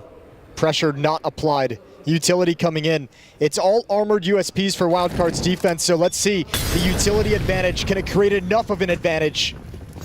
Stanislaw waits it short. USP ready to go. Fuzi in the bomb site. Headshot comes in. Fuzi and Stanislaw combine, and they shut down Virtus.pro in this pistol. And I think that might just be the knockout blow. It absolutely should be. Although, remember, Virtus.pro won the pistol in the first half and lost the second round immediately, so... But there's no bomb plant for the T's. No bomb plant? That was the difference. There's no extra money. You can still go for it with the Tech 9s. You can still get a little crazy. But Depends you're on how sacrificing a chance to get a gun round, right? Like potentially. It depends on how comfortable and confident Virtus.pro can be in their T side, right? I think if you force up here, it shows you don't like this scoreline whatsoever. If you save here, you're saying our T side is good enough to come back. And Virtus.pro want to challenge immediately.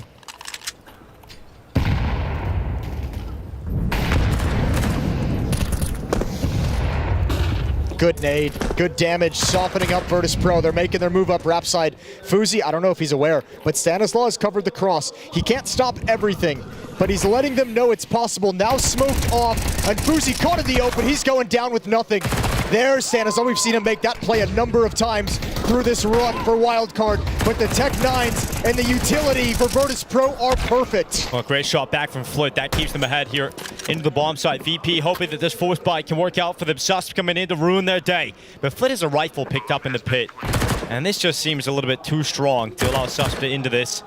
Decent damage. MP9. Oh, long range fight. Just couldn't outmatch the M4. Give it a good go, though. VP do fight back with Tech 9s. Oh, man, they caught some advantageous fights. Fuzi just caught in no man's land. I'm not sure what his idea was. Perhaps keeping some information on brackets of what was going to happen, but he's got nothing to support it, no cover to fall back into. That defense panics. They get scattered. They're fighting through each other, not with each other. And Virtus.pro able to overrun the A bomb site. So a lifeline and a timeout for Wildcard. It's fine. Everything's fine. That's a little hiccup. It's just a decision of whether or not they want to force buy or save, and currently looking like it will be the more aggressive approach.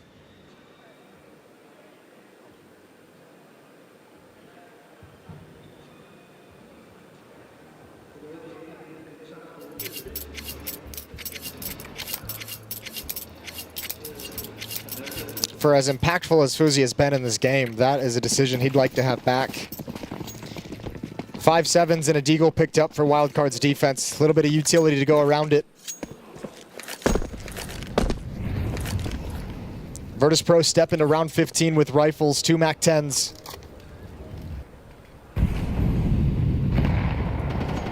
A passive defense from Wildcard, but 4 players here at the A bomb site. And Virtus.pro is going to play this slow.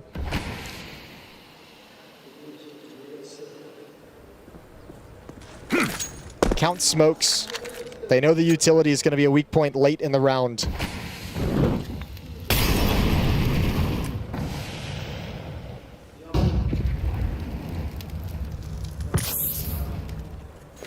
Singeing of the toes.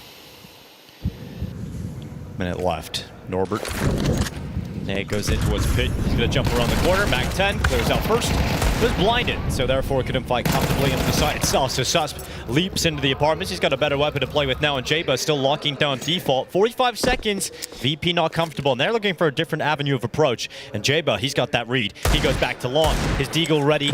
And not exactly landing just yet, but he's keeping VP pinned. They can't move forward because they know he just exists. And so this is buying time. Susp has got out of the apartments, back down short. Flits up on the balcony, ready to go with a MAC-10, but with only 20 seconds left, eventually VP have got to pounce, and they haven't eliminated the players inside of the site. So Susp, even on low HP, it's still got something to say. And the deagle dealt with by the MAC-10 that flies out of the balcony eventually. And Sonic's a long way off. He's coming up through middle. Yeah, that round was all Susp, and I think that swing wide, just assuming no one was going to be over in halls, thinking most of it was coming through lane, really punished him. Sonic has a rifle to pick up, and time to go for this despite the lack of kit. No head armor, so that MAC-10 and that Galil are going to be absolutely deadly. Sonic gets cleared out. Flit has a huge round here with the MAC-10, and he gets his deserved reward, which is an upgrade into the M4. Yeah, good round from Flit. Triple kill for him to help alleviate the pressure. Remember that wasn't forced by, though. Yeah, but a lot of danger in it. And that was another thing we can look back to Ancient and say there's some consistency with these low buys from Wildcard, constantly being able to harass and make things awkward for Virtus.pro. 5-10. Full-blown save for Wildcard. Smoke and triple nade. Gonna be coming down middle. Surely Virtus.pro see this smoke and are cautious. Yeah, great opening fight here for Norbert. He realizes, okay, just the pistols. And get that info nice and early. 10-6 doesn't seem as scary of a scoreline, although it's still a decent amount of work to be done, but first steps are being taken here for VP.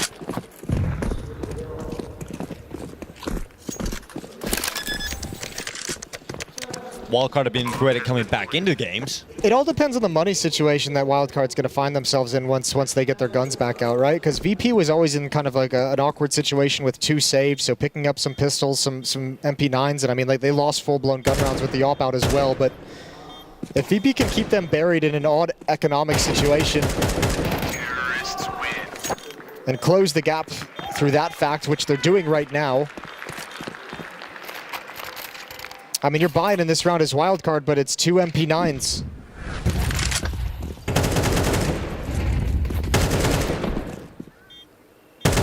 If VP win this next round, the next time you're going to have a good buy is going to be at 10-8.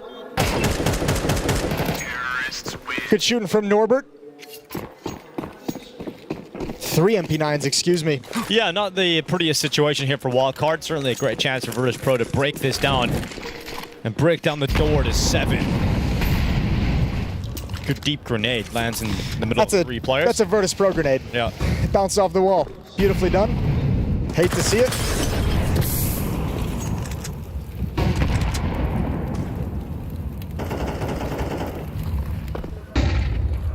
VP just going to take their time. Again, you nade yourself, and then you get stalled out behind a Molotov inside of a smoke, and then a follow-up Molotov. This has given Wildcard the pass for deep banana control. Oh, and the MP9 doing good damage and actually gets into cover as the smoke is broken open.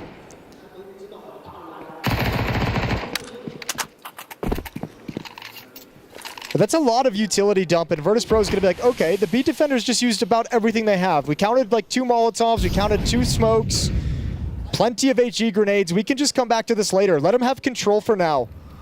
And we'll just creep up banana around the 50-second mark.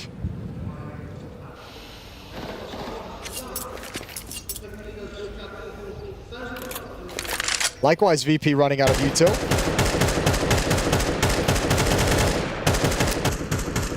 I cannot believe Fame just took that risk. No flashbang, just walks on through. Created a timing for his team. Look at this. They're ahead of it. Now Suspect's detected how close they are, but if they just pounce now and eradicate him, well, then all the pressure's on Sonic at the back of the site. His teammate's trying to rotate over. Great flashbang from Stan as well. That keeps Sonic alive. And gap in that smoke, he can come through. And it keeps Wildcard in this round. So he's going to come through that smoke. He's going to support Sonic. They're spamming through, but he's already on the side of it. Stanislav got 1 extra, and Sonic at the back of the bomb site. It's finally dealt with, but it's a 2v2, and Norbert has taken damage, and now spotted at the back of Nubox. There's 1 grenade left in the hands of Jayba. If he decides to toss that out to Nubox, that could be the move that removes Norbert from the equation and leaves it all on Electronic. But Jayba, that's exactly what he's going to do. Bang! Straight to the back. It's now Electronic left alone, sitting on top of the coffins. 1 flash left, and they've detected Electronic. He has been quiet in this series, and he will not get loud in this one. Wildcard go to 11 rounds, and it's pulled off by a fantastic hold. A last-ditch effort from Sonic and Stanislav together to combine for a strong enough hold. And Wildcard's going to have their best buy so far in this half, right at the moment they need it, because they have to string rounds together. They cannot get reset and broken here. Good hold from Sonic with the MP9. Good hold from Wildcard with 3 MP9s in this round. A tough battle to get into the bomb site, sets up a 2v2 retake. 5-round lead for Wildcard, trying to force a 3rd map in this elimination series.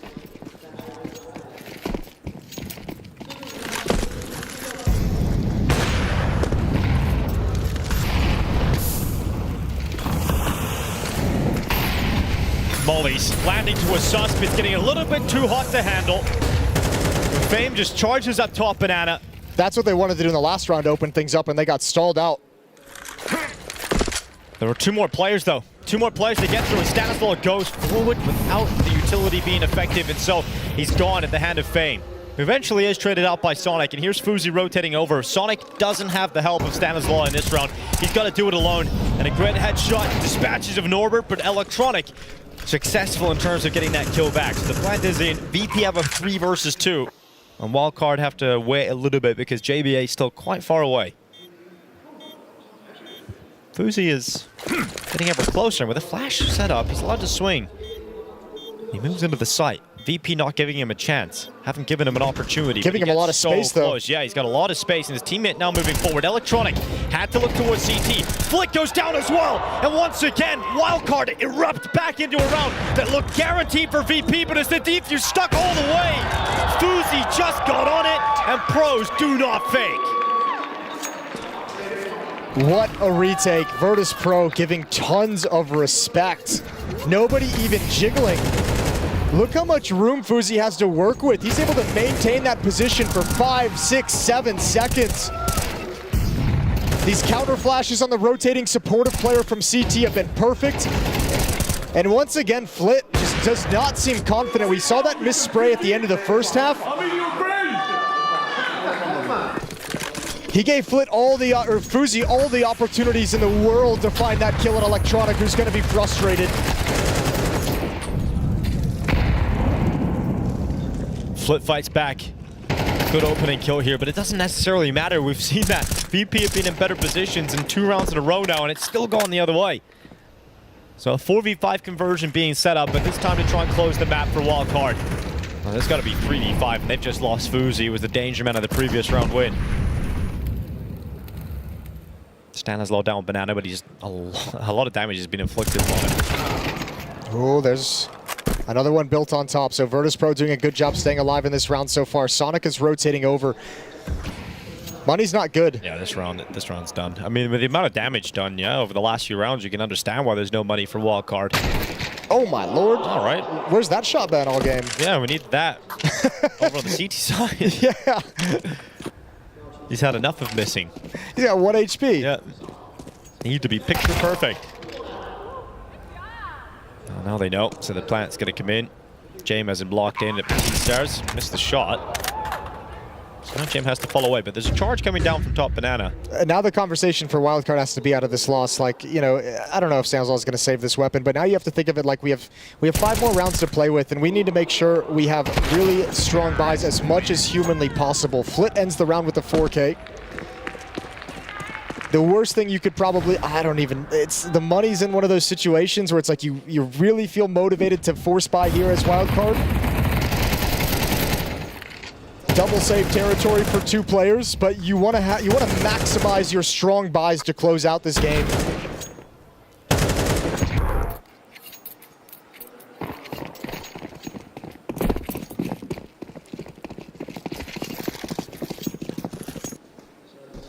So it is pistols here for Wildcard.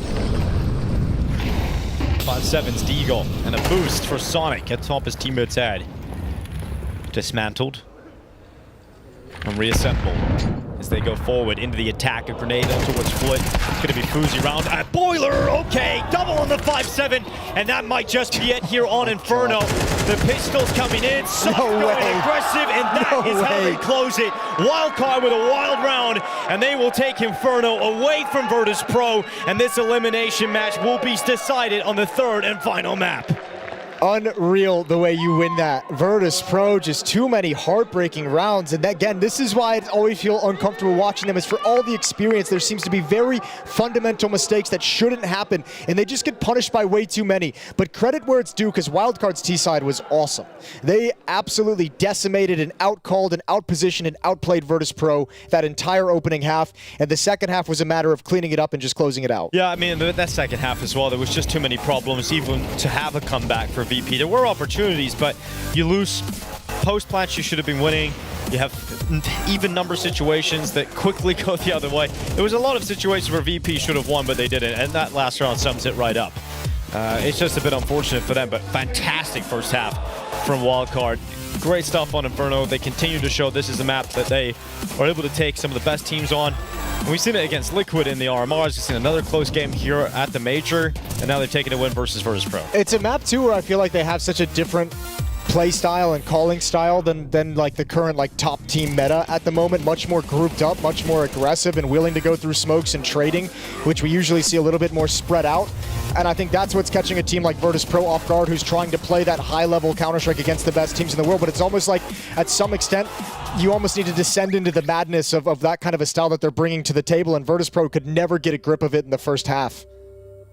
Well, Fuzi, what a great map from him. Just a lot of sick moments coming out of Fuzi, and it is fantastic to see him sort of get this opportunity to play at a major. Had a short stint in NIP, and it wasn't necessarily a position that was set up for success because you were following Device and the whole illness he was off, and so Fuzi came in to take his spot. And when you're replacing Device, automatically people would rather see Device play, so you have that pressure from the community, and also it's your first gig, it's your first team. Yeah, well, he's shown he's got game here in Wildcard. You cannot understate how much impact he had here on Inferno. He even had some great rounds on Ancient, but Inferno, he was a real force to be reckoned with whenever Wildcard needed it. So wonderful map for Wildcard to win their own pick. And yeah, now it's just one map for elimination. One of these teams goes home after the next one. That's exactly where we're going to go. We're going to take a break. Then we're finding out who's heading home, whether it be Virtus.pro or Wildcard.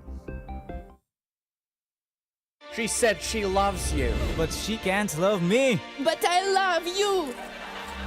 Yeah. Look, all of my men's going crazy. I gotta break on myself, I amaze me.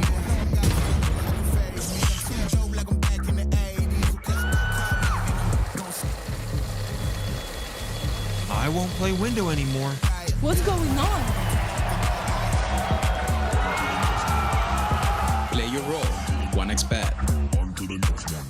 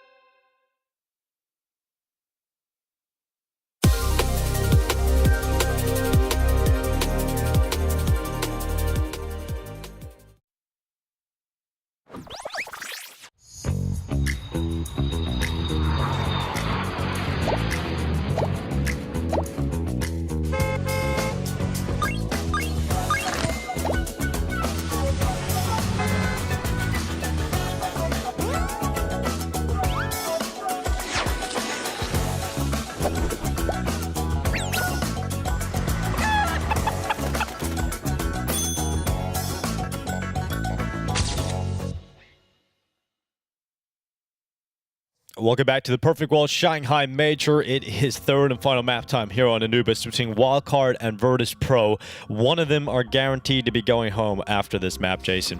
Yeah, and I mean, this has kind of worked out the way we expected it to, in the sense that we knew Wildcard had the potential to cause some damage and be a dangerous team for a struggling Virtus.pro who still hasn't found their groove, and exactly what happened, but probably even more so after such a dominant win on Inferno. That map never really in contention whatsoever, and you can prescribe it to any reason you want, but Wildcard decimating them from start to finish. A great T side from Wildcard. Yeah.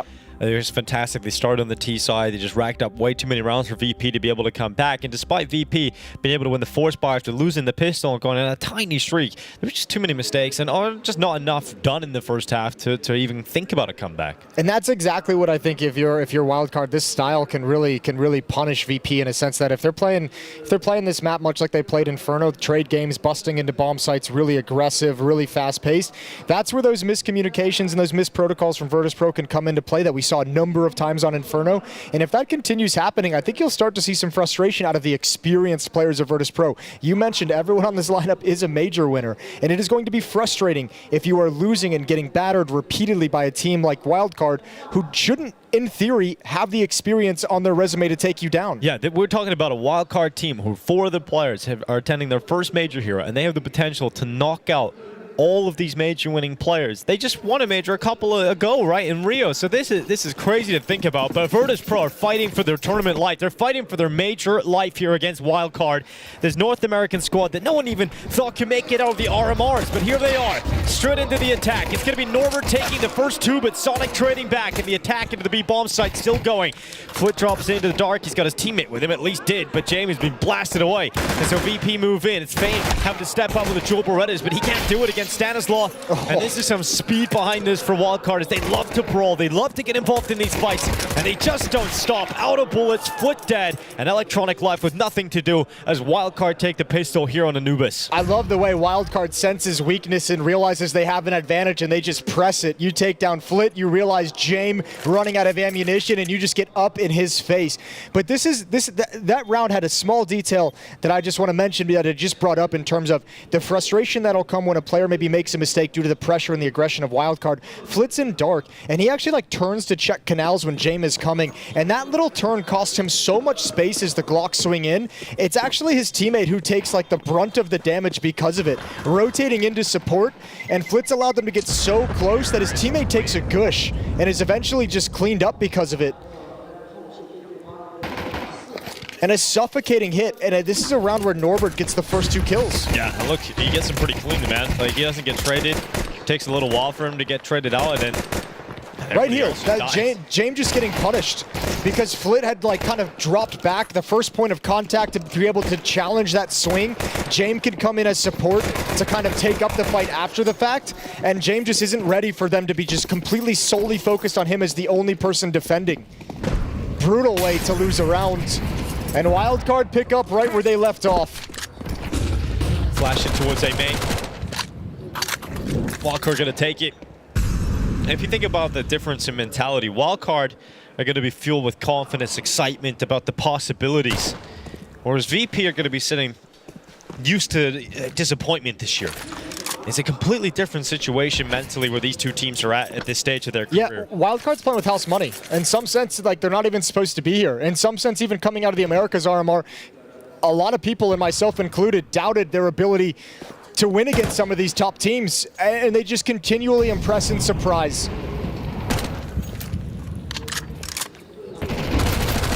It's a good pick. Susp to remove Flit on the defense. Now the efforts of Norbert, can they be enough? The answer to that is no. And although there was a stack of remaining pistols of VP on the B bomb site, they are cut through easily by Wildcard. And Virtus.pro now will have money to purchase. Their CT defense on Inferno was terrible. There wasn't enough done. Wildcard were able to dominate them. And a large part of that was the success in the early stages of the game. They were able to get control of the economy. The Wildcard built up a beautiful lead on the T side. See if they can play from the front again as well, going into the first gun round. Still a MAC-10 in play, a couple of Galils in play as well. 2-on-2 defense opened up for VP. And Wildcard sending bodies towards A main yet again. Fame is going to have to use this, but oh, they're coming right through. They're coming right through. Good turn. Good turn, and now the utility prevents anyone else from coming on through. There might be a second barrage of utility. And Virtus.pro is so worried about the heavy play through the smoke, they've shifted everyone. Yeah, Wildcard. Whoopsie. Well, not exactly the net they were hoping for, but a great decision on how quick they were to hit the pause button. But Norbert going out of B. He's taking some control, and he's getting a lot of information from this play.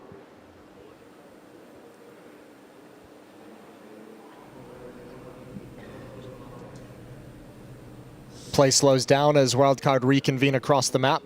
Gonna cross middle. Electronic only with the 5-7 is gonna play close.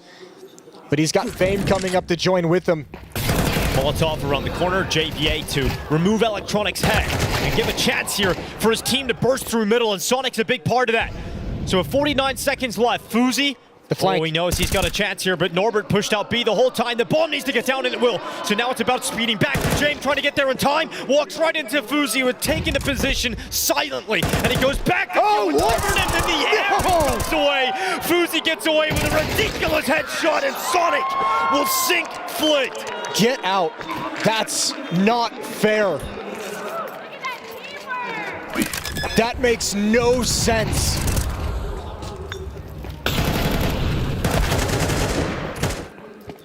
Norbert is sprinting back, and Fuzi does this. What?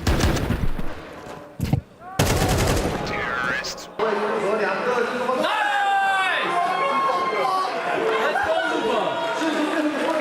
You can put yourself in the best position, you can make the correct play. And then that's how it ends. And then you sprinkle a little bit of luck on top, and you get a beautiful headshot like that. Fuzi's playing with some good karma today. Yeah, he is.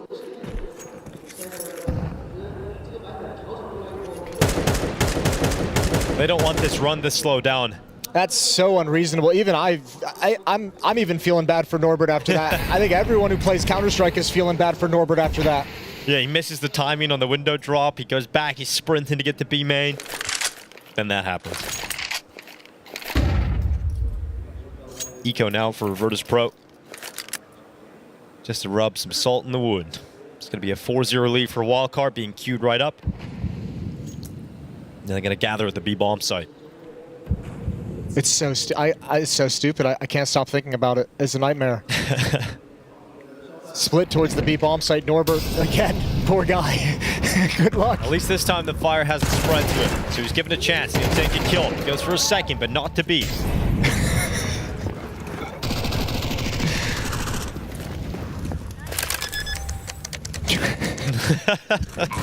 It is just ludicrous, isn't it? It's so unreasonable.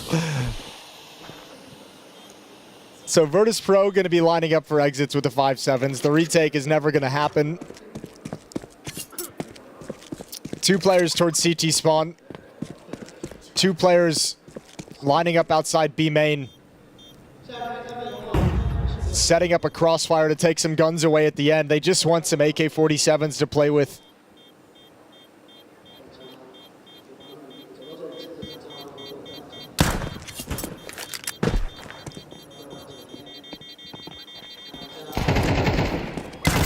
Oh yeah. J-Buck and Sonic combined together for the final 2 kills. J-Buck will go down to the bomb blast, but a 4-0 lead for Wildcard, and they are going to start this game by playing in front.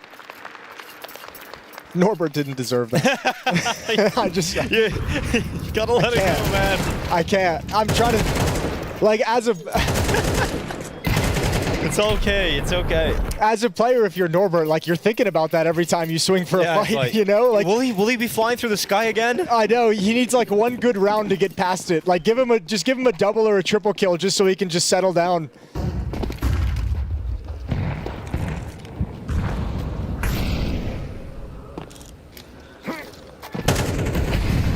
Well, there's there one. You go. There's a step in the right direction. Some redemption for Norbert as JB goes down first, and VP have the advantage to play with here in the CT side. 4v5 for Wildcard to try and recover. Little lurk smoke doesn't net them the opening kill. JB got the play he wanted, but not the result. 3 players at this A bomb site. Virtus.pro's given up mid control, so even with a player down, an advantage on this eventual split into the B bomb site. 1 player coming through con, through dark. Susp is forced all the way back, but Virtus.pro's defense is not going to move.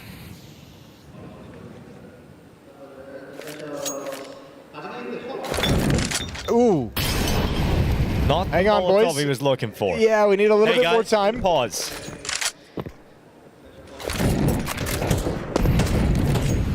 Molotov is going to heat things up for Flip, but he's got a smoke protecting him in the corner.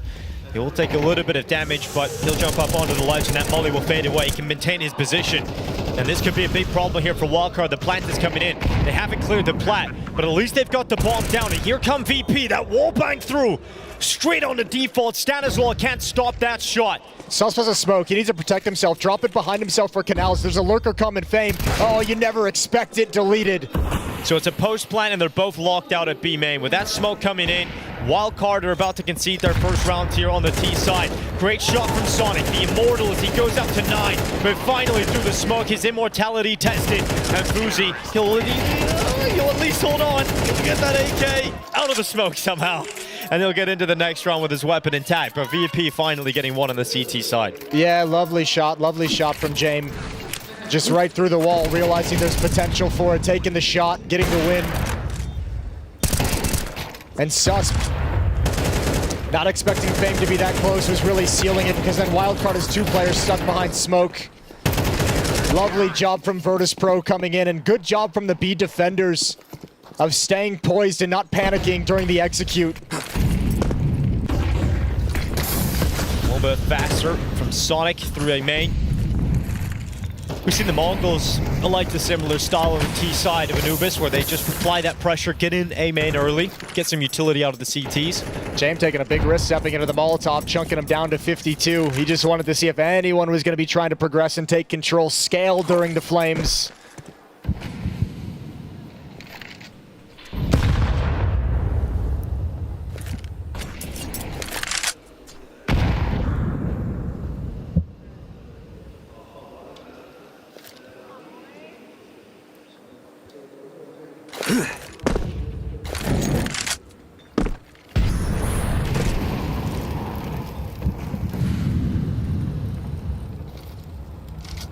Flash forward, Sonic into A main with Susp on his back. The Molotov will clear out the fountain, ever slower. Here for Wildcard. 3 players for VP position. Over a day for the defense.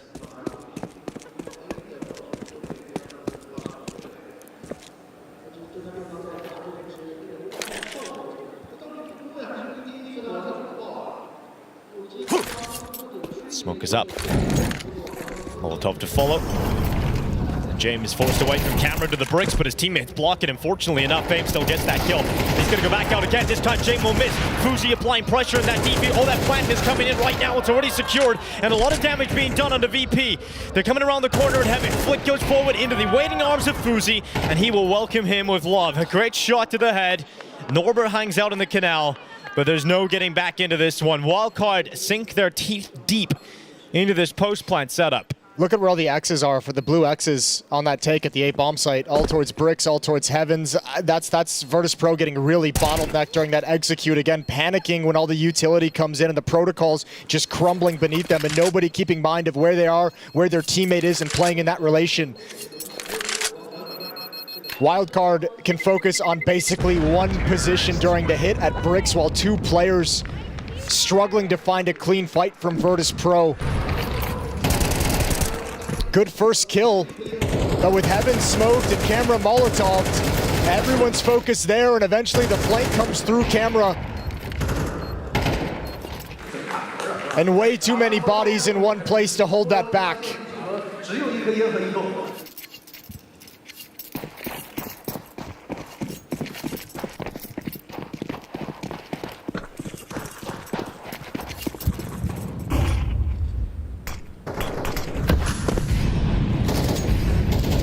Pushed out a B here, VP.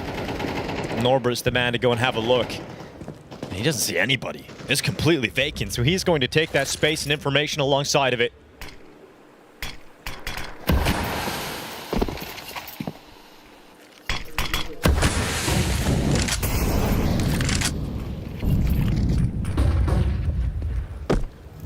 gonna walk. Wildcard with 5. Going into the attack. Fame and James combine for a double upon the entrance.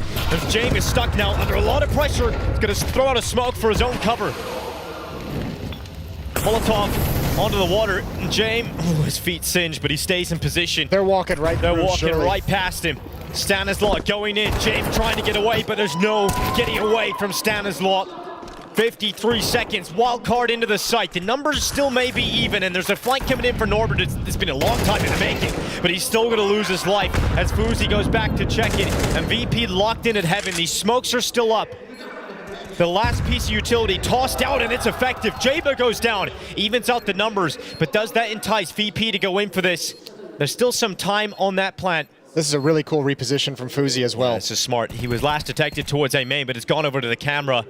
And Stanislaw deep into the site, digs in, but Fuzi's reposition is going to be perfect, and Electronic taken away from heaven off of their pedestal, as it is looking increasingly likely that we will see another dominant finish in this T-side half for Wildcard. And VP, they are out of this at the moment. This is a round they actually caught the attack off guard, breaking the smoke and 2 kills on the swing. Perfectly executed to open it up for VP, but so much pressure continues to be applied by Wildcard because everyone's here that the retreat, the fallback can get nothing done. And I love this from Fuzi.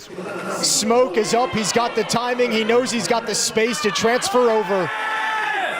And Wildcard finding all the solutions. And now it comes back to that point. Is this enough pressure on Virtus.pro to make them crumble? Because we're seeing it in individual rounds. The protocols at this A bomb site falling apart, getting bottlenecked, constantly unable to stem the tide of Wildcard players. And is it enough for these major winners, the experience of Virtus.pro, to be forgotten by the wayside? We're looking at one of the former best players in the world. Major champion 2021 in Stockholm and Electronic, and he has had a very quiet series when it matters most today. 0-4 start as well. Anubis has not been his map yet. Hasn't been his series. Hasn't been his year.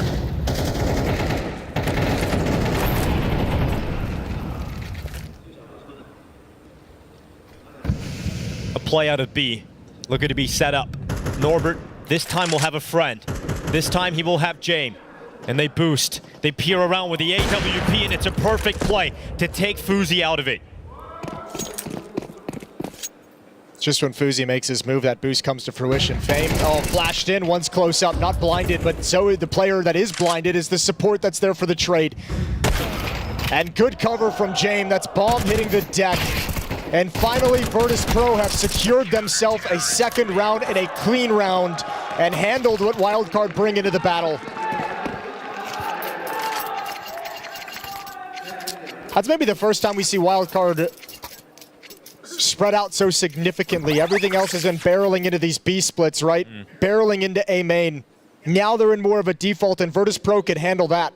So timeout taken from Wildcard. And when they are grouping up, Jason, it feels like their trading is so good that they're always finding themselves in either even number situation or at least fights that they can turn back in their favor. And so spreading out allows VP to be a bit more convincing, pick them off one by one. The money has drained quite significantly here for Wildcard, so a timeout taken to figure out what kind of purchase they can get, how they want to put out the utility and allocate their resources, but this was a cool move. Yeah. And it was, I mean, you could see Fuzi was looking for a play out B main that entire time, and just when he's making his move to get into a new position, it runs right into that boost. Everything pans out for VP. This can be a very T-sided map, so let's not get too far ahead of ourselves. Wildcard still need a few more rounds before they can feel any kind of excitement about the T-half they've put on the board. Virtus.pro can still come back in this. Out of B again. Norbert goes, he takes a risk. He actually takes damage on board from the shot of the off, but protected through those bricks. Not enough damage to bring down the mighty Norbert. But they're setting up a more of a direct hit. It's going to be a split into the B bomb site via connector and B main. Oh, just barely not seeing the head of Norbert. But he doesn't want to. He doesn't want to be here when the smoke clears. Too exposed for such low HP, but they feel the B hit coming in. Everything towards A has been a lot faster. It's going to be an alt battle between Fuzi and James, and Fuzi will bring him down without James even spotting him out. Flint with a double in the connector keeps his team in this fight. but VP need more than that. And they've got Electronic off the back of the platform, protecting Norbert, taking the distraction, setting Norbert up for the headshot, and leaving it all on Sonic. They're fighting back and they're getting the good reads now. Sonic gonna try and show like he's running away to the other side of the map, but he's straggling right back into Khan. And they're gonna re-Molotov it as well, so there's no way he can get back out of here. Fuzi's up with the attempted entry through B main as well. A little bit crazy. Actually giving him a bit of space here, Jason. He can get into the bomb site. Worried about that reposition back to A. Sonic working up the courage to move in. And now he goes. And they're not gonna detect it. He's only got 8 bullets in his AK-47, so after this plant, he's gonna have to reload immediately. Yeah, wait, spending a little bit of time clearing these positions out. Ooh, 10 seconds. I like this deep clear. 10 seconds, though. VP thinks he's doing Jame time. That's allowed the reposition around from B main. So Norbert's gone the long way around. And this B main should be the insurance policy. Great headshot from Sonic, but Norbert comes around the back. And Norbert, once again, with some important impact for Virtus.pro as their third CT round will ring out. And you're right to call that this is, in fact, a T-sided map, but also the fact that one of VP's calling cards, one of their marks that they've left on the Counter-Strike space, is their ability to stay in games when it looks like they're out, when it looks like you count VP out. At times throughout their careers, they have been able to stay in it. And perhaps it'll be a similar story here in the map that matters most. Yeah, you're right. They have historically been one of the hardest teams to put away. Hopefully we get an element of that here as they start to plant their feet and set this defense up to stop Wildcard. Give some credit to Flit in that round. His double kill and Khan is perhaps the only thing that saved the day, that alleviated the pressure on that B bomb site. If he just goes 1 for 1 there, it's a much more aggressive take of the bomb site that's going to be harder to handle. A low buy, a half buy, back to pistols for Wildcard. Some armor and utility picked up.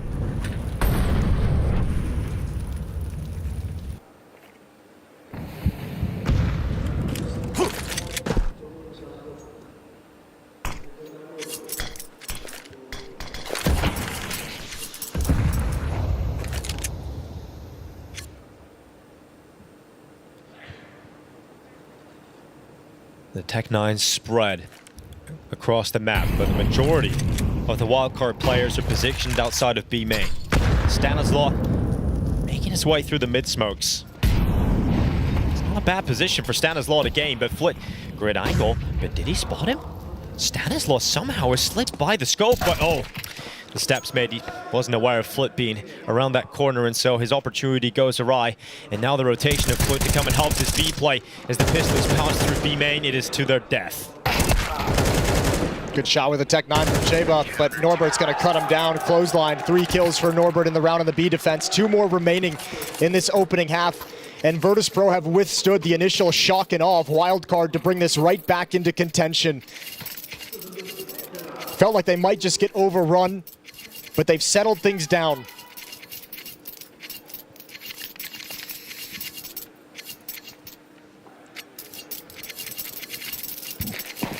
Not a whole lot of utility for Wildcard, so you're consistently seeing over the last 3 rounds there's been some economic problems. Last round, obviously, Tech-9's the Eagle. The previous, they had some weaknesses, and you can see now they're going to MAC 10 for Stanislaw. Galil having to make an appearance. They don't have all the bells and whistles that they had earlier in the half. Some missed utility on this map so far out of Wildcard. They don't have a lot of it in this round, so each piece matters more.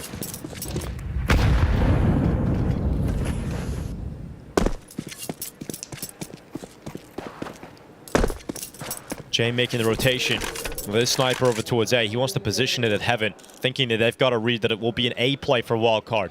Oh, I don't think they have enough utility for this, though. If they want to hit A main, they've got smoke, 2 flashes, and a Molotov. Couldn't put the smoke down up in Heaven. Molotov would either go towards bricks or camera, but one of those 2 options is going to be available. And Virtus.pro holding on to utility. Oh, this is such a great call for Jane to put the op at Heaven. Electronic plays in below him, Fame to take the initial attention, and you can see that the riflers are poised to pounce on this attack from Wildcard, as they try and barrage their way through the A bomb site with limited utility. A re-smoke comes out for Virtus.pro. Electronic biding his time. James committing down into the site. It is a wild maneuver for James. And somehow, some way, at the wrong time, VP make the adjustments and Wildcard come charging through.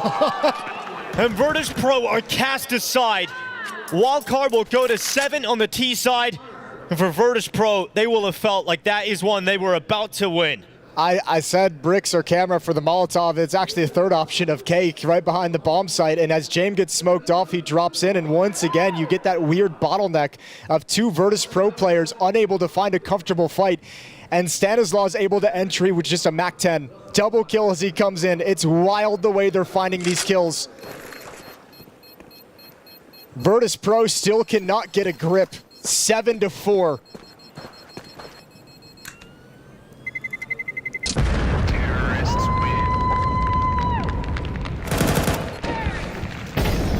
Electronics playing for the wide swing. You see how Fame just swings out in front of James as soon as he tries to evacuate the Molotov. And they just cannot find any comfort. Everything is just feeling a little bit disconnected at the worst moments from Virtus.pro. And there was even a team kill. A team kill for Wildcard. In all of that chaos, VP still could not capitalize. And I think that's the story for this VP squad. It's the fact that, yes, you have all these incredible pieces, but finding the synergy and figuring out how to make them work together has been the problem they have not figured out all year. Yeah, none of it's coming easy at the moment. Nothing's just easily falling into place for Virtus.pro. They're laboring for every frag. Mid control taken with quickness from Wildcard.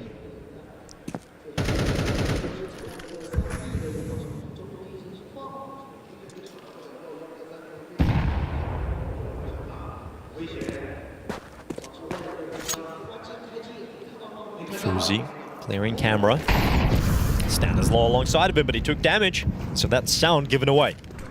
Information gathered. Now VP on high alert, but Electronic gets caught in the back of the site, and Sonic just charges forward. It is going to be Fuzi in mid, and Fame with everything to do. He went to the back of Cake. He's done very well to get a double kill and keep his life, but Stanislaw goes to storage, and James had no idea that Stanislaw would have pushed all the way into storage. But Fame, can he position himself perfectly for this? The timing. No way. And Stanislaw again, another piece of impact from the in-game leader. And beyond their wildest dreams, they are now leading 8-4 over Virtus.pro and are in the driver's seat to eliminate them from the Shanghai Major. Stanislaw, the leader we needed all along in the Americas. The last 2 rounds from him, the double entry with the MAC-10. Here, able to creep and crawl and lurk his way past the defense. Fame does everything possible, and there's no way for him to know that Stanislaw with low HP has just silently crawled to cut off James' rotation, and they deal with Fame later. What a brilliant pair of rounds to close out the half from Stanislaw. And this is a play that is attended 6 majors with different teams. Went back in the past, he would have played with EG, Optic, Complexity, NRG. He would have went with some of North America's best talent at those times. He even had times playing in Team Liquid, where he really did get to play with some of North America's best. But he has brought this young squad, a lot of them rejected from their former squads, and some of them just starting their career, and he has brought them to a major when no one thought possible through the Americas RMR, and he did it in style. And well, we talked about it with Complexity and Cloud9, and we can mention Virtus.pro in that group, a team that seems to be less than the sum of their parts. Stanislaw's doing the exact opposite with this squad. This run has been incredible, and once again, much like Inferno, they can make their life very, very easy with a pistol round victory here. But as we always say, VP can often find a way to limp on. And 4 rounds could be enough if they have a strong T side here. There were moments of life on their T side on Inferno. Just wasn't enough done in the first half to be able to claw back, but they have 1 extra round to work with. And if they win a pistol round, it could be a huge leap in the right direction. Flash out of B main. Susp hungry for info. But VP are slinking their way towards the A bomb site. The only defender here is J-Bun, and he's got a smoke. So as soon as he senses a little bit of danger, he will toss that out and hope that it keeps VP at the door. It shouldn't, because they've given up all map control elsewhere. If there's a defensive smoke coming in, they've got to disrespect it and pop right on through. B defense going to start shifting as well. Fuzi getting aggressive on the flank. Good shot from JBA, can't double up. Sonic held back at bricks. Molotov going to force him to rotate behind the smoke, and now he's got to play defensive. Prevent anyone from pushing up and allow this flank to come in. At a minimum, the plant secure for VP, but they want everything. Sparse on round victories, they go for the attack. Norbert diving down through storage, onto the beach, he will fight, and on the beach he will lose his life. 2 kills back for Wildcard, make it 3, and everybody from VP evaporates. A pistol round victory for Wildcard, only having 1 casualty. An impressive retake of the A-bomb site. A Wildcard take another direction, and they're steering towards victory. I can't even complain about the decision from Virtus.pro to push forward and hunt this down. That's a disgusting shot from Sonic, the fadeaway, and another one. The decision is there, just unable to find the critical kills to turn the round in their favor. Wildcard starting to play with some real confidence, and Virtus.pro off that plant have got to buy. Yeah, their force buy is in. They were able to win this force buy with less on Inferno. We know they're capable of rounds like this. They've got 3 Galils, they've got 2 Tech 9s, and a whole heap of utility in behind it. But a win here is paramount for Virtus.pro. JBA, with an aggressive play.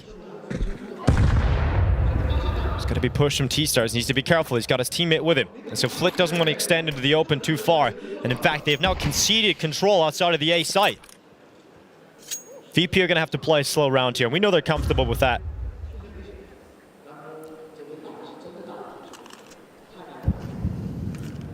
Retake over at the B bomb site. Sonic waiting for the engagement to come in. Molotov is going to keep VP back, but they love the dink they've just given over to Stanislaw. And that was the player rotating into Temple.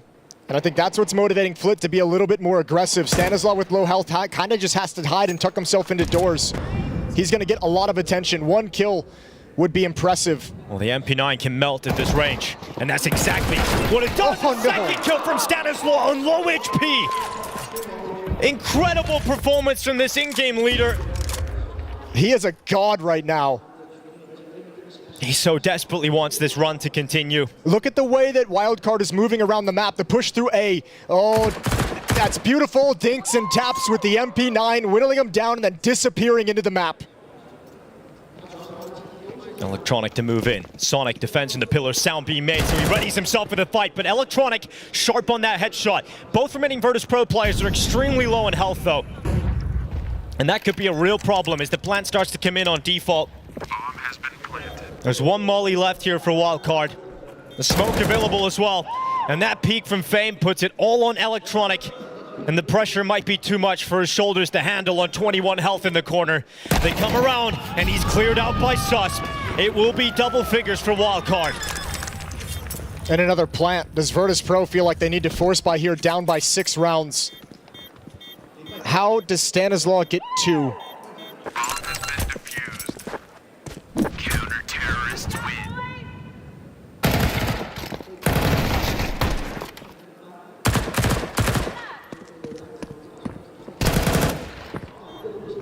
Return of Stanislaw is a story that no one's seen coming. His career seemed to taper off. It looked like his peak had already finished. And at a moment when it felt like North America could not provide any opportunities to North American players, he just emerged out of nowhere to bring this team up from nothingness. Came back rejuvenated. And now it feels like they're going to put Virtus.pro down without even a whimper.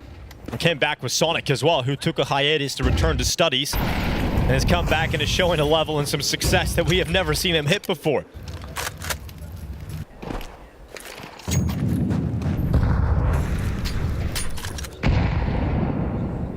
Truly a wild card. Swing into the open. Sonic, he's got himself 1 team kill in the mid. Susp to get rid of him, and Susp also fell to Electronic. So once again, we asked Fuzi to step up, and he has been impact. He has been pure impact. And again, he's got to double in and make it 3. Nothing easier than that for Fuzi. Norbert finally getting rid of him with the Tech 9. He's going to pick up the M4 and have a chance at this. He's got to play this with the minute that he has on the clock. He cannot plant now. He's got to find 1 more. He knows they're going to be close. Goes through the smoke. Jaba Oh, he doesn't see him. That's a kill for Norbert. He's got it in the 1v1, and he opens up his evacuation point. He can go back to A, and then it's truly on. He's kept his health, and it's Stanislaw up against Norbert. It truly has been the return of the king for North American Counter-Strike, and Stanislaw once again looking to take a step in the right direction. Grenade to blow open the smoke. Norbert waits on the other side, but Stanislaw does not care. Goes straight into the fight, and another impactful round from the in-game leader as he is pushing his squad closer and closer, staying alive. God, he is closing this game out. He is just doing everything necessary. The double kill with the MP9, the last 2 rounds on the T side of the first half. Fuzi saves the day and sets him up for a magnificent clutch. And Stanislaw will not be denied this victory. 11-4 now.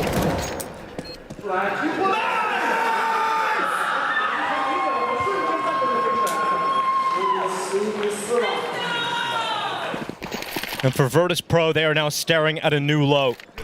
To be eliminated from the major by Wildcard, a team with significantly less experience, not just at majors, but in general. Virtus.pro, every single player here has lifted the major trophy in one form or another. Been to major finals as runners-up earlier in their careers, and now on the brink of collapse in the opening stage here in Shanghai. This bye round is do or die. If they lose here, they are broken.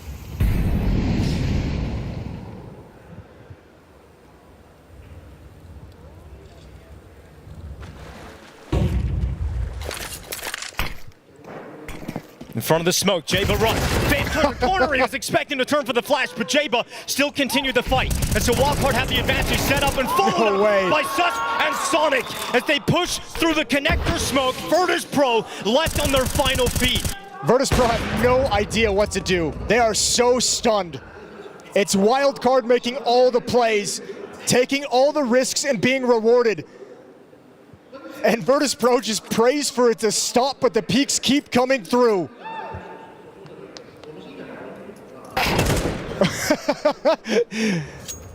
A quick little jiggle dink, and Norbert's got to back away, but Stan is the law, and he's going to come in to finish you off. Lays down on Norbert. Just Jane left, and there is no magic left in him. Wildcard reach map point, series point, and for Virtus.pro, elimination point from the perfect world Shanghai major. There's been signs of this kind of a major coming for Virtus.pro, limping through the RMRs. You get into this stage, the only team they've beaten is Rare Atom. They've lost to MIBR, big, and now you lose a series to Wildcard. For these 5 players, this loss is gonna feel like rock bottom. And they're just laughing at you. It's Wildcard who are playing like they're the team with the experience in these situations. The charge down mid, Stanislaw good for 1. Fuzi burning. And Flit actually got around to the other side of the doors.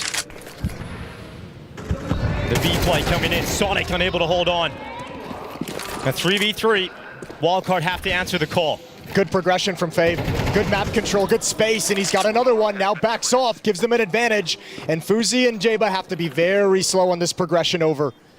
A retake to close it. Jaba and Fuzi together. The young American with the first headshot, but he will fall at Ivy. Fuzi with no heroics in this round, and some life left in Virtus.pro. They will not go down now, but they've still got to deal with a bye that is coming up for Wildcard, and there are so many chances to close. Yeah, they've got plenty.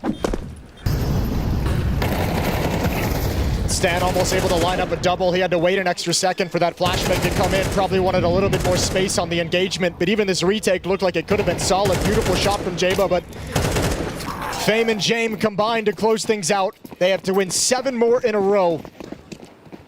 Stanislaw, of course, as the leader, taking the hit and going to the 5-7. Allowing the rest of his teammates to play on with rifles.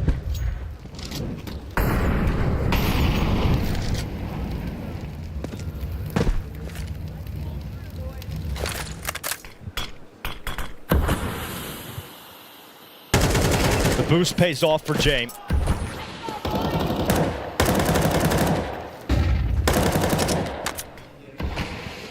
Oh, Stanislaw has no idea. No idea he's about to be dead. Not everything can be perfect. 5-on-3 for Virtus.pro, and they control the map with a minute remaining on the clock, and this is their wheelhouse. This is where they live. So a 6th round on the board, and money going to be decimated for Wildcard's defense.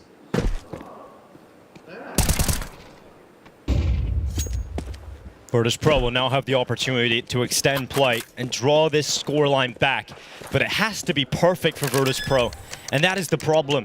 They look incapable of achieving perfection, or even coming close. Inevitably, there will be a round where they make a mistake. Inevitably, there will be a round where they mess up and allow Wildcard away into an unthinkable situation. And I mean, there's going to be a few more rounds. We saw all that aggression, the A main peak from Jabo with the MP9, the push to the smoke over in dark. There's going to be more creative plays for Wildcard as this goes on, and you got to be cautious of all of it if you're VP.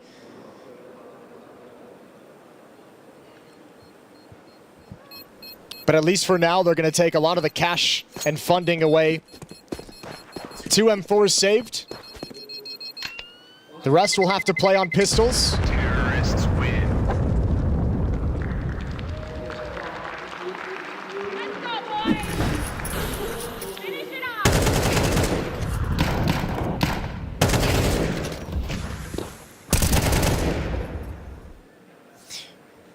Might be worth a timeout right now, and as we've said a number of times for Wildcard, 4 players playing in their first major, Stanislaw the most experienced. It's going to be up to him to settle them down and say, guys, we don't need to win right now. We don't need to deliver a knockout blow. Be patient with your plays. Don't try and be too aggressive. Don't try and be the hero. We're going to have plenty of chances and opportunities.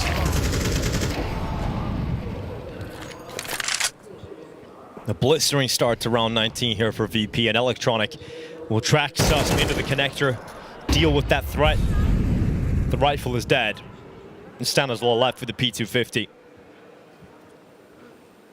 12 rounds to 7. I think the only option he has is dropping downstairs, trying to save the AWP that's on the ground.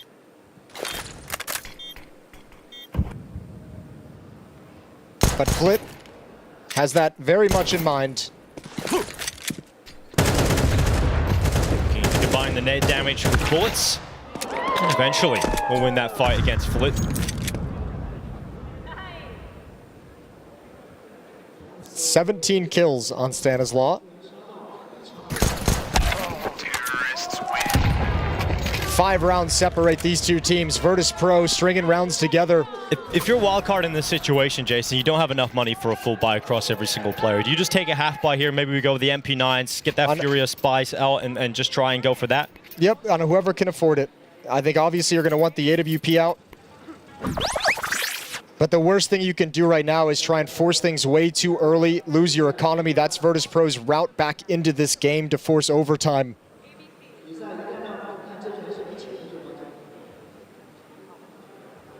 Susp has his MP9. Utility picked up on Sonic with armor and a deagle. So buying a few things here and there.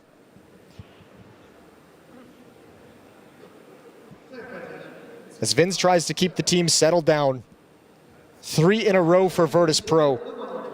Still haven't built yet into any critical mass on this T side that we feel Wildcard is struggling to handle.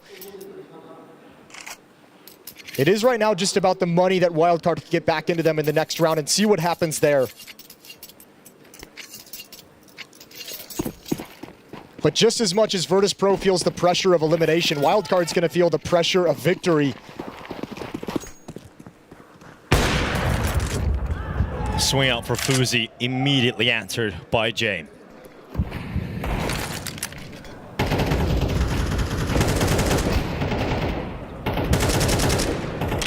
For Wildcard, even if they do win this game and eventually close it out versus Virtus.pro, it isn't qualification, it's just survival. They will go into the 2-2 bracket here at the Major. But the significance of a win versus Virtus.pro, with how big the names are on the other side, it's going to give you a lot of confidence going into that 2-2 game. Sus with the swing, and Flit's rifle to stop him.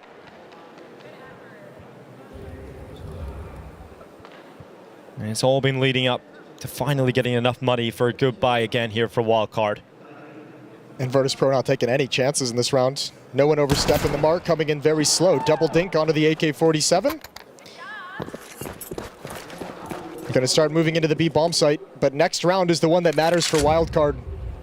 And if you're VP, you have taken the momentum out of Wildcard. They would have been riding the highs, getting closer and closer, watching these rounds rack up, the clutches from Stanislaw. All of that assists in building momentum and a strong mentality, but Virtus.pro have stalled that out slightly. No one's at the bomb. They don't let it happen like this. There's no kit, and there's no reason, if he went for it at this stage in the game, that'd be mental. So he'll save his AK. Money's not exactly great on VP, so yeah, they're not very motivated to take this gun away out of his hands after the first 2 kills. So 12-8, 4-round gap.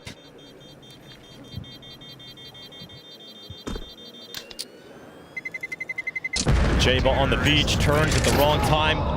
He will be hunted down in the final seconds. That AK will not be saved. But they get into the buy straight away. Would have been a fun toy to play with that gives you some cushion for an extra weapon or an extra AWP down the stretch, but Fame prevents that from happening.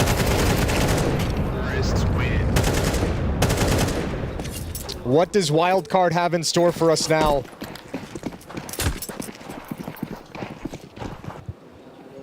Can they close it here and now? Fuzi's op going towards canals. They've been taking a lot of fights, doing a lot of peeks from this position in the last few rounds.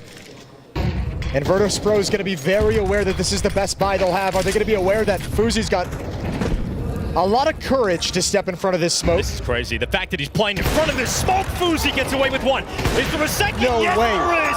And sometimes big balls get big rewards, and Fuzi just moves in front of the smoke shield. It is now looking so good for Wildcard off a play like that. It's like it's so insane they didn't know how to react. They didn't know how to peek into it. They couldn't believe how wide he was and that he was sticking around for another one. A player at his first major makes him play like that with the stakes as high as they are. And VP suddenly down to just 3 remaining players, and Norbert burns. As he takes steps away, he waits for the aggression, and Sonic will provide. James' patience pays off, and they have given back the hard work of Fuzi. And Virtus.pro and their ability to outlast has become a key feature of this team and their history as players. James continues to fight. His patience pays off, and an opening back into the B bomb site. Trying to do too much. This young team trying to deliver it way too much, and Virtus.pro have a chance to survive this round, to survive the opening 2 deaths. And James has so often been the heartbreaker, the stealer of dreams, but he is now cast away by Jaba. He will not be denied, and it is all on Norbert to prevent elimination for Virtus.pro. All of these major winners on the brink of collapse and an all-time low. Wildcard tap the defuse. There is a kit on Jaba. He's gonna hold it, and they will not stop it. This wild journey will continue, and for Virtus.pro, it is elimination here in the opening stage of the Shanghai Major. Elimination and humiliation for the losses they've taken, for the inability to contest in some of these matches. Wildcard, what a stunning victory. A deep series. They win both pistols. First 4 rounds of both halves. They buried Virtus.pro. They got to play from the front, and they never took their foot off the gas. And Stanislaw returns with these pieces, all these unknown quantities. Jaba comes in as a new exciting American player. You bring Fuzi in. The only time we ever got to see him was over in the Ninjas, where he didn't necessarily impress all that much. He was rejected from the squad. You go and get the former coach of Anonymous, bring him to his first major as your coach. And Susp from Metasport earlier this year. It has been such an incredible story from Wildcard to make it out of the Americas RMR, and now they have eliminated Virtus.pro. When you think of the players on this team, you've got Electronic, one of the world's former best, certainly not at that level now, and you have a squad of major winners that won not so long ago back in Rio de Janeiro, and now they go out to the hands of Wildcard, all of these major rookies led by Stanislaw. Yeah, I'm so stunned. Wildcard just continued to impress and every matchup they're in. Stanisla's got them playing very, very well. Fantastic calling from him throughout this series. The thing about it now, though, is no one's going to overlook you at this point. You've got one more game, and everyone's going to pour heart and soul into preparation for the 2-2 match to qualify moving forward. And that was something he was saying in the Americas RMR as an advantage for him, right? These teams are not looking at him necessarily, right? They're looking at different squads. And certainly now eyes are fixed on Wildcard as they take a huge scalp. And for Virtus.pro, it's been such a long year, disappointing year as well. This experiment not working. Has not panned out in any way. They've shuffled through coaches, unable to find the right voice behind them. They've shuffled through in-game leaders, unsure of who's to lead them. And all that can be said is that this experiment clearly failed. Yeah, who knows what the next VP we'll see going into the next season will look like. But right now, that's their year over. Dude, Stanislaw. I don't know who's going to end up being the impact player. If it's not Stanislaw, it's going to be crazy. The close that he had to the first half, the final 2 rounds, the openings that he had in the second half in terms of winning clutches, in terms of having impact, absolutely beast mode, and thank God he's standing there. 18 kills, 11 deaths, but who cares about the numbers? It's not anything jaw-dropping. The impact that he had is so high level. The clutches, the low HP MP9 double kill, the beautiful T-sides that he was able to call.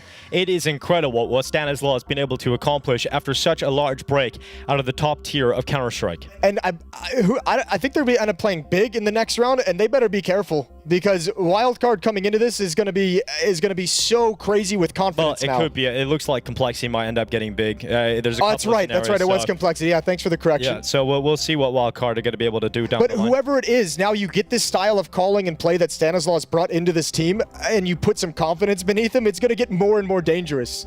It's going to get so much harder to handle. Look at that result. 13-7, 13-8 on the final 2 maps. And there really was a world in which they won Ancient as well. You know, there was a lot of... If they had a better start on Ancient, it was looking great. Sure, and I think even Inferno and Anubis were both like 13-4 at some point. There were like little mini comebacks, like the hint or a start, a ghost of a comeback.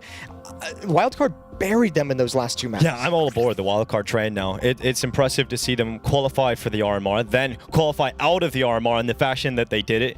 It's just so crazy to see Stanislaw back. It was a name that I was just happy to see return to the RMRs. I was like, it's going to be great to cast Stanislaw again. Little did I think we'd be sitting here casting him today in the opening stage of the major, and he's got a shot at going to the next stage. I know, and I was casting him like 8 or 9 years ago. I'm like, oh, cool, it's fun, he's back. Like, I don't expect anything. Daps isn't here. I know. You know, what a difference. So Stanislaw's got that free ride.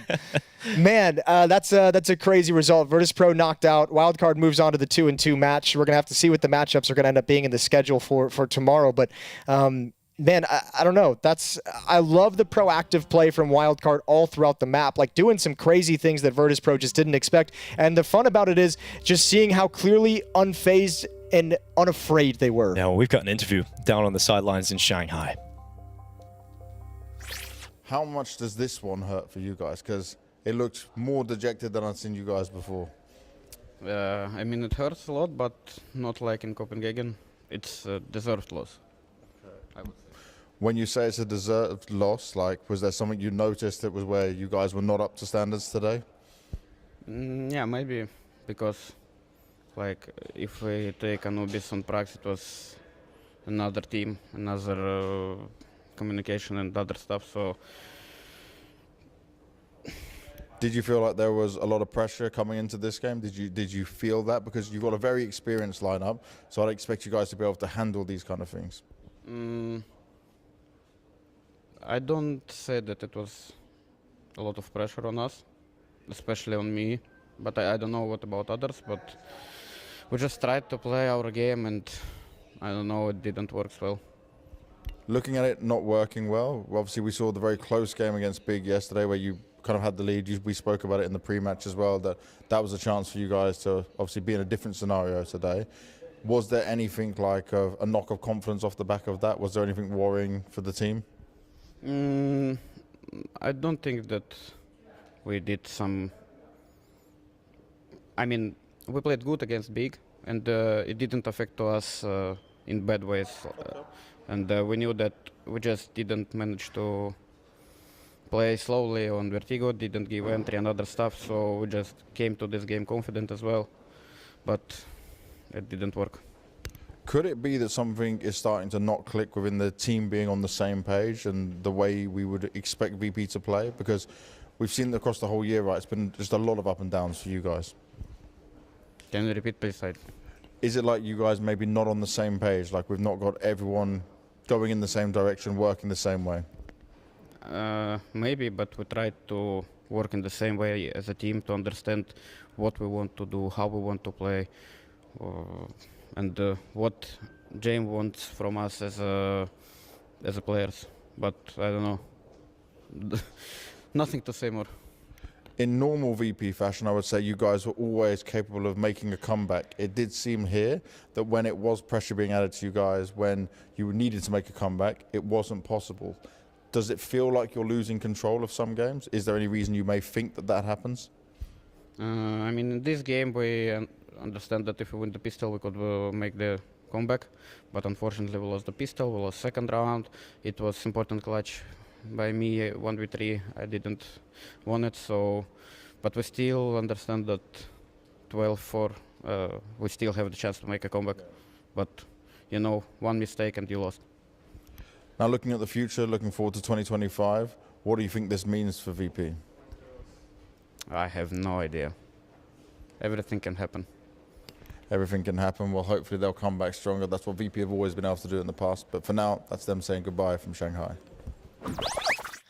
Yeah, thank you, James. Yeah. Yeah, wait. Where's the leadership of this team coming out to have that? Norbert does every interview. I know, but why are we sending Norbert out there? We had the same criticism at the last major when we saw teams trot out someone. Where's Electronic? Where's James? Where's the guy who's actually making a decision in this team coming out and taking ownership for that? Because that's unreal. Homeboy just got shot in the face with a Galil while someone was jumping in midair, and then you trot him out for the losers interview.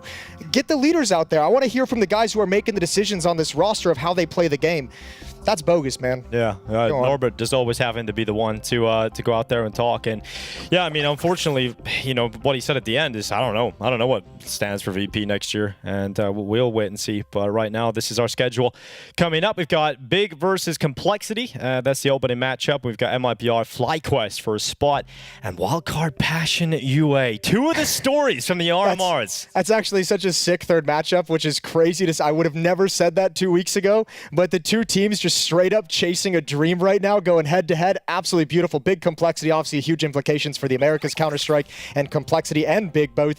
I don't know. Those matchups are sick tomorrow, and all the pressure on all the teams. Yeah, all the pressure is on, and that's what the final days of these stages of the major are all about, right? Is the end of the stories and the start of new ones, and that's what we've got tomorrow. So looking forward to it. And I think Passion UA versus Wildcard's a nice one to round things out on tomorrow. Yeah. So we'll see how the story ends for one of those and the beginning of a beautiful new one. But for us, it is goodbye. We'll see you guys tomorrow as the major continues here in Shanghai.